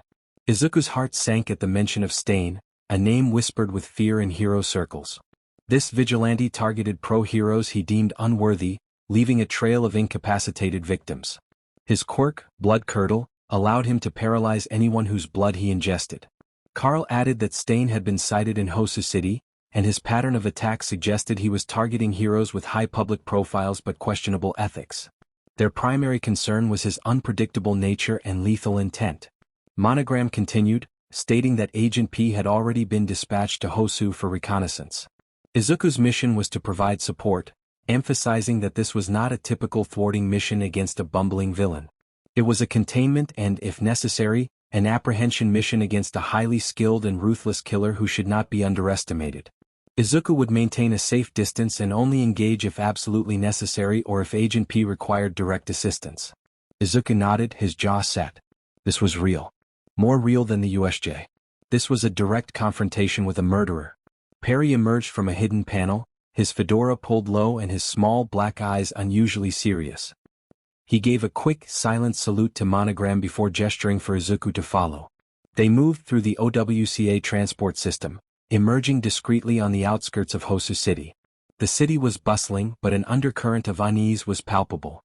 Izuku felt a familiar prickle of his hero senses. Suddenly the ground trembled and a guttural roar ripped through the air, followed by screams. Black smoke billowed into the sky from the city center. Izuku's eyes widened in shock as he exclaimed about the noise. Perry chattered urgently, pointing towards the smoke, his usual stoicism replaced by alarm. Izuku realized that this was not Stain's usual method of operation. Stain was a stealthy killer, not one to cause widespread destruction. As they moved closer, the scene became clear. Nomu. Multiple Nomu, similar to the one from the USJ, were rampaging through the streets, causing destruction and chaos. In the distance, Izuku could see flashes of fire and explosions, likely indicating that Kaken and Todoroki were caught in the turmoil. He realized that this was a coordinated attack by the League of Villains. Perry chattered, pointing towards a specific alleyway and then to a distant rooftop, indicating that Stain was probably nearby. However, the Nomu posed a greater threat at that moment. They needed to find the source of the Nomu or assist the heroes already engaged in battle. The city was in disarray. Buildings were collapsing, fires were spreading, and civilians were in distress. Izuku's instincts urged him to help, to use One for All, but he was on an OWCA mission and had to follow strict orders. He spotted a group of civilians trapped under rubble, with a Nomu lumbering towards them, and saw a hero struggling against another Nomu clearly outmatched. He exchanged a look with Perry, who conveyed a silent message. The mission had changed. They needed to adapt and help. Izuku nodded, determination setting in. He activated One for All, channeling it through his gauntlet, a controlled burst of green lightning surrounding him. He was Valor Surge, a hero in training and an OWCA agent, and he had to make a choice. Instead of heading towards Stain's last known location, he rushed towards the nearest group of civilians in danger. This was no longer just about observation, it was about saving lives. The Hosu Inferno had begun, and Izuku Doofenshmirtz was in the midst of it. The chaos of Hosu City was overwhelming. Nomu rampaged, buildings crumbled, and Izuku, having made the split-second decision to prioritize civilian rescue, was a blur of green lightning. He used precise bursts of one for all to clear rubble, guide civilians to safety, and provide crucial diversions for struggling heroes. He was aware of the distant sounds of Bakugo's explosions and Todoroki's ice, knowing his classmates were also embroiled in this nightmare. Meanwhile, Perry the Platypus, ever the professional, focused on his primary mission, locating the hero killer, Stain. While Izuku dealt with the widespread destruction, Perry moved with silent efficiency through the burning city, his fedora a dark silhouette against the flickering flames.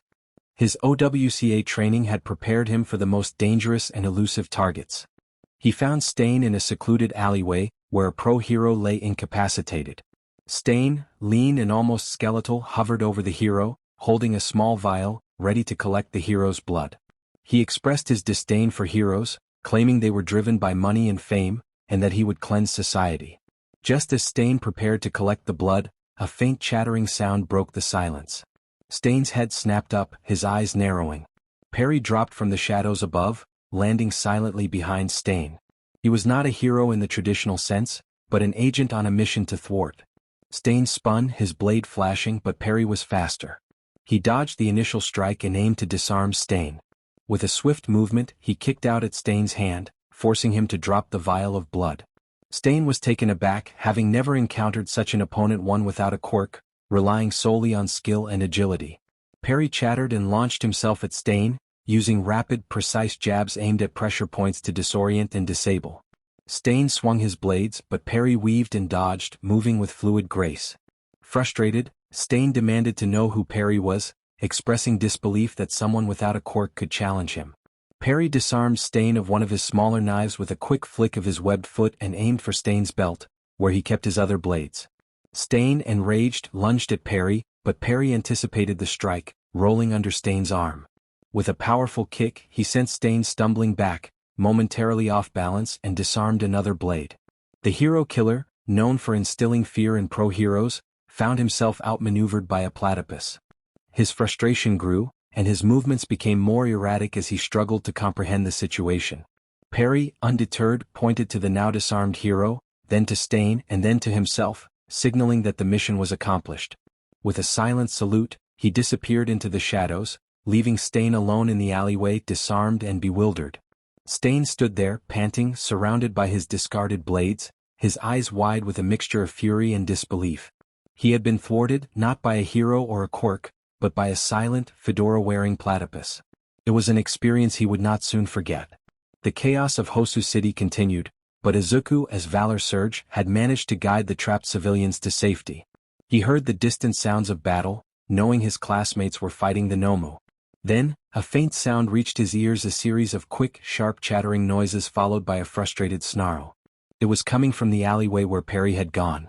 His heart raced. Perry was engaged, and it seemed the hero killer was struggling. Izuku changed course, using precise bursts of one for all to navigate the debris-strewn streets, his gauntlet humming with focused power. He burst into the alleyway, skidding to a halt. The scene before him was surreal. Stain, the feared hero killer, stood disarmed of most of his blades, panting, his face contorted in fury and confusion.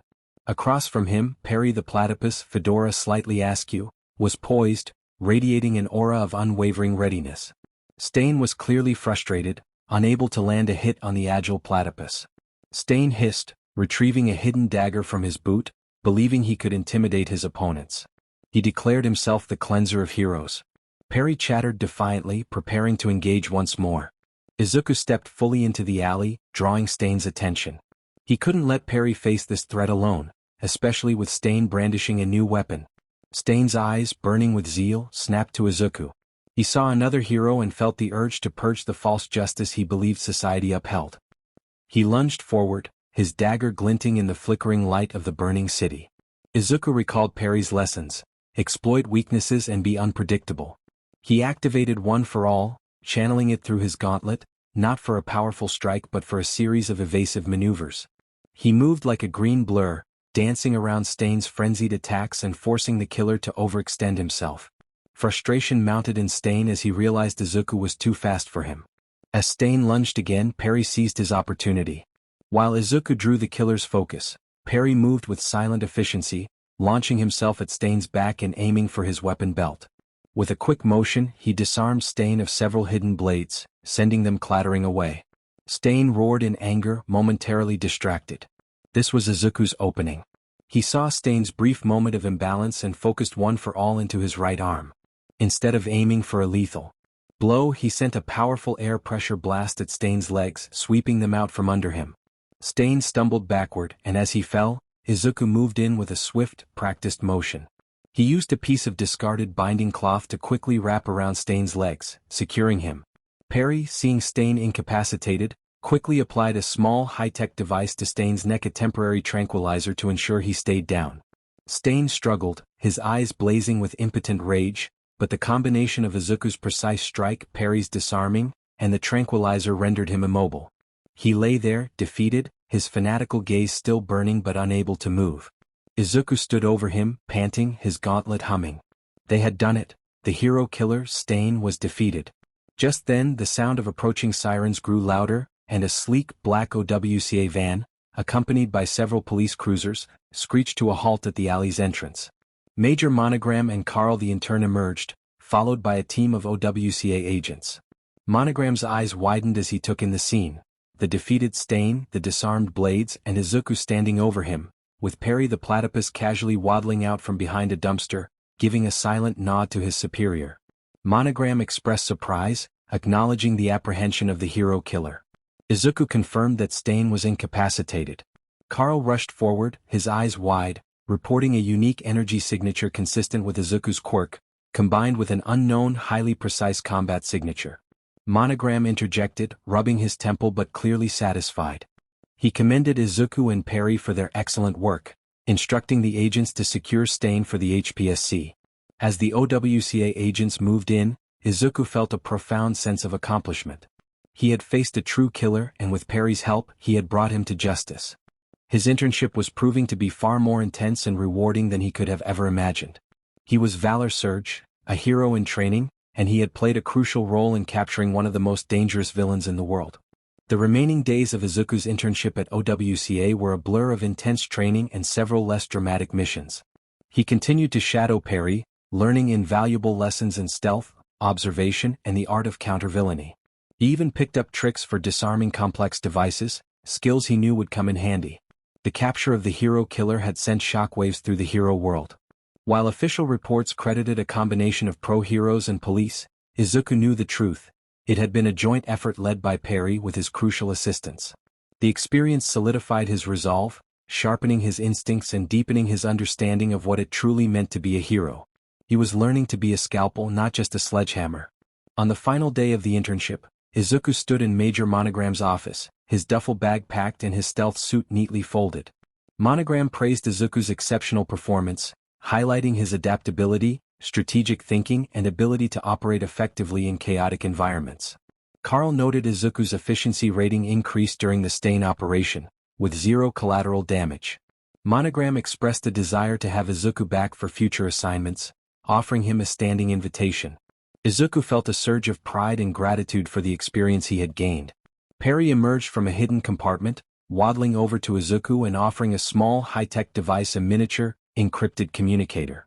Monogram explained that it was a direct line to OWCA for future consultations.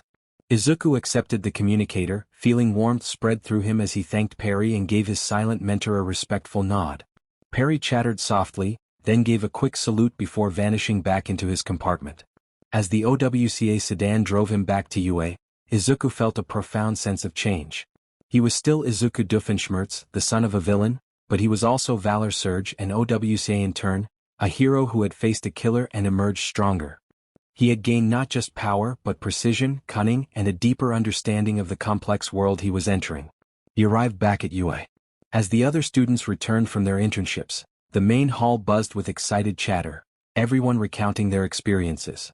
Uraraka waved enthusiastically, her face beaming as she called out to Midoriya, eager to hear about his time. Kirishima, with his fists hardened, asked if he had faced any villains. Bakugo grunted, but Izuku noticed a flicker of curiosity in his eyes. Izuku smiled, feeling a mix of excitement and secrecy. His internship had been eventful, and he had learned a great deal, though much of it had to remain confidential. The world of OWCA was a secret he carried with him, along with the weight of the communicator in his pocket, a tangible link to his unique other life. He felt ready for whatever challenges UA would present next. He was Valor Surge and he was returning home changed. The return to UA brought a renewed sense of purpose, but also a growing awareness of the challenges ahead. Izuku, now more confident in his abilities and with a deeper understanding of hero work, felt the familiar hum of anticipation. His training with OWCA had sharpened his instincts, making him more observant and precise with One for All. The first few days back were filled with excited chatter as classmates shared their internship experiences. Kirishima spoke about his time with Fat Gum, Uraraka gushed about her rescue training, and even Bakugo hinted at intense combat experiences in his own gruff way. Izuku kept the details of his OWCA internship vague, mentioning he had learned about discrete operations and villain psychology. He exchanged knowing glances with Perry the Platypus, who made coincidental appearances on campus, a shared secret between them. During lunch, nervous energy filled the air as they discussed the upcoming final exams. Rumors had begun to circulate, adding a layer of tension. Izuku sat with Uraraka, Ida, and Todoroki, their usual table transformed into a strategy hub. Mineta, overhearing the rumors, whimpered about the impending doom of facing their teachers. Ida declared the situation an excellent opportunity for growth, emphasizing the need to analyze their teachers' quirks and formulate strategies. Uraraka admitted it would be tough, but they had faced tougher challenges before. Izuku nodded, his mind racing with ideas. They needed to think outside the box and find their teachers' weaknesses. Todoroki observed that Izuku's internship seemed to have given him a new perspective, noting his strategic thinking. Izuku confirmed this, a small smile touching his lips as he reflected on the unconventional approaches he had learned. He almost revealed too much but quickly redirected the conversation to the upcoming exams, discussing the quirks of their teachers. Just then, Itsuka Kendo from Class 1B approached, sharing her thoughts on the practical exam. She speculated it would involve combat assessments against faux villain robots, similar to their entrance exam. Ida agreed, emphasizing the importance of testing their ability to handle various threats. Izuku considered this. It made sense as a controlled environment for assessing their quirks. Relieved, Uraraka expressed that at least they knew what to expect. They spent the rest of lunch dissecting their teachers' quirks, brainstorming potential pairings and sketching out rough strategies. Izuku found himself contributing more than ever, his OWCA training providing insights into infiltration and exploiting weaknesses beyond raw power. Later that day, Aizawa-sensei stood before the class, looking as tired as ever but with a glint in his eye. He announced that internships were over and it was time for the final exams. A collective groan swept through the classroom as he explained that the practical exam would not involve fighting robots but rather their teachers. The class gasped at the thought of facing pro-heroes.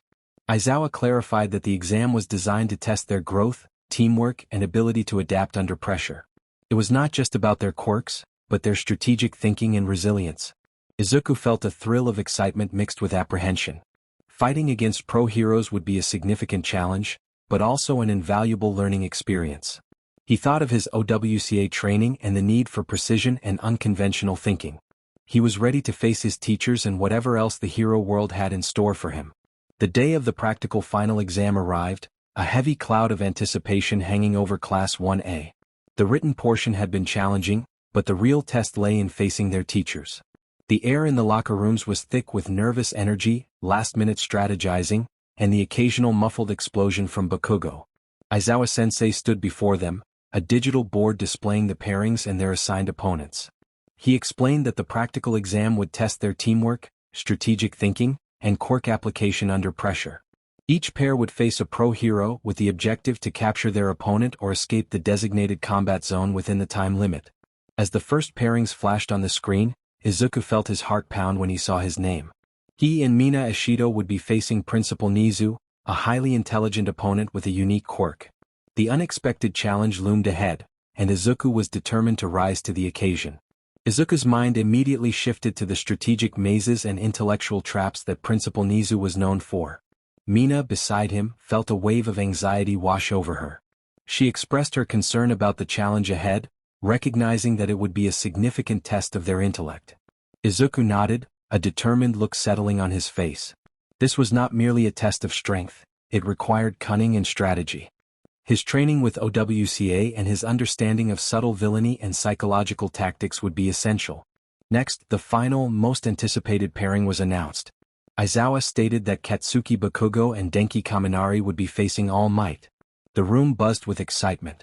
Bakugo's eyes sparkled with enthusiasm as he proclaimed his intent to prove himself. In contrast, Kaminari appeared overwhelmed with fear, worried about the daunting challenge ahead. Aizawa instructed them to head to their designated combat zones, wishing them luck, which they would certainly need. Izuku and Mina found themselves in a vast, multi-level combat zone resembling a futuristic city. It was filled with narrow alleys, towering structures and intricate pathways, and the air buzzed with energy. Mina asked Izuku for a plan, noting that Principal Nizu was exceptionally intelligent and likely had the area rigged. Izuku confirmed her suspicion, his analytical mind already at work. He activated his precision enhancer gauntlet, feeling its subtle hum. He explained that Nizu would not confront them physically but would instead rely on his intellect to outsmart them. The entire zone was likely a manifestation of Nizu's quirk, a complex puzzle they needed to solve. Izuku recalled Perry's lessons on infiltration and finding the back door to a villain's lair. Nizu, despite being a hero, employed methods akin to a master strategist. Mina suggested using her acid to blast through obstacles, but Izuku countered that this was precisely what Nizu would expect. They needed to be unpredictable, as Nizu likely had traps and illusions set to confuse them. They would have to observe, analyze, and use their quirks for subtle manipulation rather than brute force. As they moved, Izuku led the way, his gaze darting around for patterns and anomalies. He used small, precise flicks of One for All from his gauntlet to test pressure plates and subtly shift debris, revealing hidden laser grids. Mina utilized her acid to create slippery surfaces, allowing them to slide past obstacles or weaken structural points to create new paths. Izuku noticed that Nizu was trying to funnel them in a specific direction, so he pointed out a narrow gap between two buildings and asked Mina if she could melt just enough of a support beam to create a temporary opening. Mina agreed enthusiastically, ready to assist. Meanwhile, in a colossal, open combat arena, Bakugo and Kaminari faced the imposing figure of All Might, who stood confidently with his hands on his hips. All Might encouraged them to come at him with everything they had, eager to see their growth. Bakugo, filled with determination, launched himself forward with explosive force, while Kaminari hesitated, suggesting they should have a plan. All Might effortlessly deflected Bakugo's initial assault, teasing him about his speed and urging him to show more of his potential. Bakugo unleashed a series of powerful explosions, while Kaminari, despite his fear, attempted to contribute with bursts of electricity. However, All Might moved with incredible agility, dodging every attack and sending them both skidding across the arena with the force of his movements. He encouraged them to demonstrate the strength of UA, but Bakugo, frustrated, pushed himself even harder, unleashing larger explosions. All Might braced himself, absorbing the impacts with ease, while Kaminari struggled to keep up, feeling overwhelmed. The contrast between the two exams was striking. Izuku and Mina were engaged in a battle of wits and subtle manipulation, while Bakugo and Kaminari faced a daunting test of raw power against the symbol of peace. Both pairs were pushing their limits but in vastly different ways. In the complex, multi-level combat zone, Izuku and Mina navigated the bewildering urban labyrinth. The towering structures shifted subtly, and every path seemed like a potential trap. Izuku activated his precision enhancer gauntlet, feeling its energy resonate. He explained that Principal Nizu would use the environment and psychological tactics to outsmart them. This zone was entirely under Nizu's control. As they cautiously moved, Izuku's focus was not only on the traps but also on discarded debris and malfunctioning equipment. A creative idea sparked in his mind, inspired by his father's chaotic genius. He proposed an unconventional plan to Mina, suggesting they create something unexpected that Nizu wouldn't anticipate. Mina, intrigued, asked if he was going to build something right then and there. Izuku confirmed, rummaging through scrap metal and gathering materials to construct a small, temporary device that could aid them in their challenge. Izuku had learned a few things from his father about assembling unexpected components. With surprising speed and dexterity, he began to construct his makeshift device. He used the bent pipe as a casing, the motor as a power source, and the LED as an indicator. He directed Mina to carefully apply her acid to specific points on the discarded wires, stripping the insulation just enough for him to connect them. Finding a small discarded battery pack, he wired it in. He whispered, his brow furrowed in concentration, that this was a localized sensor disruptor inhaler. It should emit a low-frequency electromagnetic pulse that temporarily scrambled localized sensor arrays. Nizu was likely using a network of sensors to track them and activate his traps. Mina stared at the clunky jury-rigged device in awe, impressed that he had built it from junk. With the inhaler in hand, Izuku explained that they needed to get close to the main control hub, which would be hidden but would serve as the source of all the environmental manipulation. If they could disrupt that even for a moment, it might create an opening. With renewed purpose, they moved forward, Izuku activating his inhaler intermittently. Subtle flickers in the overhead lights and brief glitches in the shifting walls indicated its effect. Mina used her acid to create new paths, dissolving small sections of walls or floors, forcing Nizu to react to their unpredictable movements. Suddenly, a series of laser grids appeared, blocking their path. Mina exclaimed that Nizu was funneling them toward a dead end. Izuku countered that they could go through it and activated his inhaler. The lasers flickered and sputtered. He urged Mina to send a quick, precise stream of acid at the base of the laser emitters. The metal sizzled and weakened, causing the lasers to die. They slipped through just as the emitters began to repair themselves. They finally reached a central plaza where the structures converged. In the middle stood a small, unassuming console that hummed softly. Izuku whispered that it was likely the main control, heavily protected. As if on cue, the ground around the console shifted, forming a complex series of walls, and automated turrets emerged from the ceiling, aiming at them. Mina prepared her acid, realizing Nizu was trying to trap them. Izuku held up his inhaler, stating that Nizu was expecting a direct attack but wouldn't anticipate their approach. He aimed the localized sensor disruptor inhaler at the console and pressed the crude button he had fashioned. The inhaler hummed and a small green spark arced from its tip. A localized electromagnetic pulse rippled outward, causing the console to flicker violently, the turrets to whir erratically, and the walls around them to momentarily freeze before retracting. Izuku pointed to a newly revealed pathway and urged Mina to take the exit. Without hesitation, she created a slippery acid trail, and they slid through the opening just as the console began to reset and the walls shifted back into place. They burst out of the combat zone, panting but triumphant. Principal Nizu stood at the exit, a bemused smile on his face. He held a tablet displaying a complex network of sensors, now showing several temporary blind spots. He acknowledged their unexpected and ingenious actions, particularly praising Izuku for his localized sensor disruptor inhaler, built from scavenged parts, and Mina for her precise acid application. Izuku and Mina exchanged triumphant grins, having outsmarted the principal. Izuku felt a surge of pride. He had built his first truly useful heroic inhaler. He was Valor Surge, a hero who could fight with power, precision, and a healthy dose of ingenuity. The journey to Island felt like stepping into a different dimension. A floating city, a marvel of scientific ingenuity, dedicated to the research and development of quirks and support items. Izuku, having secured his OWCA internship and completed his final exams, was now on a special trip. All Might had invited him and his family to the annual iExpo, a premier exhibition of support technology. It was a chance to see cutting-edge inventions and perhaps gain new insights for his precision enhancer gauntlet. The private jet, arranged by All Might, was a whirlwind of familiar chaos.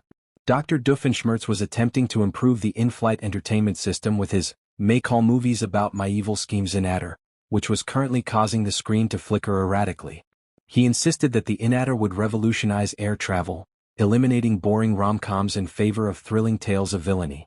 Meanwhile, Vanessa was trying to ignore him, her headphones clamped over her ears as she listened to a podcast.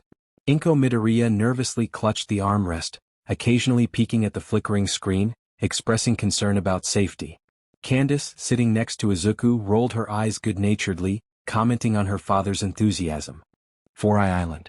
Izuku chuckled, feeling a mix of embarrassment and fondness, knowing his father had been planning this since All Might mentioned it. As the plane began its descent, the breathtaking sight of Island came into view. A colossal, gleaming city, seemingly floating on the ocean, its futuristic architecture piercing the sky. It was a testament to human ingenuity, a place where science and quirks intertwined. Candace expressed her awe, and All Might boomed with excitement about Island being a beacon of innovation, urging the young ones to prepare for a truly inspiring experience. The plane touched down smoothly on a massive, futuristic runway. As the hatch opened, a gust of warm, ocean-scented air filled the cabin. Izuku stepped out, his duffel bag in hand, his heart pounding with excitement. The sheer scale of the place was overwhelming, filled with gleaming buildings, intricate transport systems, and a palpable sense of progress. Dr. Doofenshmirtz had other ideas. As he descended the stairs, he dramatically unfurled a small, crumpled map, declaring Island the perfect place to unveil his latest invention. He pulled out a shiny device from his trench coat, much to Vanessa's exasperation as she asked him to wait just 5 minutes. Inko gasped, urging her husband not to cause trouble in such an important place. Candace grinned, shaking her head at the familiar antics of her father.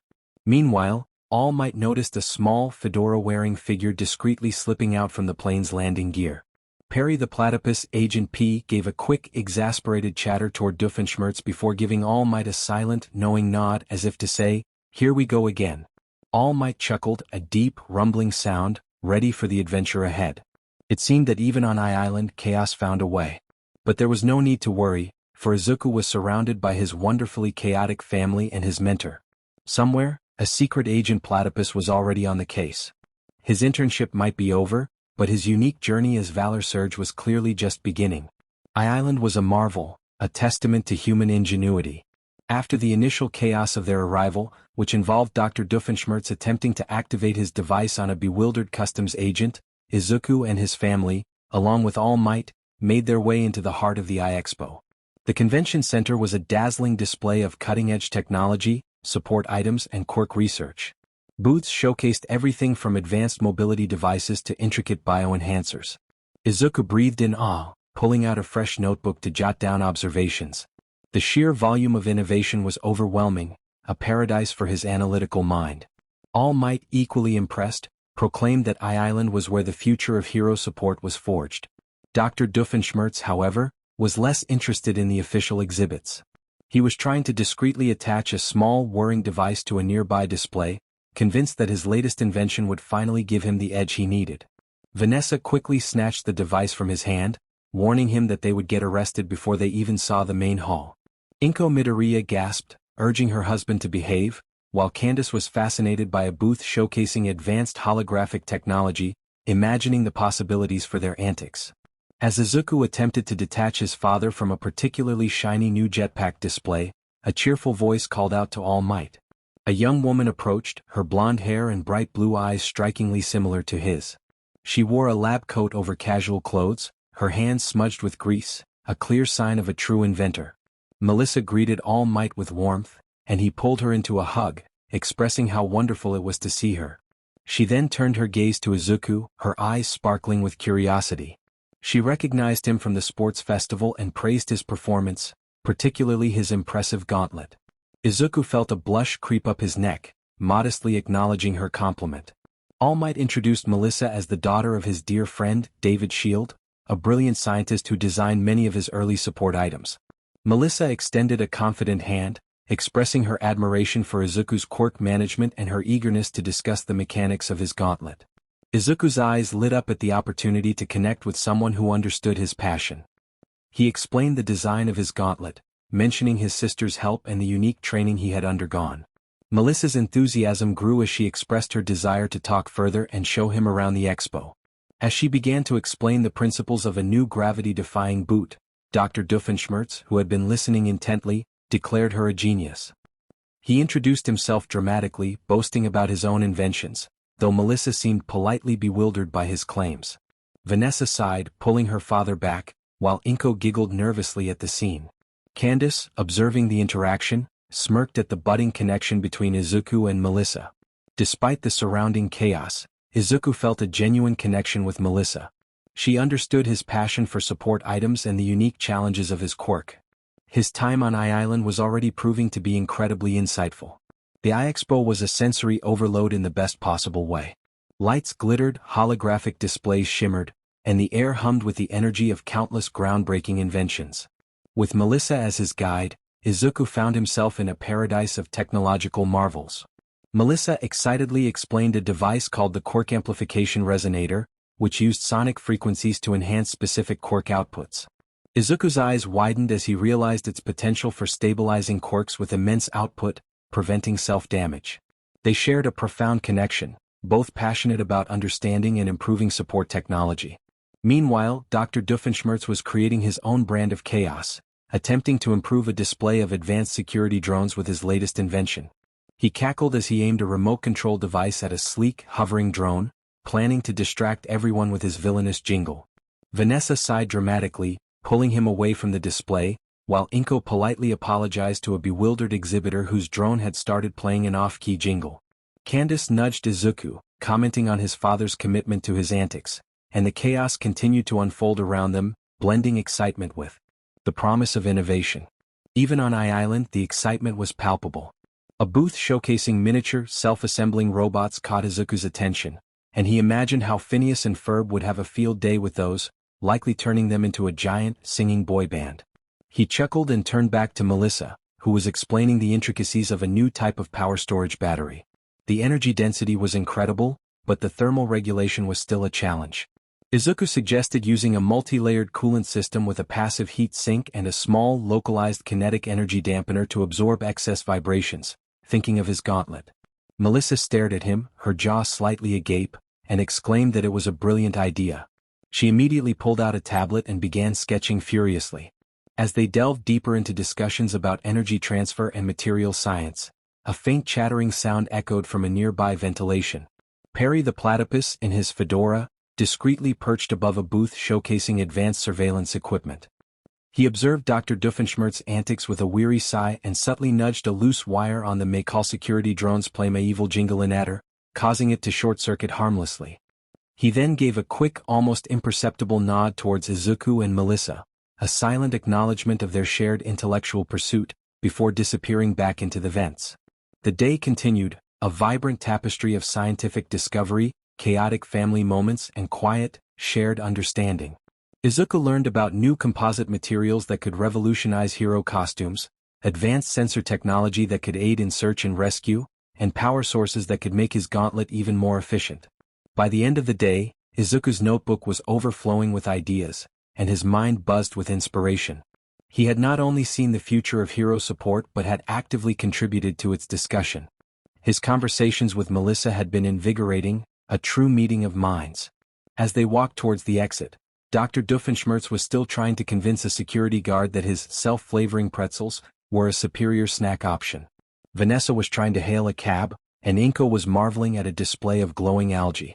Izuku looked at Melissa and expressed his gratitude for the amazing day they had shared.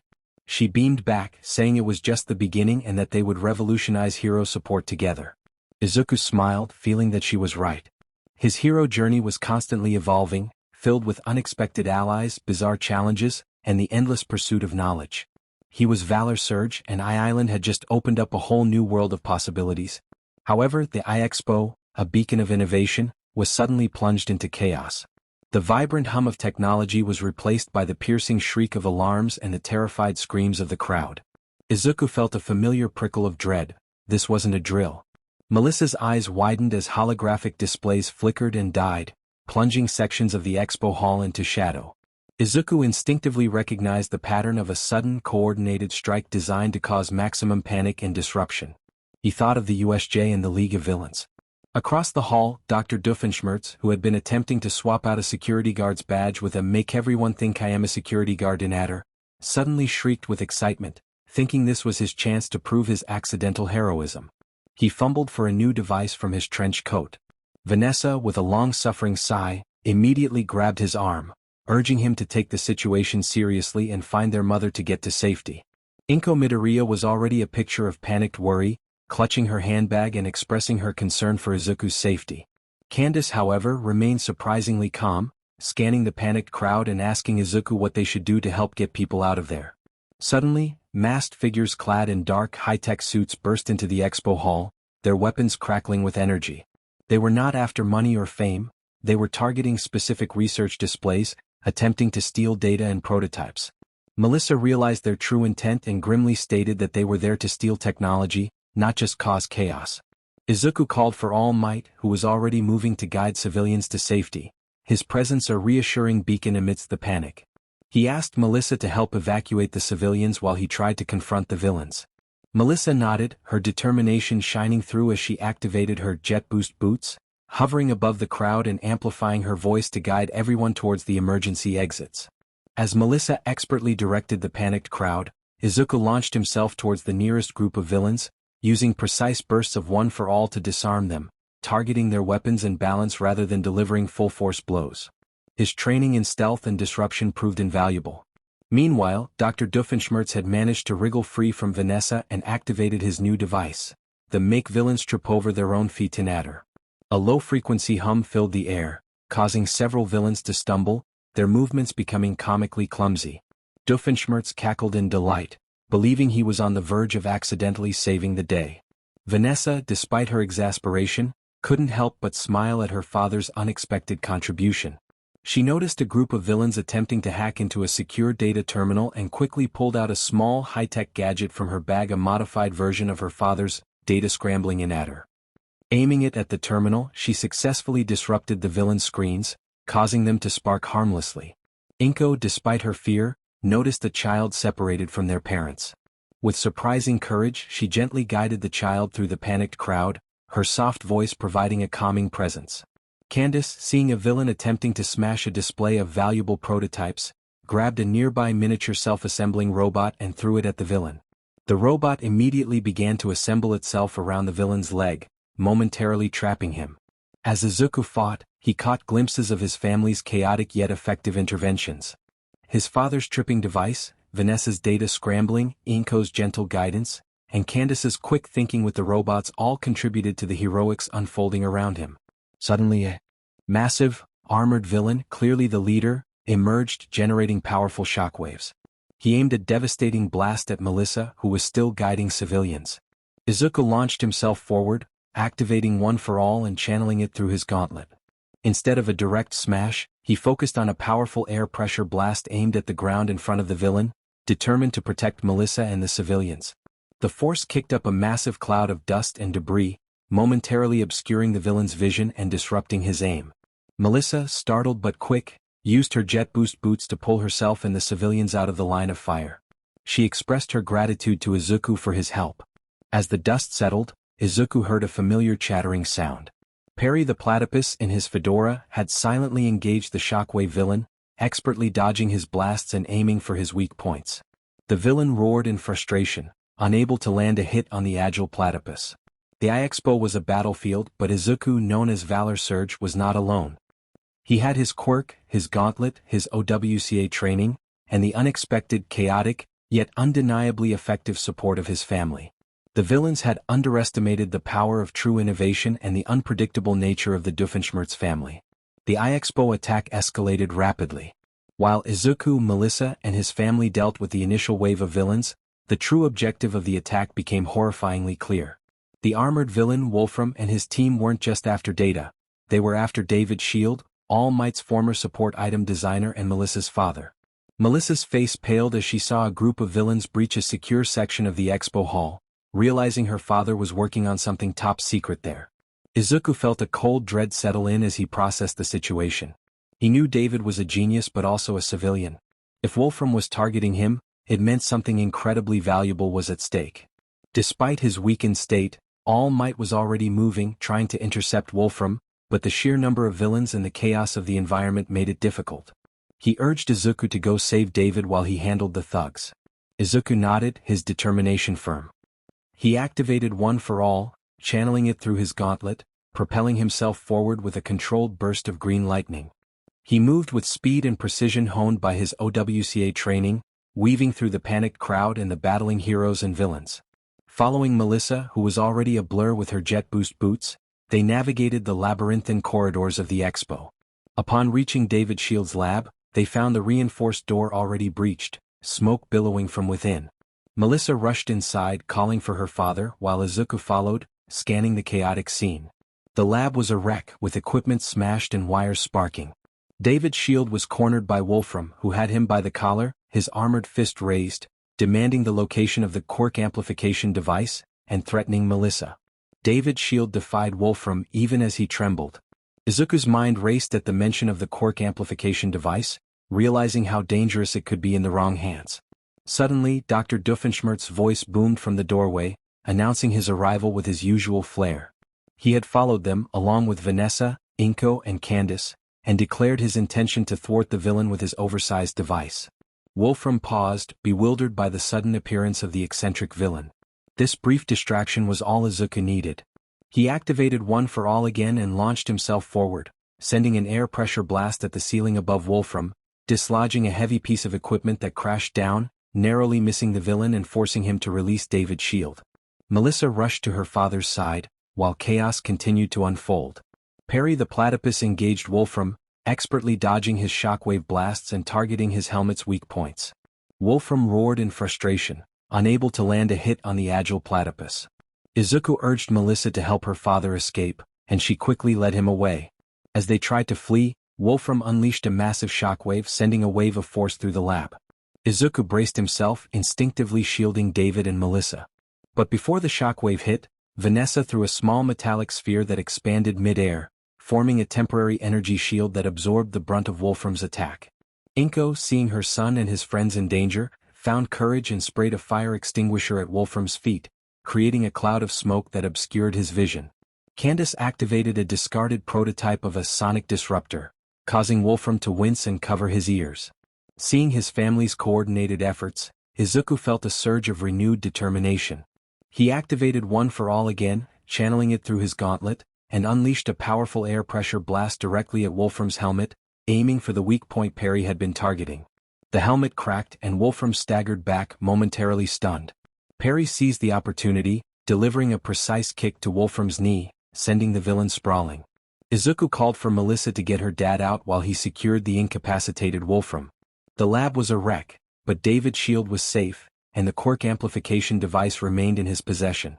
As sirens wailed in the distance, signaling the arrival of proper hero reinforcements, Izuku looked at his family. His father was still trying to activate his device on the unconscious Wolfram, while Vanessa looked exhausted but triumphant. Inko clutched the fire extinguisher, Candace beamed with pride, and Perry gave a silent, approving nod. The I-Island Expo had been a terrifying ordeal, but it had also showcased the unexpected heroism of the Doofenshmirtz family. Izuku Valor Surge knew that his journey was far from ordinary, and he wouldn't have it any other way. The I-Island Expo had been an unforgettable experience, filled with cutting-edge technology, a thrilling villain attack, and the unexpected heroism of the entire Doofenshmirtz Magireaderking contingent. Back at UA, Izuku felt a renewed sense of purpose. The quirk amplification device weighed on his mind, reminding him of the dangers of such power and the importance of controlling his own. His OWCA training, combined with the practical chaos of I-Island, had sharpened his instincts and precision with One for All. Classes resumed, but the air in Class 1A was thick with anticipation. The sports festival and the I-Island incident had put everyone on edge, but also fueled their determination. Each student was pushing themselves harder, aware that the challenges ahead would only grow tougher. One sweltering afternoon, Aizawa-sensei, looking more fatigued than usual in the summer heat, made an announcement that sent a ripple of excitement through the classroom. He informed Class 1A that with the first semester nearing its end, it was time to prepare for the next phase of their development. They would all be participating in a summer training camp. A collective cheer erupted in response to the news. Kirishima expressed his enthusiasm, hardening his fists in excitement. However, Aizawa quickly clarified that this was not a vacation. The training camp would be a rigorous and intensive regimen designed to push their quirks to their absolute limits. The focus would be on strengthening their abilities, developing new techniques, and improving their overall combat readiness, which was crucial for preparing them for the Provisional Hero License exam. Izuku felt a thrill at the thought of the training camp. It was exactly what he needed: a chance to fully immerse himself in mastering One for All, to push his Precision Enhancer Gauntlet to its limits, and to further integrate his OWCA stealth and strategy into his fighting style. He thought of the Hero Killer, Stain, and Wolfram, the villains he had faced. He needed to become stronger, faster, and more precise. Aizawa continued, explaining that the camp would be held in a remote, specialized facility. It would be a week of non-stop training, designed to break them down and build them back up stronger. They should expect no luxuries and be prepared to be pushed beyond their comfort zones. Mineta, however, looked terrified at the prospect of no luxuries, fearing the absence of air conditioning. Bakugo scoffed, his palms sparking with explosions, eager for the opportunity to show everyone what a real hero could do. Izuku glanced at Todoroki, who remained stoic, but a flicker of determination was visible in his eyes. He understood that the training camp would be a chance for everyone to grow. Later, during lunch, the conversation revolved around the upcoming camp. Uraraka expressed her excitement, hoping to learn some cool new rescue techniques. Ida declared the camp an excellent opportunity for meticulous quirk refinement, emphasizing the need to approach it with seriousness. Izuku nodded, his mind racing with possibilities. He thought of Melissa and their discussions on Island. Perhaps he could use the camp to further experiment with the gauntlet, pushing its capabilities. He also wondered if Perry the Platypus would somehow make a coincidental appearance at the remote training facility. Given his luck and his father's penchant for surprise visits, it wouldn't be entirely out of the question. He pulled out his phone, a small smile touching his lips. He needed to tell Candace about this. He knew she would worry, but she would also be proud. And he was certain his dad would immediately start planning a training camp infiltration in Adder. The summer training camp was a daunting prospect, but for Izuku Doofenshmirtz, Valor Surge, it was another vital step on his unique, chaotic and increasingly heroic journey. He was ready for a summer of growth. Upon arriving home from UA, Izuku was greeted by the familiar, chaotic hum of Doofenshmirtz Evil Incorporated. Dr. Doofenshmirtz was in the living room, meticulously polishing a giant, oversized slingshot. Vanessa was attempting to study on the vibrating sofa, wearing a look of profound resignation. His father exclaimed with excitement upon seeing him, dropping the slingshot with a clang. He had been perfecting his latest invention, a device designed to deliver pretzels directly to his mouth from anywhere in the tri-state area for maximum villainous snacking efficiency. Izuku greeted them, a small smile on his lips, knowing this conversation would be an adventure in itself. He shared the news about the summer training camp, explaining that it was a week-long, intensive program to strengthen their quirks and prepare them for the Provisional Hero License exam. Dr. Doofenshmirtz's eyes widened with a mix of pride and immediate, villainous plotting. He was thrilled at the thought of his son training to become even stronger. He began pacing excitedly, brainstorming ideas for inventions that could enhance Izuku's training experience. Vanessa sighed, pinching the bridge of her nose, expressing concern about the grueling nature of the program. She turned to Izuku, genuinely worried about whether he was ready for such an intensive challenge. Izuku affirmed his readiness, determined to get stronger and control One for All better. He thought of the villains he had faced and the dangers that still lurked. He needed this training. Inko Midoriya's voice chimed in from the kitchen doorway, expressing her worries about food, proper beds and safety from giant mosquitoes. Izuku reassured her that it would be a professional training facility with teachers present to ensure their safety. Dr. Doofenshmirtz dramatically declared that hero training was inherently dangerous and began plotting extreme measures to protect Izuku, suggesting various inventions that would create force fields or provide snacks during strenuous exercises. Vanessa rolled her eyes, warning her father that his plans might get Izuku expelled and him arrested again. Izuku chuckled, shaking his head at his family's antics. They were always a source of both exasperation and unwavering support. He glanced towards the kitchen, hearing a faint chattering sound from the ventilation system. Perry the Platypus was likely listening in, already formulating countermeasures for his father's inevitable surprise visit to the training camp. Izuku smiled, realizing that his hero journey was truly unique and only just beginning. And with a summer of intensive training ahead, he was ready for whatever chaos, heroic or otherwise, came his way. The bus ride to the UA summer training camp was filled with a mix of nervous chatter and excited anticipation. Izuku sat by the window watching the urban landscape give way to dense forests. He felt the familiar hum of his precision enhancer gauntlet beneath his sleeve, a constant reminder of the power he was striving to control. This camp was his chance to truly push his limits, to integrate all the lessons from all Might Aizawa-sensei, and even Perry's silent OWCA training. The bus eventually pulled up to a remote, mountainous area. As the students disembarked, they were greeted by 4 flamboyant figures in brightly colored hero costumes. One of them, a woman with cat ears and paws, declared that they were the wild pussycats and would be the guides for the week of rigorous training. The students cheered, a mix of excitement and apprehension. The first day's training began immediately, a grueling test of endurance and quirk strengthening. They were tasked with navigating a forest filled with earth beasts created by Pixie Bob's quirk, pushing their abilities to their absolute limits. Izuku focused on using one-for-all in controlled bursts, enhancing his agility and striking power without risking injury, his gauntlet humming with every precise movement. He dodged, weaved, and delivered focused air flicks to disrupt the earth beasts, conserving his strength. As the sun began to set, casting long shadows through the trees, the students, exhausted and covered in dirt, finally made it to the camp lodge. Aizawa-sensei, looking marginally less tired than usual, addressed them. He stated that what they had just experienced was merely the warm-up. This week they would be pushed beyond anything they had experienced before. Their quirks would be strengthened, their resolve tested, and they would become stronger. He instructed them to get some rest as more challenges awaited them the next day.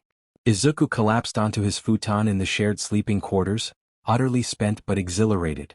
He was already feeling the effects of the intense training, his muscles protesting. He knew this was exactly what he needed. Just as he was drifting off, a faint whirring sound grew louder from outside the lodge. It was a familiar, mechanical hum that sent a cold dread through Izuku's stomach. A heavy landing shook the ground outside, and a familiar, nasally voice boomed from just beyond the lodge's walls. Izuku's eyes shot open. It couldn't be. The door to the sleeping quarters burst open, and standing there was Norm, the giant humanoid robot designed by his father, with his signature fedora and a perpetually cheerful yet unsettling grin. He was carrying a large, brightly wrapped package. Norm announced that he was there as Izuku's personal bodyguard, sent by Dr. Doofenshmirtz, who was worried that Izuku wasn't getting enough protection at the hero training camp. Every student in Class 1A was now wide awake, staring in disbelief at the giant robot.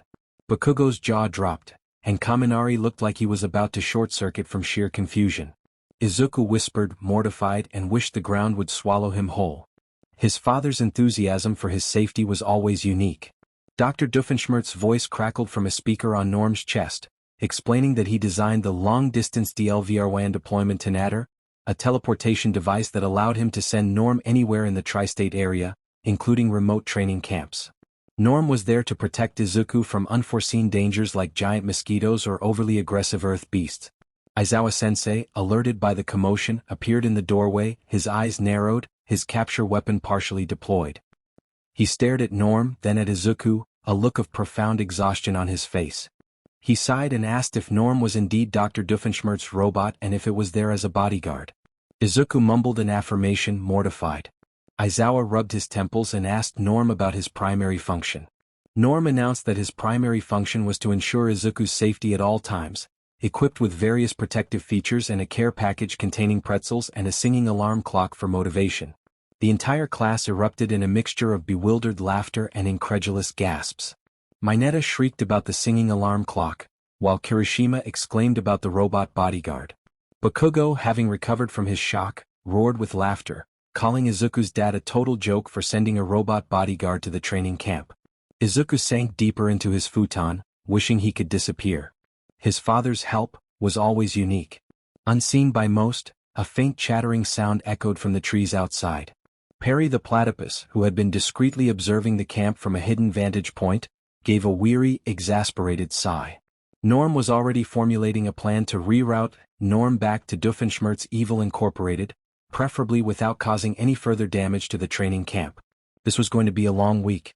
Day 2 of the UA summer training camp dawned, and the students of Class 1A were already feeling the burn. Their muscles protested, their minds were weary, but the resolve to push their quirks to their limits remained.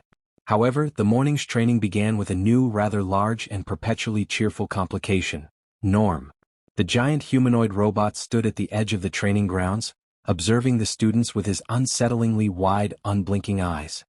He held the brightly wrapped care package from the previous night and boomed a cheerful greeting, reminding Izuku that his alarm clock was set for 5 a.m. sharp.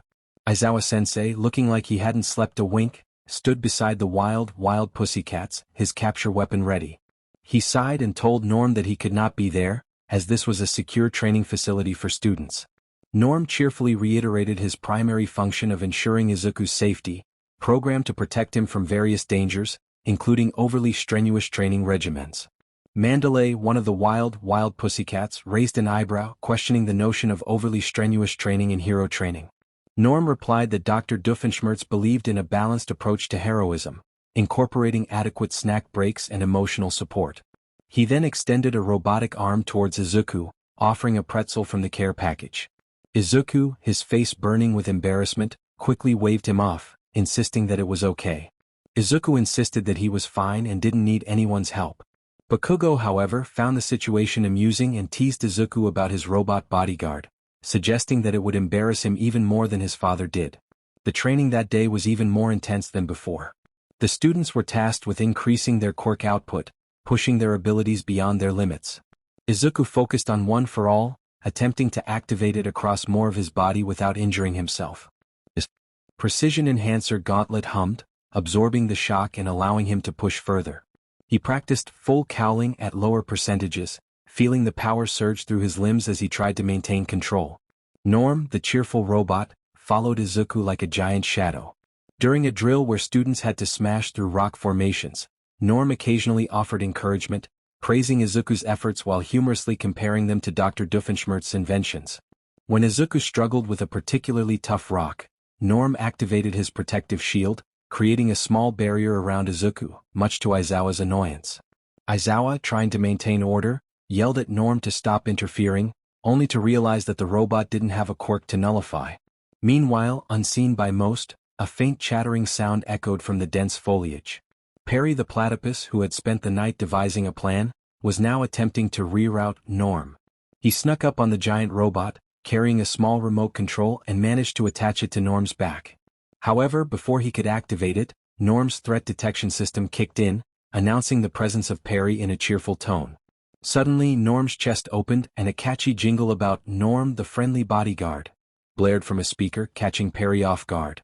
The students, already exhausted, burst into laughter, and even Aizawa seemed to struggle against a smile. Despite Norm's constant presence, Izuku was determined to improve. He focused on his breathing, channeling one for all, and applying the lessons from Perry about precision and control. He felt he was making progress. As the day ended and the students returned to the lodge, Norm continued to hum his jingle and offer pretzels, proclaiming that Dr. Doofenshmirtz believed in a well-fed hero. Izuku collapsed onto his futon, utterly spent but smiling with determination. He knew this training camp would be more challenging than he anticipated, not just because of the exercises but due to his father's chaotic support. He hoped Perry could find a way to reroute Norm before the week was over.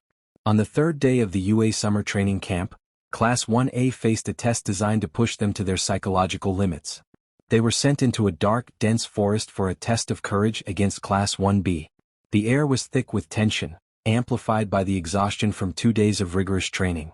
Izuku, paired with Todoroki, moved cautiously through the trees.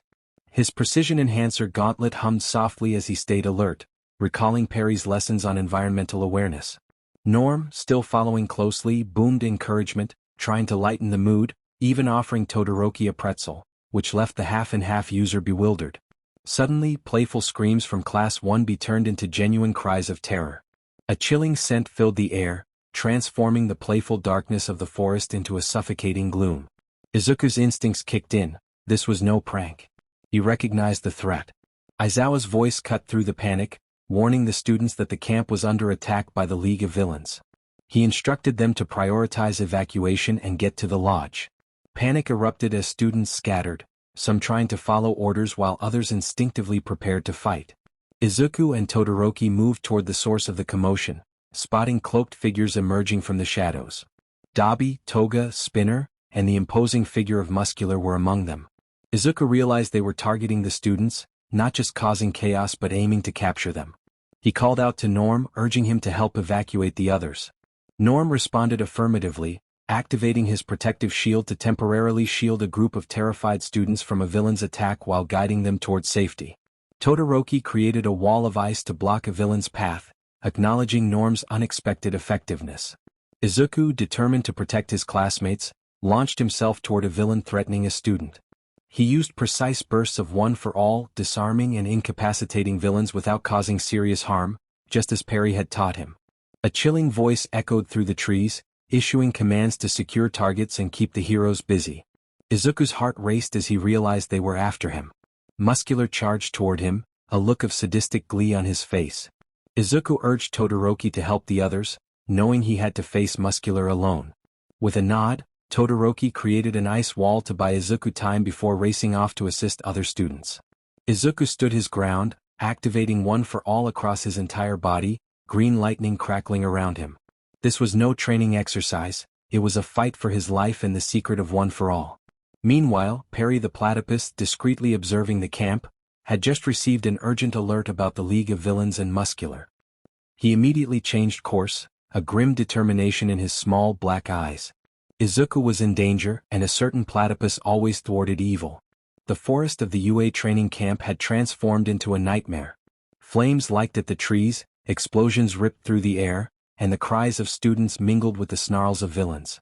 Izuku, now fully aware that the League of Villains was after him, stood his ground, green lightning crackling around his body, his precision enhancer gauntlet humming with focused power. Muscular, a mountain of bulging, enhanced muscle, charged towards him, a sadistic grin splitting his face. He taunted Izuku, eager to test the young hero's mettle. Izuku, determined to protect everyone, channeled one for all to 8%, a percentage he could manage without immediate self-destruction, thanks to his gauntlet. He launched himself forward, employing a series of rapid, evasive maneuvers to outsmart the brute. Muscular laughed, his voice a guttural roar mocking Izuku's speed. He unleashed a powerful punch, his muscle fibers expanding, creating a devastating impact that tore through the ground. Izuku dodged, using a precise flick of one for all from his gauntlet to create a localized air pressure blast, pushing himself to the side just in time. He recalled Perry's lessons: don't meet force with force if you can't win. Find the weakness. Create an opening. He noticed Muscular's reliance on brute strength. His movements were powerful but somewhat predictable. Muscular was a straightforward brawler, and Izuku needed to be anything but. Norm, Izuku's robotic bodyguard, confirmed that all Class 1B students were safe and initiated a protocol to guide them toward the lodge. Muscular roared in frustration, demanding Izuku to focus on him instead of his toy. He unleashed a flurry of punches, each one capable of causing massive destruction. Izuku weaved, dodged, and deflected, using the precision enhancer to channel one for all into his movements, making him incredibly agile. He aimed precise, focused air flicks at Muscular's exposed muscle fibers, trying to disrupt his concentration and find a CHK in his armor. The gauntlet absorbed the recoil, allowing him to push his body further than ever before. He saw it a brief flicker in Muscular's muscle fibers when he overextended, a momentary vulnerability. Remembering Aizawa-sensei's lessons on exploiting openings, Izuku prepared for a decisive strike. He channeled a focused 10% of one for all into a single, precise punch, aimed directly at that fleeting opening in Muscular's arm. The gauntlet glowed, absorbing the brunt of the impact. The punch connected, sending a shockwave through the forest. Muscular grunted, momentarily staggered, his muscle fibers rippling violently. Muscular, enraged, unleashed his full power, his muscle fibers expanding to terrifying proportions. Izuku knew he was outmatched in raw power and needed a different approach. He thought of Perry's silent, cunning tactics and his father's inventions, which often had unexpected, chaotic side effects. He spotted a loose, jagged rock formation above Muscular and focused one for all into his gauntlet, not for a punch, but for a powerful, precise air pressure blast aimed directly at the base of the rock. The rock formation groaned and began to crumble. Muscular looked up, startled as the rocks began to fall. Izuku seized the moment, launching himself forward, not at Muscular but at the ground beneath him. He unleashed a series of rapid, precise air flicks, destabilizing the earth and creating a sudden, localized tremor. Muscular, caught between the falling rocks and the unstable ground, roared in frustration, losing his footing. Just then, a blur of teal fur zipped past. Perry the Platypus, having finally arrived on the scene, saw Izuku's opening. He landed on Muscular's back and, with a series of incredibly fast, precise jabs, targeted Muscular's pressure points, momentarily disrupting his muscle control. Izuku seized the opportunity, channeling one for all and pushing it to 12%, a dangerous level, but he knew he had to end this. He launched himself forward with a powerful full-body shove aimed at Muscular's chest. He used his gauntlet to absorb the recoil, preventing injury. With all his might, Izuku pushed Muscular backward, who was disoriented and off balance from Perry's attack and the falling rocks. Muscular crashed through several trees before finally slamming into a large boulder, incapacitated. Izuku stood panting, his body protesting, but a triumphant grin spread across his face. He had won, defeating Muscular not just with power, but with strategy, precision, and the unexpected assistance of his silent mentor. Perry, having completed his part, gave Izuku a quick, approving nod before disappearing back into the shadows, leaving Izuku alone with the defeated villain. The forest continued to burn, illuminated by the ominous blue flames of Dabi and the flickering madness of Toga. The sounds of battle echoed, a symphony of explosions, cries, and the frantic calls of the wild pussycats attempting to organize the scattered students. Mina and Kirishima appeared, looking battered but determined. Izuku reassured them that he was fine and that Muscular was down. Kirishima, eager to help, suggested they assist the others. Suddenly, a chilling voice echoed through the trees, amplified by a distorted, metallic sound. Kurogiri materialized beside the unconscious Muscular, his glowing eyes fixed on the villain. Izuku's eyes widened in alarm. The League of Villains was still there, trying to escape with Muscular. Determined not to let them get away, Izuku launched himself forward, activating One for All and pushing it to a higher percentage, his gauntlet humming a warning. He aimed a powerful air flick at Kurogiri, hoping to disrupt his warp gate, but Dabi and Toga were too fast. Dabi unleashed a torrent of blue flames, creating a wall of fire that forced Izuku back. Toga, with her unsettling grin, lunged at Kirishima, her knife glinting in the light. Kirishima, determined to protect his friends, hardened his body to block Toga's attack and urged Izuku to stop the villains. Izuku pushed through the heat of Dabi's flames, his eyes fixed on Kurogiri, who was beginning to envelop Muscular in his warp gate. He needed to act quickly. Remembering Perry's lessons on exploiting weaknesses, he focused on Kurogiri's mist, which, while a strength, also had a physical component. Channeling One for All into his legs, Izuku launched himself into a powerful leap, aiming to land directly on Kurogiri's physical form hidden within the mist. Dabi shouted in alarm, unleashing another wave of flames, but Izuku was already airborne. He activated his precision enhancer gauntlet, concentrating a burst of One for All into a single powerful kick aimed at the center of Kurogiri's mist, hoping to disrupt his physical form. The impact of Izuku's kick sent a shockwave through the mist, causing Kurogiri to stagger and his warp gate to flicker erratically, momentarily releasing Muscular. Kurogiri's frustration was palpable as he snarled at Izuku. Just as Kurogiri attempted to re-engage his warp, a cheerful voice boomed from the sky, announcing the arrival of Norm, the giant robot. He descended, his protective force field glowing, landing with a resounding thud between Kurogiri and Muscular, blocking the warp gate. Dabi shrieked in anger, unleashing blue flames at Norm, which harmlessly bounced off his force field. Norm cheerfully declared his primary function was to protect Izuku and thwart villainous escape attempts.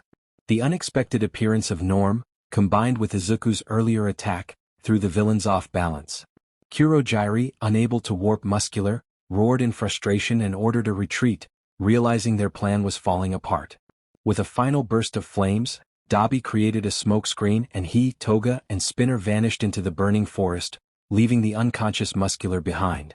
Kurogiri, casting a furious glance at Norm, warped away. Izuku stood panting, his body protesting, but a profound sense of relief washed over him.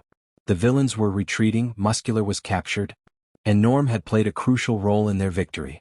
Uraraka rushed over, followed by Ida and Todoroki, all looking battered but relieved, expressing their concern for Izuku.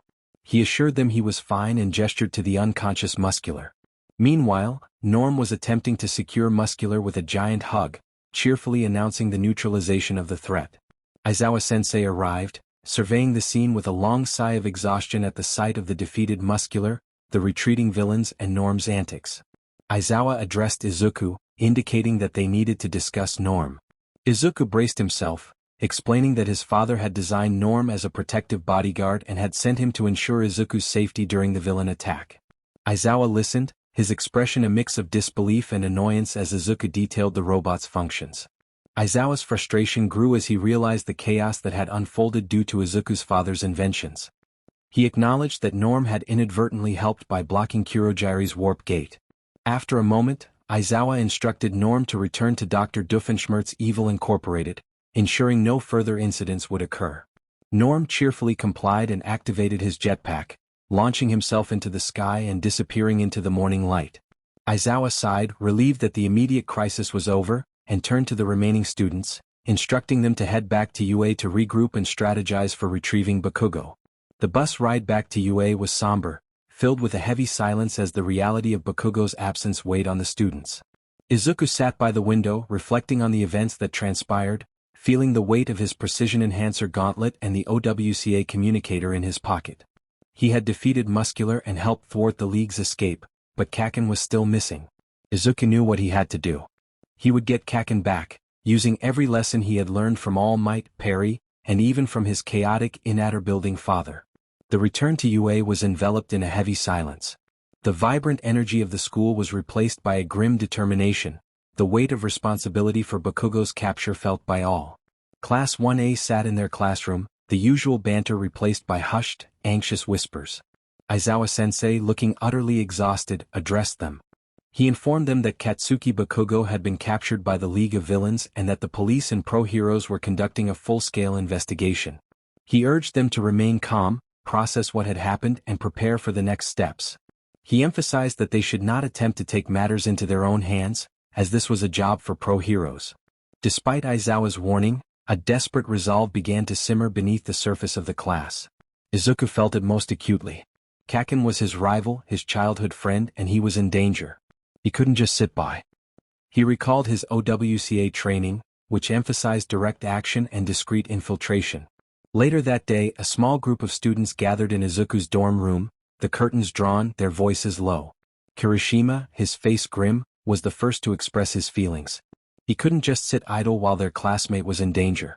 Ida countered, filled with internal conflict, reminding them that Aizawa-sensei had advised against such actions, stating it was illogical and against school rules. Uraraka pleaded with them, her eyes wide with worry, insisting they couldn't abandon Bakugo. Todoroki, calm but firm, agreed that Bakugo was in danger and they needed to act. Izuku looked at them, a surge of determination filling him. He shared his thoughts about the League of Villains and their hideout, which was likely heavily guarded. He reminded them of their knowledge of the villains' quirks and tactics from previous encounters. He had a way to gather information discreetly, tapping the pocket where his OWCA communicator lay hidden. Ida, still suspicious, questioned what Izuku meant by discreetly. Izuku vaguely mentioned his unconventional connections, recalling Perry. He explained that he could try to gather information about their hideout, but they needed a solid plan, one that focused on infiltration, rescuing Kakin, and escaping without engaging in a full-scale battle. Kirishima's eyes lit up at the mention of infiltration, excited by the idea of a stealth mission. Izuku confirmed the need for strategic use of their quirks, emphasizing the importance of being prepared for anything. He thought of his father's inatters, which often created unexpected solutions. He considered how he might subtly reroute Norm to the hideout if things became chaotic. Ida, though conflicted, was swayed by the desperation in his friend's eyes and the logic of Izuku's approach. He agreed that if they were to proceed, it must be with caution and a clear objective, focusing solely on rescue and extraction. Todoroki also agreed, and Uraraka asked Izuku what the plan would be. Izuku pulled out a fresh notebook and outlined their strategy. First, they needed to gather information. He would seek details on the hideout, then determine who would go and what roles each would play. They would need someone for reconnaissance, someone for distraction, someone for extraction, and someone for defense. Later that night, Izuku found a quiet corner of the dorms and retrieved the OWCA communicator Perry had given him. He knew this was a risk, but Kakin's life was on the line. He pressed the discreet button. After a moment of static, a familiar, gruff voice came through. Monogram inquired about his status. Izuku whispered that he needed information about the League of Villains, specifically regarding Katsuki Bakugo's capture. He requested any intelligence on their hideout, weaknesses, or entry points. Monogram paused, reminding Izuku that they could not directly involve UA students in active villain apprehension missions without proper protocol due to the danger involved. Izuku pleaded for intelligence, explaining that he and his classmates were planning to rescue Bakugo and needed to be prepared. Any information could save his life.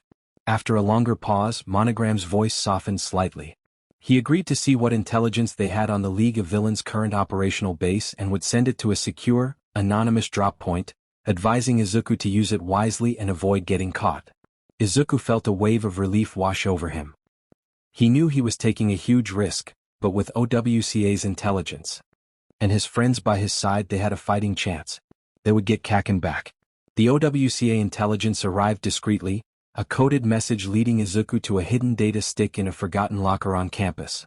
The information was precise: a rundown bar in a secluded industrial district, heavily fortified, with a network of underground tunnels. It included a schematic of the building's ventilation system and a rough estimate of villain patrols. Izuku immediately shared the intelligence with his small, determined rescue team: Kirishima, Ida, Uraraka, and Todoroki. They gathered in Izuku's dorm room, the atmosphere tense but resolute.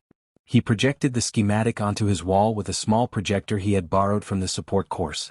The League of Villains hideout was a front for a bar with a larger underground complex. Kirishima noted the heavy security, and Izuku confirmed the presence of a ventilation leading directly into the main holding area. It was too small for most, but he believed he could make it work, given his OWCA training focused on infiltration. Uraraka asked if Izuku would go in alone to get Bakugo, but he clarified that this wasn't a solo mission. They needed a coordinated effort. Ida's speed would be crucial for a rapid extraction once Bakugo was free. Uraraka's zero gravity could help clear obstacles or create diversions. Kirishima's hardening would provide defense if they were discovered, and Todoroki's ice could create barriers or paths. Izuku noted that their fire could serve as a powerful distraction if necessary. He glanced at Todoroki, who acknowledged the plan with a subtle nod, his fire side still unused. Ida declared that his recipro burst would ensure a swift departure. Uraraka added her determination to keep everyone safe, while Kirishima grinned, ready to be the shield. Todoroki stated he would provide cover. Izuku explained that his role would be infiltration and securing Bakugo. He planned to use his gauntlet for precise movements and to quietly disable any immediate threats, emphasizing that they needed to avoid a full-scale confrontation since this was a rescue, not a battle. They spent hours refining the plan, going over every detail and contingency, drawing on every lesson Izuku had learned about silent movement, exploiting blind spots, and understanding enemy patterns. Under the cover of night, the 5 students moved like shadows through the industrial district. The bar matched the description perfectly: nondescript, grimy, and radiating an unsettling aura. Izuku pointed to the ventilation entrance, instructing Ida, Uraraka, Kirishima, and Todoroki to wait for his signal. Once Bakugo was out, they would move quickly. Activating one for all at a low percentage, Izuku channeled it through his gauntlet for agility and minimal impact. He scaled the wall silently, his movements fluid and precise. After popping open the ventilation grate, he slipped inside. The cramped, dusty smelled faintly of stale cigarettes and something metallic. As he moved through the vents, his training kicked in. He heard muffled voices below, the chilling laughter of villains, and located the main holding area. In a dimly lit room, Katsuki Bakugo was chained to a chair, glaring defiantly at Shigaraki, Dabi, and Toga. Though bruised, his eyes burned with resistance. Shigaraki, with a sinister tone, urged Bakugo to join them, claiming he belonged with them due to his power and rage. Bakugo, refusing to yield, snarled back defiantly. Izuku's heart raced, he had to act. Spotting a small, unsecured panel directly above Bakugo, he focused one for all into his gauntlet and delivered a precise air flick, popping it open silently. Dropping down behind Shigaraki, Izuku moved swiftly. Instead of punching, he unleashed a focused air pressure blast from his gauntlet at the chains binding Bakugo, shattering them with a precise force that left the chair intact. He whispered Bakugo's name, grabbing his arm. Bakugo, startled, was immediately ready to fight. Shigaraki, shocked, demanded Toga and Dabi to stop them. Dabi unleashed blue flames and Toga lunged with her knife. Izuku activated his communicator, signaling his friends outside. Ida immediately activated Recipro Burst, preparing for their escape. Uraraka made a large piece of debris float, while Kirishima hardened his body ready to block. Todoroki prepared a massive ice wall. Inside, still holding onto Bakugo, Izuku propelled them toward a nearby window with a burst of one for all. He delivered a focused kick, shattering the glass and creating an escape route. Urging Bakugo to follow, he pulled him through the window. Bakugo protested but followed, his explosions ready to cover their retreat. As they burst out, Ida was already there, engines revving. Uraraka floated a large dumpster to drop as a distraction, while Kirishima stood as a hardened shield. Todoroki unleashed an ice wall, temporarily blocking the villain's pursuit. Dabi yelled in frustration and Shigaraki cursed the heroes. The students moved with incredible speed, Ida carrying Bakugo while Izuku covered their rear with precise air flicks to disrupt the villain's pursuit. As they rounded a corner, a faint chattering sound came from a nearby rooftop. Perry the platypus, in his fedora, gave a subtle nod to Izuku before disappearing. They had successfully rescued Bakugo.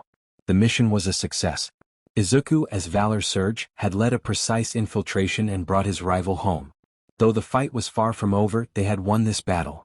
The 5 students, battered but triumphant, returned to UA under the cover of darkness, delivering a bruised but defiantly snarling Katsuki Bakugo. Their unauthorized rescue had succeeded, and they were immediately debriefed by a furious Aizawa-sensei and a stern Principal Nizu. However, the overwhelming relief of Bakugo's return overshadowed any immediate disciplinary action. The intelligence Izuku provided, combined with the students' first-hand accounts, gave the pro-heroes and police crucial details. The official response was swift and overwhelming. The industrial district, once desolate, was now alive with activity. Police sirens wailed, floodlights cut through the night, and dozens of pro-heroes, led by All Might, converged on the bar that served as the League of Villains' hideout. All Might, his face grim, instructed all units to move in, secure the perimeter, and engage with extreme caution as the villains were dangerous. The raid was meticulously planned. Police tactical units breached the front while pro-heroes utilized their diverse quirks to assault from multiple angles. Though Endeavor was absent, other top heroes stepped up, their power and coordination contrasting sharply with the chaotic skirmishes of the training camp. Best Jeanist, Gang Orca MT Lady, and others moved with professional precision, overwhelming the League's defenses. Inside the bar, the League of Villains was caught off guard, their surprise quickly turning to desperate defiance. Shigaraki screamed, his hands outstretched, ready to decay anything that moved. Dabi unleashed torrents of blue flames, Toga darted through the shadows, and Spinner swung his massive sword. Kurogiri warped frantically, trying to shield his allies and create escape routes. The battle was fierce but short-lived. The sheer force of the pro-heroes was overwhelming. Best Jeanist's fibers ensnared multiple villains, MT Lady's colossal form blocked escape routes, and Gang Orca's sonic attacks disoriented their opponents. One by one, the Vanguard Action Squad members were incapacitated and apprehended. Dabi was pinned by a combination of fibers and ice from a newly arrived Todoroki, who had raced to the scene. Toga was subdued by a rapid police response, and Spinner was quickly overwhelmed. Shigaraki, however, fought with desperate fury, decaying everything he touched. He lunged at All Might, but the symbol of peace dodged with practiced ease. All Might declared that Shigaraki would not escape, preparing a powerful smash. Suddenly, a chilling presence filled the air, a dark, oppressive aura far more ancient and powerful than anything Izuku had felt from Shigaraki. The ground trembled as a figure emerged from the shadows of the collapsing bar. Tall, imposing, and wreathed in darkness, with multiple glowing red eyes visible beneath a sinister mask, All for One stood before All Might. His voice resonated, deep and chilling, echoing through the ruins as he acknowledged the hero's arrival. It seemed his pawns had served their purpose. All Might's smile vanished, replaced by a look of grim determination. He had anticipated this confrontation. The battle that ensued was on a scale far beyond anything the students had witnessed. All for One unleashed a barrage of devastating attacks, launching powerful air cannons and creating shockwaves, manipulating the environment with terrifying ease. Despite his weakened state, All Might fought with every ounce of his remaining power, defending the captured villains and the police, pushing himself beyond his limits. The clash of their powers tore through the hideout. Buildings crumbled, the ground fractured, and the very air crackled with raw energy. However, All for One was not there to fight to the death. He was there to retrieve Shigaraki. With a final, overwhelming attack that forced All Might to defend, All for One created an opening. He seized Shigaraki, who was still struggling, and with a chilling laugh, vanished into the darkness, leaving behind a trail of destruction and a lingering sense of dread. The raid was a success in terms of apprehending most of the Vanguard Action Squad, but the escape of All for One and Shigaraki cast a long shadow over the victory. Back at UA, Izuku watched the news reports, feeling a profound mix of emotions. He felt relief that Bakugo was safe and grim satisfaction that many villains had been captured, but he also faced the chilling realization of the true, overwhelming power of All for One. He had been there in the hideout just hours before. The scale of the threat was immense. He glanced at his OWCA communicator, a silent, heavy presence in his pocket. He knew Perry had been there too, observing from the shadows, perhaps even providing subtle, untraceable intel to All Might. The world of heroes was far more complex and dangerous than he had ever imagined. He was Valor Surge and the fight had just begun. The days following the League of Villains raid were a blur of intense emotions for Izuku. He felt relief for Bakugo's safety, anger at all for one's escape, and a chilling realization of the true scale of the villainous threat. Back at Doofenshmirtz Evil Incorporated, he constantly replayed the events in his mind, buzzing with strategies, both heroic and OWCA trained. He knew he had to get stronger, faster, and more precise. Dr. Doofenshmirtz, meanwhile, seemed to be taking the recent world-shaking events as inspiration for his latest and perhaps most ambitious invention. The entire penthouse apartment vibrated with a low, ominous hum, and strange, multicolored lights pulsed from his lab. He declared that he was almost complete with his dimension-hopping inhaler, designed to transport him to a dimension where he would finally be appreciated, where he would be the supreme ruler and where pretzels were free. Vanessa, perched on a workbench and scrolling through her phone, merely grunted in response. She reminded her father of the last time he attempted a dimension-hopping inhaler, which had resulted in the tri-state area's entire pigeon population turning into sentient garden gnomes. She urged him to avoid breaking reality again. Dr. Doofenshmirtz insisted that this time would be different, boasting about the reality stabilization matrix he had incorporated. He dramatically flipped a large red switch, and the inhaler roared to life, a blinding vortex of swirling colors erupting from its main nozzle. The hum intensified, shaking the entire building as the air crackled with raw, unstable energy. Izuku, who had just walked into the lab, froze in alarm. He called out to his father, but Dr. Doofenshmirtz remained oblivious to the growing instability. Suddenly, the vortex pulsed violently, expanding, and a terrifying rip tore through the fabric of reality. The lab walls warped, the floor buckled, and the air filled with a sound like tearing paper. Through the shimmering, unstable rift, figures began to emerge.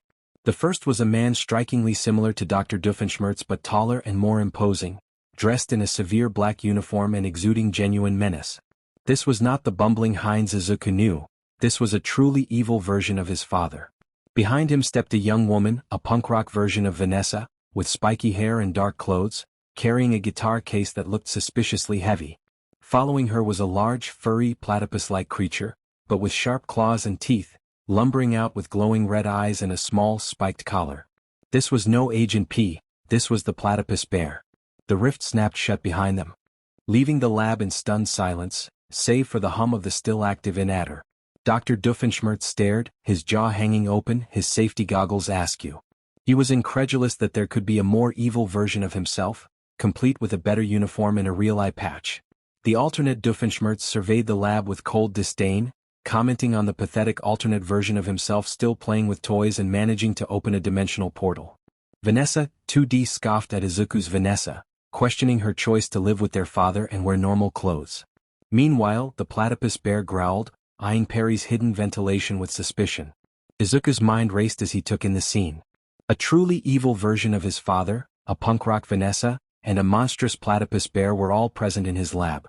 This was beyond anything he had encountered. Even with OWC suddenly, a faint chattering sound echoed from the ventilation system.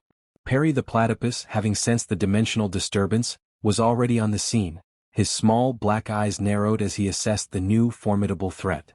The alternate Doofenshmirtz remarked that they had stumbled into a quaint dimension, but perhaps it was useful a new tri-state area to conquer and a chance to finally rid themselves of that pesky platypus permanently. He looked directly at the vent where Perry was hidden, a chilling smirk on his face. Izuku felt a cold dread wash over him. His life, already a chaotic blend of heroics and villainy, had just taken a truly terrifying and utterly unpredictable turn. Stepping through the shimmering portal was a figure that made Izuku's blood run cold. It was him, or rather, a twisted, sinister reflection of him. This Izuku was taller, his posture more rigid, radiating an aura of cold, calculated menace. He wore a dark version of Izuku's hero costume, the green accents replaced with stark, menacing red. His precision enhancer gauntlet appeared larger and more angular, glowing with an ominous crimson light instead of green. His eyes, usually wide with curiosity or determination, were narrowed, cold, and devoid of the warmth Izuku recognized in himself. A faint scar traced a jagged line across his cheek, adding to his hardened appearance. This was Izuku Doofenshmirtz from the second dimension, and he was clearly a villain. Doof, 2D commanded Valor, his voice sharp. The villainous Izuku, known as Valor 2D, gave a curt nod. His voice was a low, gravelly monotone, devoid of Izuku's usual nervousness. He reported that the dimensional bridge was stable and that preliminary scans indicated this dimension's tri-state area was ripe for integration into the Doofenshmirtz evil empire, with minimal heroic resistance detected. His cold eyes swept over the room, landing on Izuku 1D. A flicker of something akin to amusement crossed his face, though it was utterly devoid of warmth. He noted that his alternate self was present, still playing hero, which he found quaint. Izuku 1D stared, utterly speechless. This was his nightmare made manifest, a version of himself, but evil. Powerful, precise, and utterly ruthless. He saw the gauntlet, the very device he used for heroism, twisted into a tool of villainy. Dr. Doofenshmirtz, however, had a different reaction. His jaw dropped further and slowly, a look of twisted pride spread across his face. He expressed his delight at having an evil son in another dimension, noting the better costume and the menacing scar. He then looked at Valor 2D critically, suggesting that the red accents were a bit cliché and proposing a more subtle yet equally evil magenta. Vanessa, 1D gasped, her eyes wide with horror as she looked from her brother to his villainous counterpart.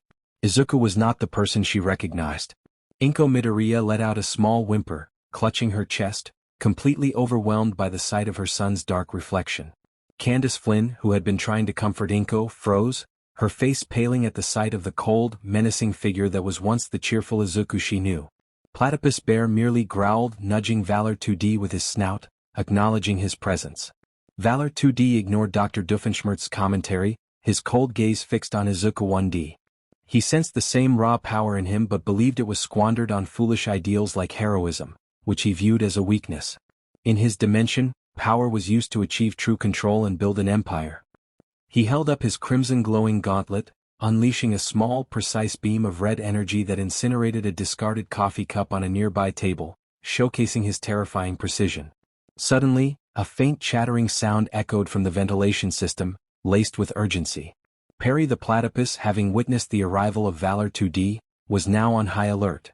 This was a threat of unprecedented scale and evil genius, his ruthless daughter, a monstrous platypus, and now, a dark, powerful version of his own protege. Doof 2D announced that this dimension would be absorbed into the Doofenshmirtz evil empire, and that Izuku 1D would be a valuable asset or a regrettable casualty. Izuku 1D clenched his fists, green lightning flickering around his own gauntlet. He looked at his family, terrified but resolute, and then at the sinister reflection of himself. This was not just about stopping a villain, it was about defending his home, his family, and everything he believed in against the dark future he could have become. The battle for the tri-state area, and perhaps for reality itself, had just begun. The air in Dr. Doofenshmirtz's lab crackled with unbearable tension. The two versions of Izuku, one radiating heroic green lightning and the other a sinister crimson glow, faced each other. Doof 2D, the tyrannical emperor, surveyed the scene with cold amusement, while Heinz Doofenshmirtz, the tri-state area's bumbling villain, was caught between awe and indignation.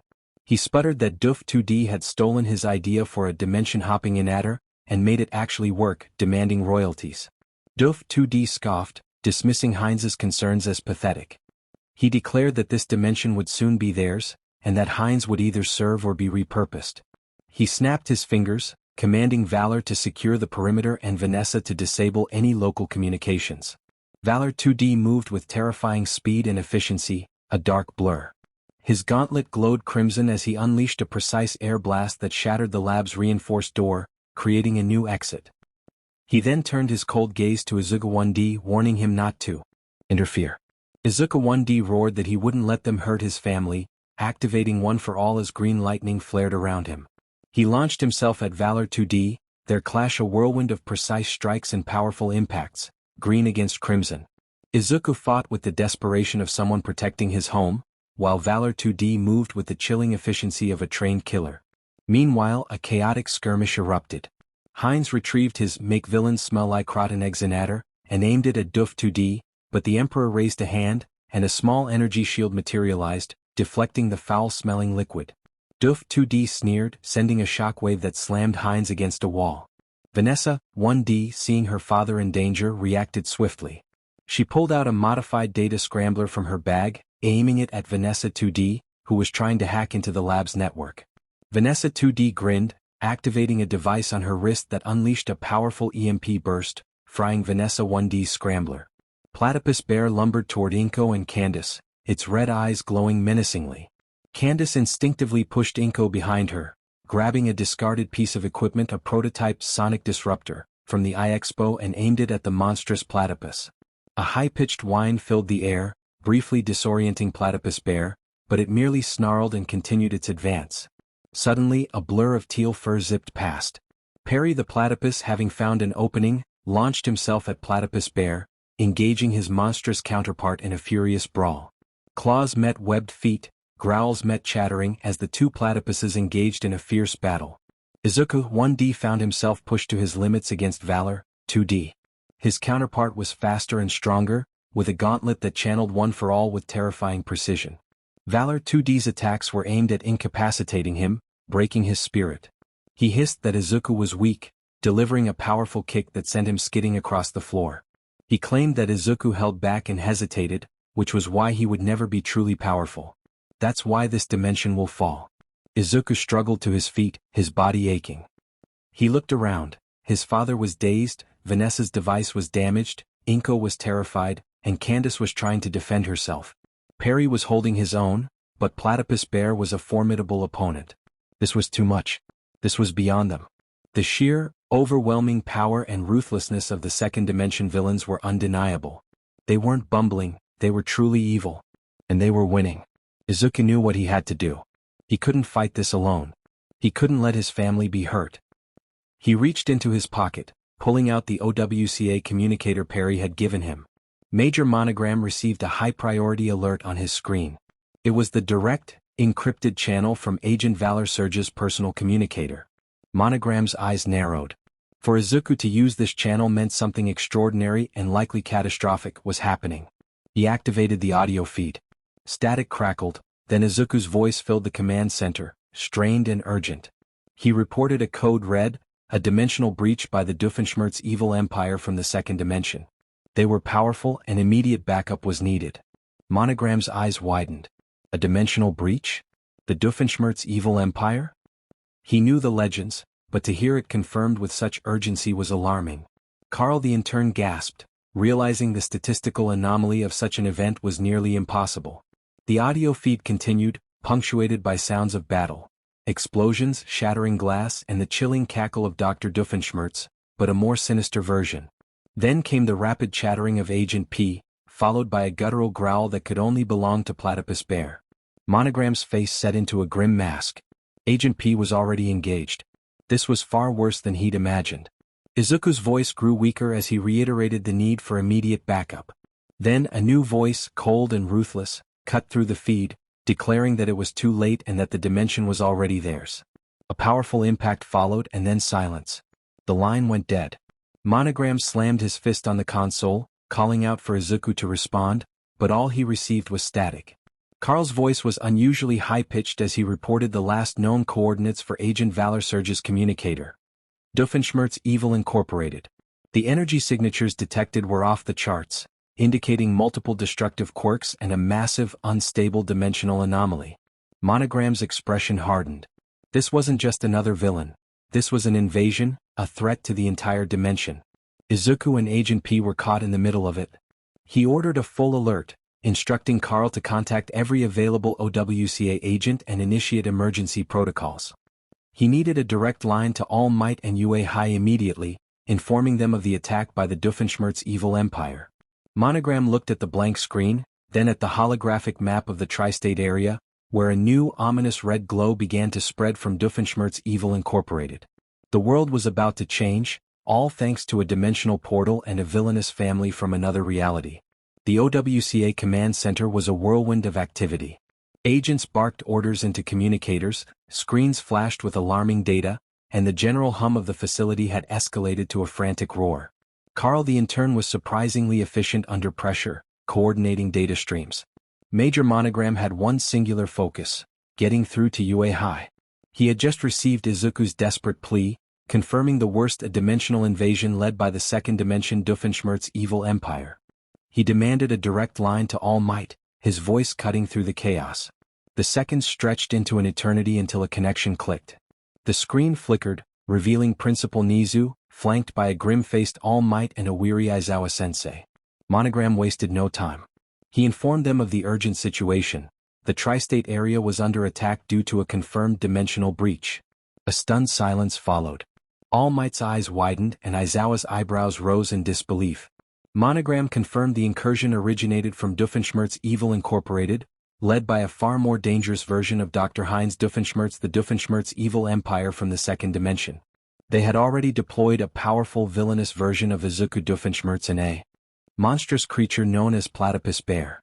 Nizu's ears twitched at the news. An alternate dimension and an alternate Izuku were unprecedented developments. Monogram continued, his voice tight with urgency, explaining that Izuku Doofenshmirtz, Agent Valor Surge, had been caught in the initial incursion. He had made a distress call before the line went dead. Agent P was also on site, engaged with the enemy, and their objective appeared to be a full-scale takeover of this dimension. All Might's face hardened, his form subtly tensing at the thought of a dimensional villain threatening their world. Aizawa-sensei's eyes glowed red for a moment, signaling his intense focus. This was not just a villain attack, it was an invasion and it was at Izuku's home. Monogram confirmed the severity of the situation, detailing the advanced technology and formidable quirks of the invaders, whose intent was utterly malicious. Immediate assistance was needed, and all available pro-heroes were to be mobilized for this global threat, starting in the tri-state area. Nizu's expression became resolute as he instructed the mobilization of UA High.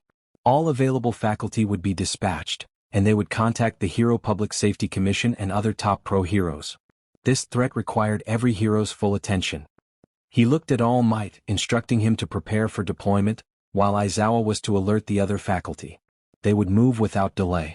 All Might nodded, his gaze firm, ready to act for Izuku and their dimension. As the connection severed, Monogram turned to Carl, instructing him to open a direct channel to all OWCA field agents. They needed to inform them of the dimensional threat, prioritize containment and intelligence gathering, and prepare the OWCA strike force. It was going to be a long day. The command center hummed with renewed purpose. The heroes of this dimension, both the flashy pro-heroes and the discreet OWCA agents, were about to face their greatest challenge yet. It all began with a bumbling villain's accidental invention and a hero's desperate plea. The call from Major Monogram had sent a ripple of alarm through Principal Nizu. A dimensional breach, the Doofenshmirtz Evil Empire, and an alternate, villainous Izuku were threats demanding an immediate response. Nizu instructed Aizawa to gather all available faculty and told All Might to prepare for immediate deployment, emphasizing the urgency of the situation. His next call was to the Hero Public Safety Commission. The president's voice, usually composed, betrayed a flicker of shock as Nizu rapidly explained the situation. A dimensional invasion led by a variant of Heinz Doofenshmirtz, involving a villainous version of a UA student, was indeed unprecedented. The president understood the gravity of the situation, recalling the recent incidents that had strained Hero Society. She confirmed that the HPSC would issue a Level 5 emergency alert, rallying all top pro-heroes and coordinating with OWCA for immediate deployment. Within minutes, the HPSC's emergency channels blared across the country, summoning top pro-heroes from across the nation. The message was concise and chilling. Dimensional incursion. All hands on deck. Tri-state area. Target, Doofenshmirtz Evil Incorporated.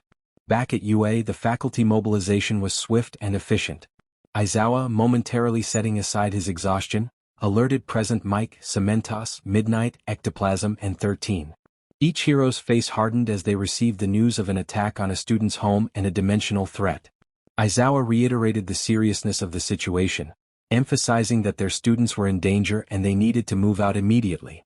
A contentious decision arose regarding Class 1A and 1B. Aizawa expressed concern about involving the students, who had just endured a training camp attack. Nizu, however, pointed out the urgency of the situation, noting that the primary target was Izuku Doofenshmirtz's home and that his family was in danger. The invading force included a villainous version of Izuku himself, and their students had unique insights into Izuku's abilities. All Might, now in his heroic form, added that the students were the future and had proven their courage. They could not be left out, but their safety must be paramount. They would serve in support roles, focusing on evacuation and containment rather than direct combat unless absolutely necessary. Aizawa sighed, recognizing the validity of their arguments. The scale of the threat demanded every available resource. Within the hour, UA was a scene of unprecedented mobilization. Not just the pro-hero faculty but also the students of Class 1A and 1B were being briefed.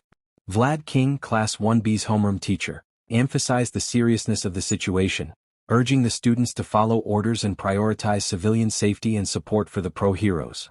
The students, though wide-eyed with shock, displayed fierce determination. Bakugo, filled with energy, was eager to confront the dimensional villains. Kirishima resolved to help Izuku's family, while Todoroki prepared himself, ready for action. Ida, despite his initial reservations, organized his classmates with precision. Uraraka looked determined, ready to activate her quirk. Meanwhile, Izuku remained at ground zero, unaware of the massive force gathering to aid him. Back at UA, the heroes of this dimension, from the top pros to the aspiring students, were uniting. A dimensional invasion had triggered the largest hero mobilization in history, all converging on a chaotic, villain-filled apartment building in the tri-state area. The battle for their dimension was about to begin. Valor 2D stood over his opponent, his crimson gauntlet glowing, a cold, triumphant smirk on his face. He looked down at the hero with disdain, mocking his hesitation and sentimentality as weaknesses. He declared that this dimension would fall, just as his had to the Doofenshmirtz evil empire. Across the room, chaos unfolded. Heinz Doofenshmirtz was dazed, mumbling about stolen inventions. Vanessa 1D, despite her fried scrambler, bravely tried to distract Vanessa 2D. Inko Midoriya and Candace huddled together, terrified yet resolute. Meanwhile, Perry the platypus, a blur of teal fur, was engaged in a fierce struggle with the monstrous platypus bear, the sounds of their clash echoing throughout the ruined lab. Doof 2D watched, a chillingly confident smile on his face.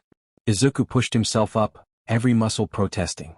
He couldn't give up, not when his family was in danger, not when his dimension was at stake. Activating One for All, he pushed it to 15%, green lightning flaring violently as his gauntlet struggled to contain the power. He charged at Valor 2D, ignoring the pain coursing through him. Valor 2D was prepared, his own crimson power flaring as their gauntlets clashed. A blinding flash of green and red erupted, sending shockwaves through the already damaged lab. Just then, a distant sound reached Izuku's ears: sirens, not just police sirens, but the unmistakable wail of hero agency vehicles. A familiar, booming voice surged hope through his aching body, announcing the arrival of help. The entire side of Doofenshmirtz Evil Incorporated exploded inward, not from an attack, but from a powerful, heroic entrance. All Might, in his muscle form, stood amidst the rubble, his iconic smile blazing as he fixed his gaze on Doof 2D. Behind him, a torrent of pro-heroes flooded into the building. Hawks, a blur of red feathers, immediately engaged Vanessa 2D, his movements too swift for her to counter. Best Genus Fibers ensnared Platypus Bear, momentarily pulling it away from Perry, who seized the opportunity to deliver a stunning blow. Endeavor, recently reinstated after a public apology, burst in, flames roaring as he engaged Dobby in a furious battle. Doof 2D snarled at All Might, his confident smirk faltering for the first time, demanding to know why he dared to interfere with his conquest. All Might declared that Doofenshmirtz's conquest would end there, launching himself at the Dimensional Emperor. Their clash was immediate and devastating, shaking the entire building to its foundations. More heroes arrived, the UA faculty led by a grim-faced Aizawa-sensei. Present Mix voice quirk blasted, disorienting several minor villains from the second dimension. Cementos created massive earth walls, trapping others, while Midnight's quirk filled the air, putting some of the lesser villains to sleep. Aizawa-sensei scanned the chaos, quickly spotting Izuku and Valor 2D, and called out to him, concerned for his well-being. Izuku gasped, still locked in a desperate struggle with his alternate self, warning his teacher that they were powerful. But the reinforcements kept coming. Class 1A and Class 1B surged in, ready to help. Kirishima hardened his body and engaged a second-dimension villain, while Uraraka made a pile of rubble float to create a barrier. Ida raced past, swiftly evacuating Inko and Candace to safety. Todoroki unleashed a massive wave of ice, freezing several villains in their tracks. Even Bakugo, despite his recent ordeal, unleashed furious explosions, targeting the villains with vengeance. Bakugo roared that he didn't need their help, but his actions clearly showed he was fighting alongside them. Momentarily distracted by the overwhelming influx of heroes, Valor 2D faltered, realizing that this level of resistance had not been calculated. Izuku, fueled by determination, channeled a desperate surge of One for All, pushing it to 100% for a split second. The power coursed through him, his gauntlet glowing intensely as he delivered a powerful punch aimed to incapacitate. The impact was deafening. Valor 2D cried out as his crimson gauntlet shattered, sending him flying through a wall unconscious. Izuku stood panting, his arm in pain, but his heart filled with fierce resolve. He had defeated his dark reflection, and now, with the combined might of OWCUA and the pro heroes, they would send the Doofenshmirtz evil empire back to where they came from. The battle for their dimension had truly begun. The lab, once a scene of desperate struggle, transformed into a whirlwind of heroic action. The arrival of All Might, the UA faculty, and both Class 1A and 1B had turned the tide. The second dimension villains, used to easily overwhelming their targets, now faced an unprecedented united front. Izuku watched as the battle raged, his alternate self lying unconscious amidst the rubble, a grim reminder of the power he wielded and the dark path it could have taken. All Might was locked in a furious battle with Doof 2D, their clashes sending shockwaves through the building, each blow capable of causing great destruction. Doof 2D, with his vast array of stolen quirks, was a formidable opponent, but All Might fought with the unwavering resolve of a symbol of peace. Hawks zipped through the air, expertly disarming Vanessa 2D and pinning her against a wall. Best Genus fibers secured Platypus Bear, muffling its monstrous growls. Endeavor had Dobby on the defensive, pushing him back with relentless heat. The UA students, though primarily in support roles, proved invaluable. Kirishima and Bakugo smashed through second-dimension grunts, while Todoroki's ice and fire created strategic barriers.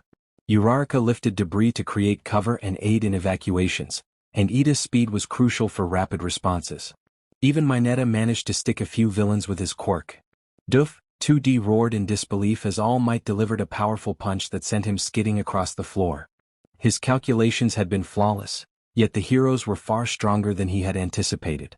Looking around, he saw his forces being systematically overwhelmed. Valor 2D was unconscious, Vanessa 2D pinned, and Platypus Bear restrained.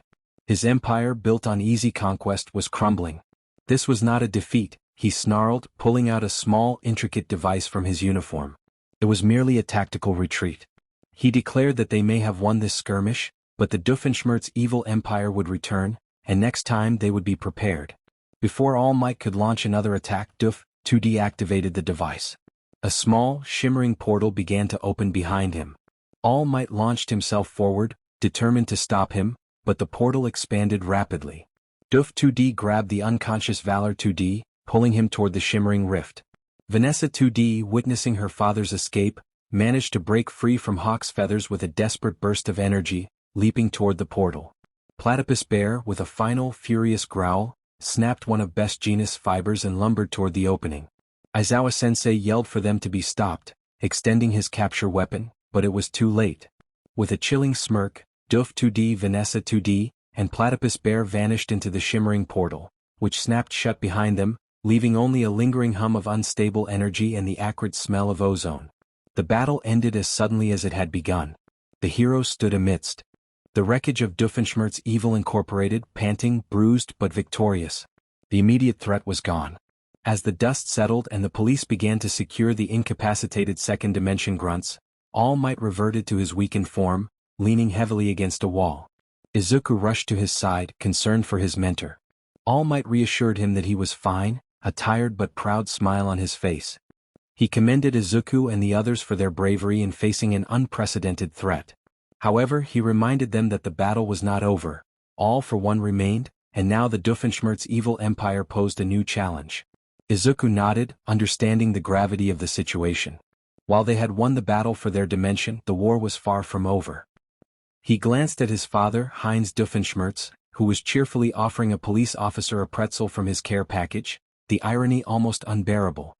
His attention shifted to the ventilation, where a faint chattering sound echoed from within. It was Perry the Platypus, his silent mentor already back to work, analyzing the retreat and preparing for the inevitable return of the second-dimension villains. The heroes had united and sent the invaders packing, but the threat of the Doofenshmirtz evil empire lingered like a dark shadow, a reminder that the universe was far larger and more dangerous than they had ever imagined. Months passed since the chaotic battle at Doofenshmirtz Evil Incorporated. The aftermath was a whirlwind of investigations, cleanup efforts, and the quiet, behind-the-scenes work of OWCA and the pro heroes. The public, bewildered by the official story of a highly unusual villain attack, rallied around All Might and the Hero Society. The threat of All for One and the lingering shadow of the second dimension Doofenshmirtz evil empire remained, a constant reminder of the world's vastness and danger. For Izuku, life at UA intensified. Fighting alongside pro-heroes and against his villainous counterpart sharpened his resolve. He continued his relentless training, pushing One for All further, his precision enhancer gauntlet humming with every controlled burst. He learned to channel the power with greater finesse, thanks to All Might's guidance and Perry's demanding lessons in precision. His OWCA communicator served as a tangible link to the hidden world of secret agents. His relationship with Candace deepened, her unwavering support a steady anchor amidst the chaos of his heroic life. Even his father, Dr. Doofenshmirtz, focused on dimensional stabilization in adders, which mostly caused minor localized tremors but kept him out of major trouble. As the school year progressed, filled with demanding classes and intense combat training, Aizawa-sensei made an announcement that sent a ripple of anticipation through Class 1A. He informed them that they had completed their internships, faced real villains and grown. Now it was time for the next step in their development. The students leaned forward, curiosity filling the room as Aizawa announced they would begin their hero work studies. A buzz spread through the classroom.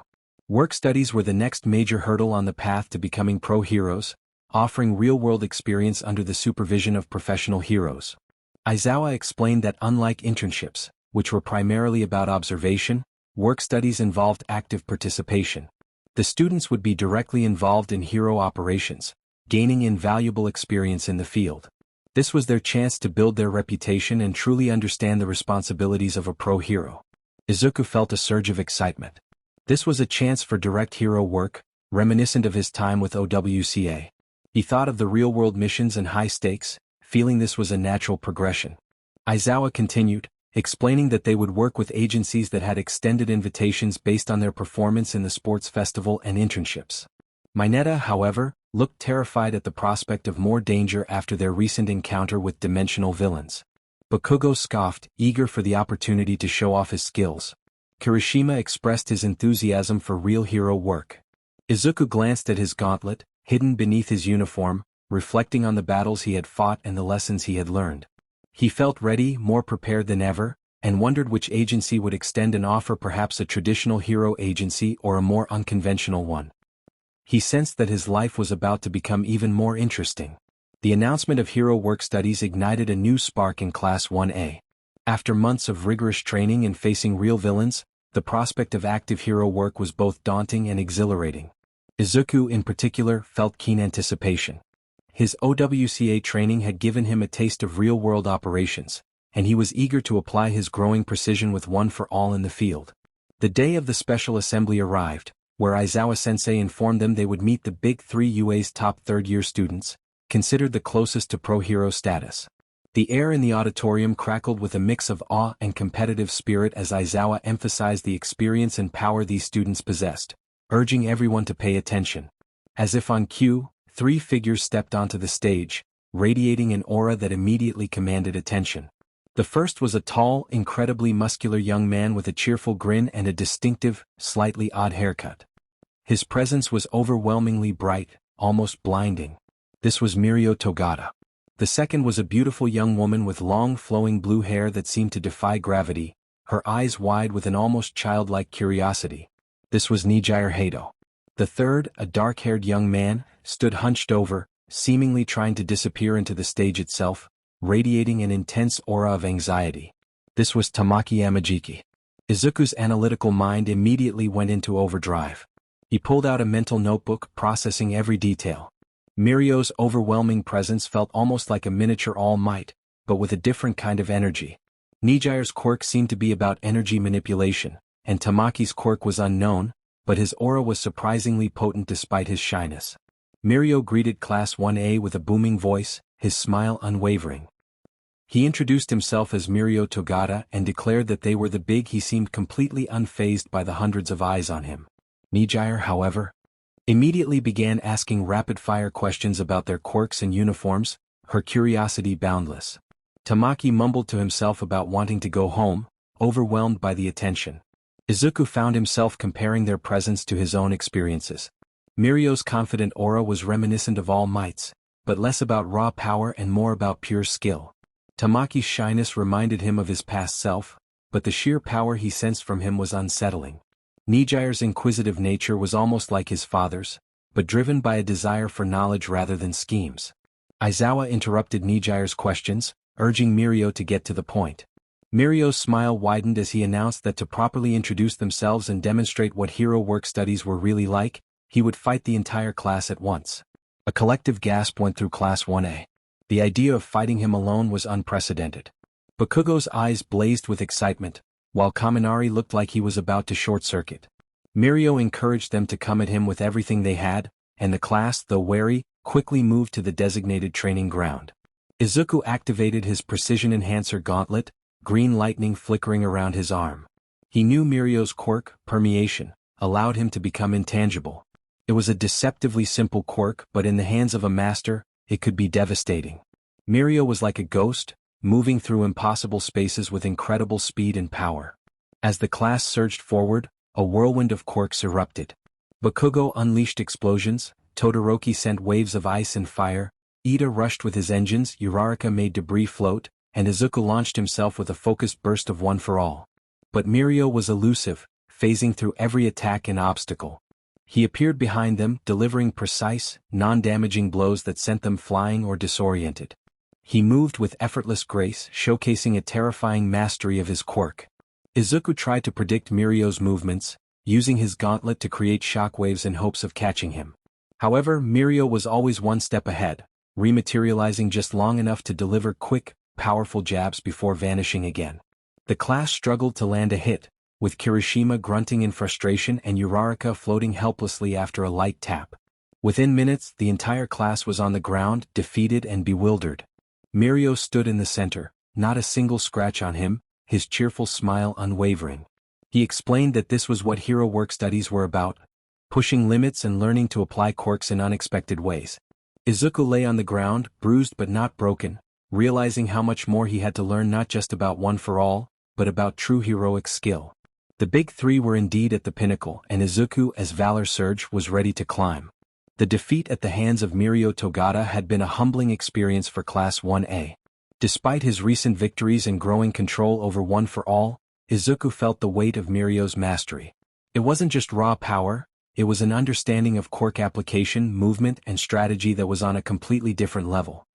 He knew he had a long way to go, and the upcoming work studies were his next crucial step. He considered agencies, particularly those focused on stealth and precision, and Mirio's connection to Sir Nitai's agency was certainly intriguing. Days turned into weeks as students began to secure their work-study placements. Izuku continued his rigorous training, pushing his precision enhancer gauntlet to its limits, trying to mimic Mirio's fluid movements and anticipate reactions with unseen speed. He spent hours analyzing Mirio's quirk, searching for a counter, a weakness, a way to truly understand what made him so formidable. One afternoon, while walking through a less frequented part of the city after an intense training session, Izuku heard a small, frightened whimper. The street was quiet, lined with old brick buildings and narrow alleyways. The sound came again, softer this time, almost like a wounded animal. His hero instincts kicked in, alerting him to the potential danger. Following the sound to a dark alley, he found a small child huddled against a grimy wall. She looked no older than 6 or 7, with long, unkempt white hair and large, fearful red eyes. She wore a tattered, oversized dress, trembling visibly. A single, large horn protruded from her forehead. Izuku approached cautiously, his voice gentle as he asked if she was okay. He remembered his mother's kindness and Candace's empathy. The child flinched, her eyes wide with deep fear, and she whimpered again, trying to shrink further into the shadows. Before Izuku could offer further comfort, a man stepped out from the deeper shadows of the alley. He was tall, impeccably dressed in a dark suit, with a distinctive bird-like mask covering his mouth and nose. His presence was unnerving, radiating a cold, almost sterile menace. The man placed a hand on the girl's shoulder, causing her to flinch, a silent tremor running through her small body. He spoke with a smooth voice that carried an undercurrent of chilling authority, warning her not to bother the nice hero and suggesting that she often caused trouble for herself. Izuku's gaze sharpened at the interaction. The man's tone and the child's fearful reaction suggested something was terribly wrong. He instinctively activated his precision enhancer gauntlet, the subtle hum of its power providing a silent reassurance. He noticed the man's gloved hands gripping the girl's shoulder almost possessively. Concerned, Izuku asked if everything was all right, noting the girl's distress. The masked man turned his cold, unreadable gaze toward him, dismissing his concern by claiming that the girl was merely clumsy and that he was her guardian. He pulled the girl closer, eliciting another small whimper from her. Izuku's mind raced. The fear in her eyes felt too genuine. The way she flinched from the man's touch and his dismissive tone made it clear that this was not just a clumsy child. This was a child in distress. He thought of his own family, of how his father, despite his villainy, would never intentionally hurt him or Vanessa. This man's aura felt predatory. Recalling Perry's lessons to observe, analyze, and act with a plan, Izuku knew he couldn't leap in without understanding the man's quirk and capabilities. He couldn't risk putting the child in more danger. He maintained a neutral tone, offering his assistance as a UA student, emphasizing that heroes were there to help. The man's eyes bore into him for a moment, a silent challenge, before he gave a slight nod, indicating they were fine and requesting to be excused. He turned, pulling the girl Eri deeper into the alley. As they walked away, Eri briefly looked back at Izuku, her large red eyes filled with a desperate plea, a silent cry for help that pierced his heart. Izuku stood there, watching them disappear, a cold dread settling deep in his stomach. He felt a profound sense of unease, a chilling certainty that he had just witnessed something terribly wrong. He knew he should have done more, he should have acted. Suddenly, a faint chattering sound came from a nearby dumpster. Perry the platypus, in his fedora, silently emerged, his small black eyes fixed on the alley where the man and the girl had vanished. He looked at Izuku, then back at the alley, then at Izuku again, conveying a silent, knowing look that confirmed Izuku's worst fears. Something was indeed very wrong, and he knew with grim certainty that he would see that frightened child again. Next time he wouldn't hesitate. The hero work studies had begun, and while many of his classmates were joining traditional hero agencies, Izuku's path was anything but ordinary. Following the dimensional invasion and his crucial role in coordinating with OWC, Major Monogram had extended an unprecedented offer. A work study directly with the organization without a cool acronym. It was a perfect fit for Izuku's unique blend of stealth, analysis, and unexpected problem-solving. His days became a fascinating, clandestine dance between UA classes and covert operations. He wore his hero costume less frequently, opting for sleek, dark OWCA stealth gear. He honed his observation skills, learned advanced surveillance techniques, and participated in discreet intelligence-gathering missions, often shadowing minor villains or observing suspicious activities. His precision enhancer gauntlet, now subtly modified with OWCA tech, allowed him to use one for all with even finer control, perfect for silent takedowns or precise environmental manipulation. During one such work-study session, Izuku found himself in Major Monogram's office, a stark contrast to the bustling, chaotic labs of Doofenshmirtz Evil Incorporated. Monogram sat at his desk, his thick mustache perfectly trimmed, while Carl the intern hovered nearby, meticulously updating a digital clipboard. Perry the platypus, Agent P, was perched on a console, seemingly asleep, but Izuku knew better. Monogram began the meeting, requesting a report on Izuku's recent reconnaissance in the city's industrial sector, asking about any anomalies or unusual villain activity. Izuku nodded, his expression grim as he recounted the encounter with Eri and the masked man overhaul in chilling detail. He described Eri's terrified whimpers, the man's unsettling demeanor, and the horn protruding from the girl's forehead. He expressed his guilt over not intervening, admitting that he had felt something was terribly wrong but had hesitated due to the unknown threat. Monogram's expression grew serious and Carl stopped typing, his gaze fixed on Izuku. Monogram murmured the name Overhaul, recognizing the gravity of the situation. He leaned forward, instructing Carl to pull up all available intel on Kai Chisaki, alias Overhaul, and the Shiha Yakuza group.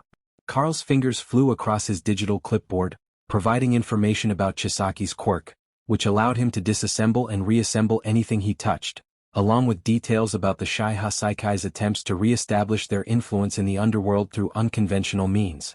However, there were gaps in their intelligence regarding their current primary objective. Monogram repeated the detail about the child with a horn, noting that they had heard whispers of Chisaki's experiments but lacked concrete evidence. Perry, who had been seemingly asleep, suddenly opened one eye and let out a series of low, urgent chatters, his small body tensing as he focused on Izuku. He then looked at Monogram, conveying a silent, powerful message. Monogram confirmed Izuku's assessment, acknowledging that Agent P had encountered Chisaki and that his methods were indeed far more insidious than standard villainy. The current activities of Chisaki were highly classified, even within the underworld. Izuku clenched his fist, expressing his regret for not doing more. Monogram reassured him that his caution had been rational, emphasizing that rushing in blindly against an unknown, powerful quirk, especially with a civilian child as a potential hostage, would have been reckless. He commended Izuku for observing and reporting, stating that this was precisely what they trained their agents to do when faced with an unknown threat. Determined, Izuku asked about the plan to save Eri. Monogram nodded, confirming that OWCA had been monitoring the Shiha Saikai for some time. The direct encounter and Agent P's confirmation elevated this to a top priority investigation. They would initiate deeper infiltration, gathering more intelligence on Chisaki's operations and specifically on the child. This was a delicate operation. They could not afford to make a move without understanding the full scope of their activities. They would coordinate with the Hero Public Safety Commission and other top pro-heroes when the time was right. Monogram emphasized that Chisaki was a major threat, requiring a united front, but they needed to build their case first. Patience was essential, but rest assured the child would be rescued and Overhaul would be brought to justice. Izuku felt a surge of grim resolve. He still carried the guilt of that alleyway encounter, but now he had a path. He was part of an organization that would act. He would find Eri and next time he wouldn't hesitate. The intelligence gathered by OWCA, spearheaded by Izuku's initial report and Perry's subsequent covert operations, painted a chilling picture. Kai Chisaki, Overhaul and his Shiha Saikai were not just re-establishing Yakuza influence. They were using Eri's quirk, Rewind, to create a quirk-destroying drag. This revelation sent shockwaves through OWCA and galvanized the Hero Public Safety Commission. This was no mere villain apprehension. It was a rescue mission of paramount importance, a race against time to save a child and prevent a catastrophic weapon from being unleashed. The raid was meticulously planned, a multi-agency operation involving OWCA, the HPSC and top pro-heroes. Izuku, as Agent Valor Surge, was part of the infiltration team, his OWCA work study proving invaluable. He was equipped with enhanced stealth gear and his precision enhancer gauntlet, now subtly integrated with OWCA tech for advanced scanning and communication. Under the cloak of a moonless night, the heroes converged on the heavily fortified Shiha Saikai compound, a sprawling network of traditional Japanese buildings and hidden underground passages.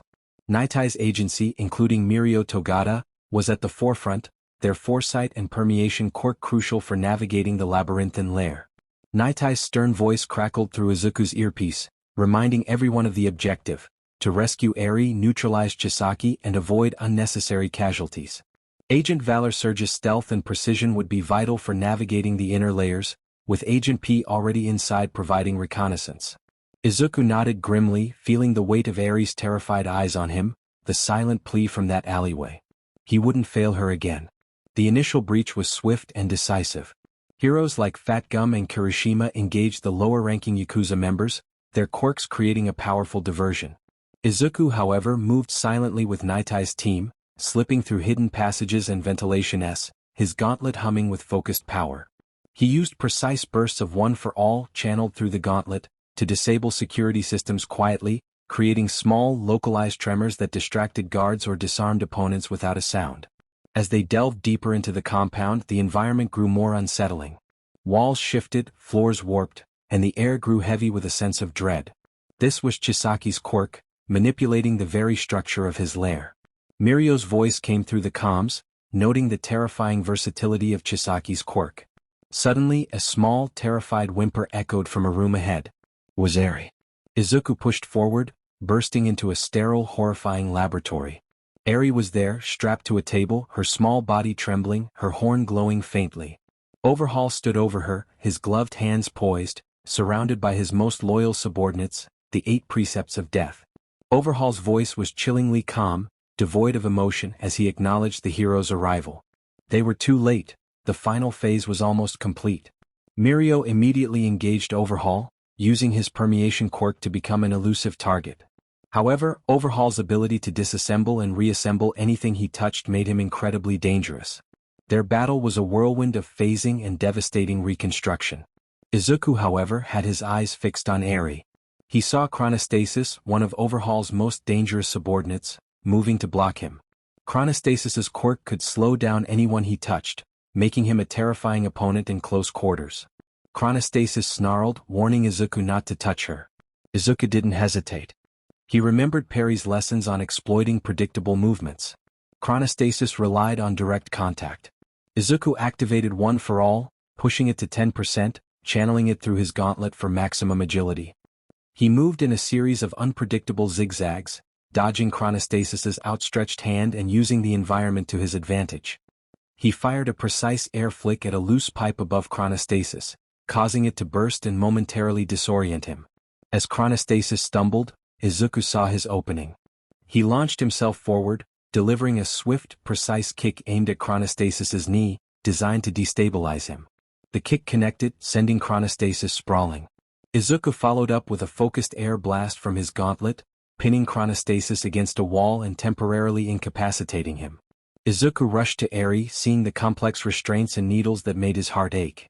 Just as he reached her, a blur of teal fur zipped past him. Perry the platypus, having silently entered the lab through a hidden vent, was already at the table, expertly disassembling the complex restraints with his tiny high-tech tools. Overhaul shrieked in frustration, momentarily distracted from his battle with Mirio. With a final click, Perry freed Eri and gently nudged her towards Izuku, giving a quick, urgent gesture towards the exit. Izuku scooped up Eri, holding her gently but firmly. Her small body trembled against him, and she buried her face in his chest, whimpering. He reassured her softly, telling her she was safe now. The battle raged around them. Mirio was fiercely engaging Overhaul, protecting the path to the exit, while Night Eye and the other heroes battled the remaining precepts. Night Eye commanded Izuku to proceed with extraction, assuring him they would cover his retreat. Izuku nodded, activating One for All to enhance his speed and agility, ensuring Eri's safety. He moved through the chaotic lab, dodging attacks, shielded by the heroic efforts of Mirio and the other pro-heroes. Perry the platypus vanished back into the shadows, his mission accomplished after delivering a final blow to one of Overhaul's arms. They burst out of the compound into the night, the sounds of battle fading behind them. Eri, still trembling, slowly looked up at Izuku, her large red eyes filled with a mixture of fear and a fragile, burgeoning hope. Izuku held her tighter. He had found her. He had rescued her. And now he would protect her. The Shai Hasaikai raid had been a terrifying ordeal, but Eri was free, and that was all that mattered. The wind whipped around him, a comforting rush against his hero costume. Valor Surge, now a seasoned pro-hero, landed silently on the balcony of his suburban home, the familiar hum of his precision enhancer gauntlet a quiet companion. The sun had long set, and the day's patrol, filled with routine rescues and a surprisingly complex villain incident involving a rogue sentient billboard, had finally come to an end. He slipped through the sliding glass door, the quiet click echoing in the peaceful living room. The scent of a home-cooked meal, warm and inviting, filled the air. He shed his mask, the familiar green of his costume a stark contrast to the soft glow of the lamps. Candace Flynn Doofenshmirtz emerged from the kitchen, wiping her hands on a dish towel. Her red hair was still vibrant, though perhaps a touch softer at the edges, and her blue eyes sparkled with a familiar mix of affection and exasperation. She wore a comfortable apron over her clothes, a faint smudge of flour on her. Izuku murmured a greeting, pulling her into a gentle hug, careful of his still humming gauntlet. He mentioned that he had just finished a long day. Candace leaned into his embrace, acknowledging the day's events. She noted that the news had reported a giant, tap-dancing billboard, something that seemed like it could have been inspired by his father. Izuku chuckled, a tired but fond sound, and mentioned that he thought he had seen a platypus lurking near the scene too. Candace snorted, remarking that some things never change. She pulled back, her gaze sweeping over his costume, and asked if everything was okay, inquiring about any major villainous antics. He confirmed that everything was clear, a small smile touching his lips. He loved coming home to this quiet normalcy, a stark contrast to the constant chaos of his professional life and childhood. Just then, a flurry of footsteps pounded down the stairs. Two figures burst into the living room. The first was a girl, now a teenager, with vibrant green hair that seemed to defy gravity and bright, curious red eyes. This vibrant hue was a beautiful testament to her rewind quirk fully stabilizing and her body healing from the trauma of her past, symbolizing her new life and the hope she embodied. She wore a makeshift cape made from a kitchen towel, a slightly ironic touch. This was Eri, their adopted daughter, her horn now a subtle, controlled presence, a testament to years of healing and growth. The second was a boy, a few years younger, with a mop of unruly brown hair and Izuku's earnest, wide eyes. He clutched a crudely drawn blueprint. This was Phineas, named after Candace's brother, and he already possessed a frighteningly inventive mind. Eri exclaimed that he had missed something exciting. Phineas had built a make-my-homework-do-itself adder, but it had accidentally turned all the pencils into sentient, singing bananas. Phineas added that then Agent P showed up and turned it into a banana peel slip-and-slide adder, his eyes gleaming with excitement. Izuku stared at the singing banana in his son's hand, then at Candace, who merely sighed dramatically, remarking that some things never change. He knelt down, pulling both kids into a hug, acknowledging that singing bananas sounded like a typical Tuesday. He looked at Eri, her face bright with innocent joy, now tinged with a teenager's knowing smirk. Her past was a dark shadow, but in this home she was simply a beloved daughter, free and happy. Phineas asked if he had fought any cool villains and if he had used his precision smash adder. Izuku chuckled, saying it was something like that. He then suggested they get some dinner, confident that Candace had made something amazing. As they moved towards the kitchen, the sounds of his family filled the air, Candace's exasperated but loving chiding, Eri's cheerful giggles, and Phineas's excited babbling about his latest invention. Izuku looked at them, his heart full. He was Izuku Doofenshmirtz, a pro-hero, the successor to All Might, and a former OWCA agent. He had faced villains, dimensional threats, and the constant chaos of his own unique family. But here, in this home with his wife and children, he was simply Dad. And that, he realized, was the greatest heroism of all, the legacy he truly wanted to build.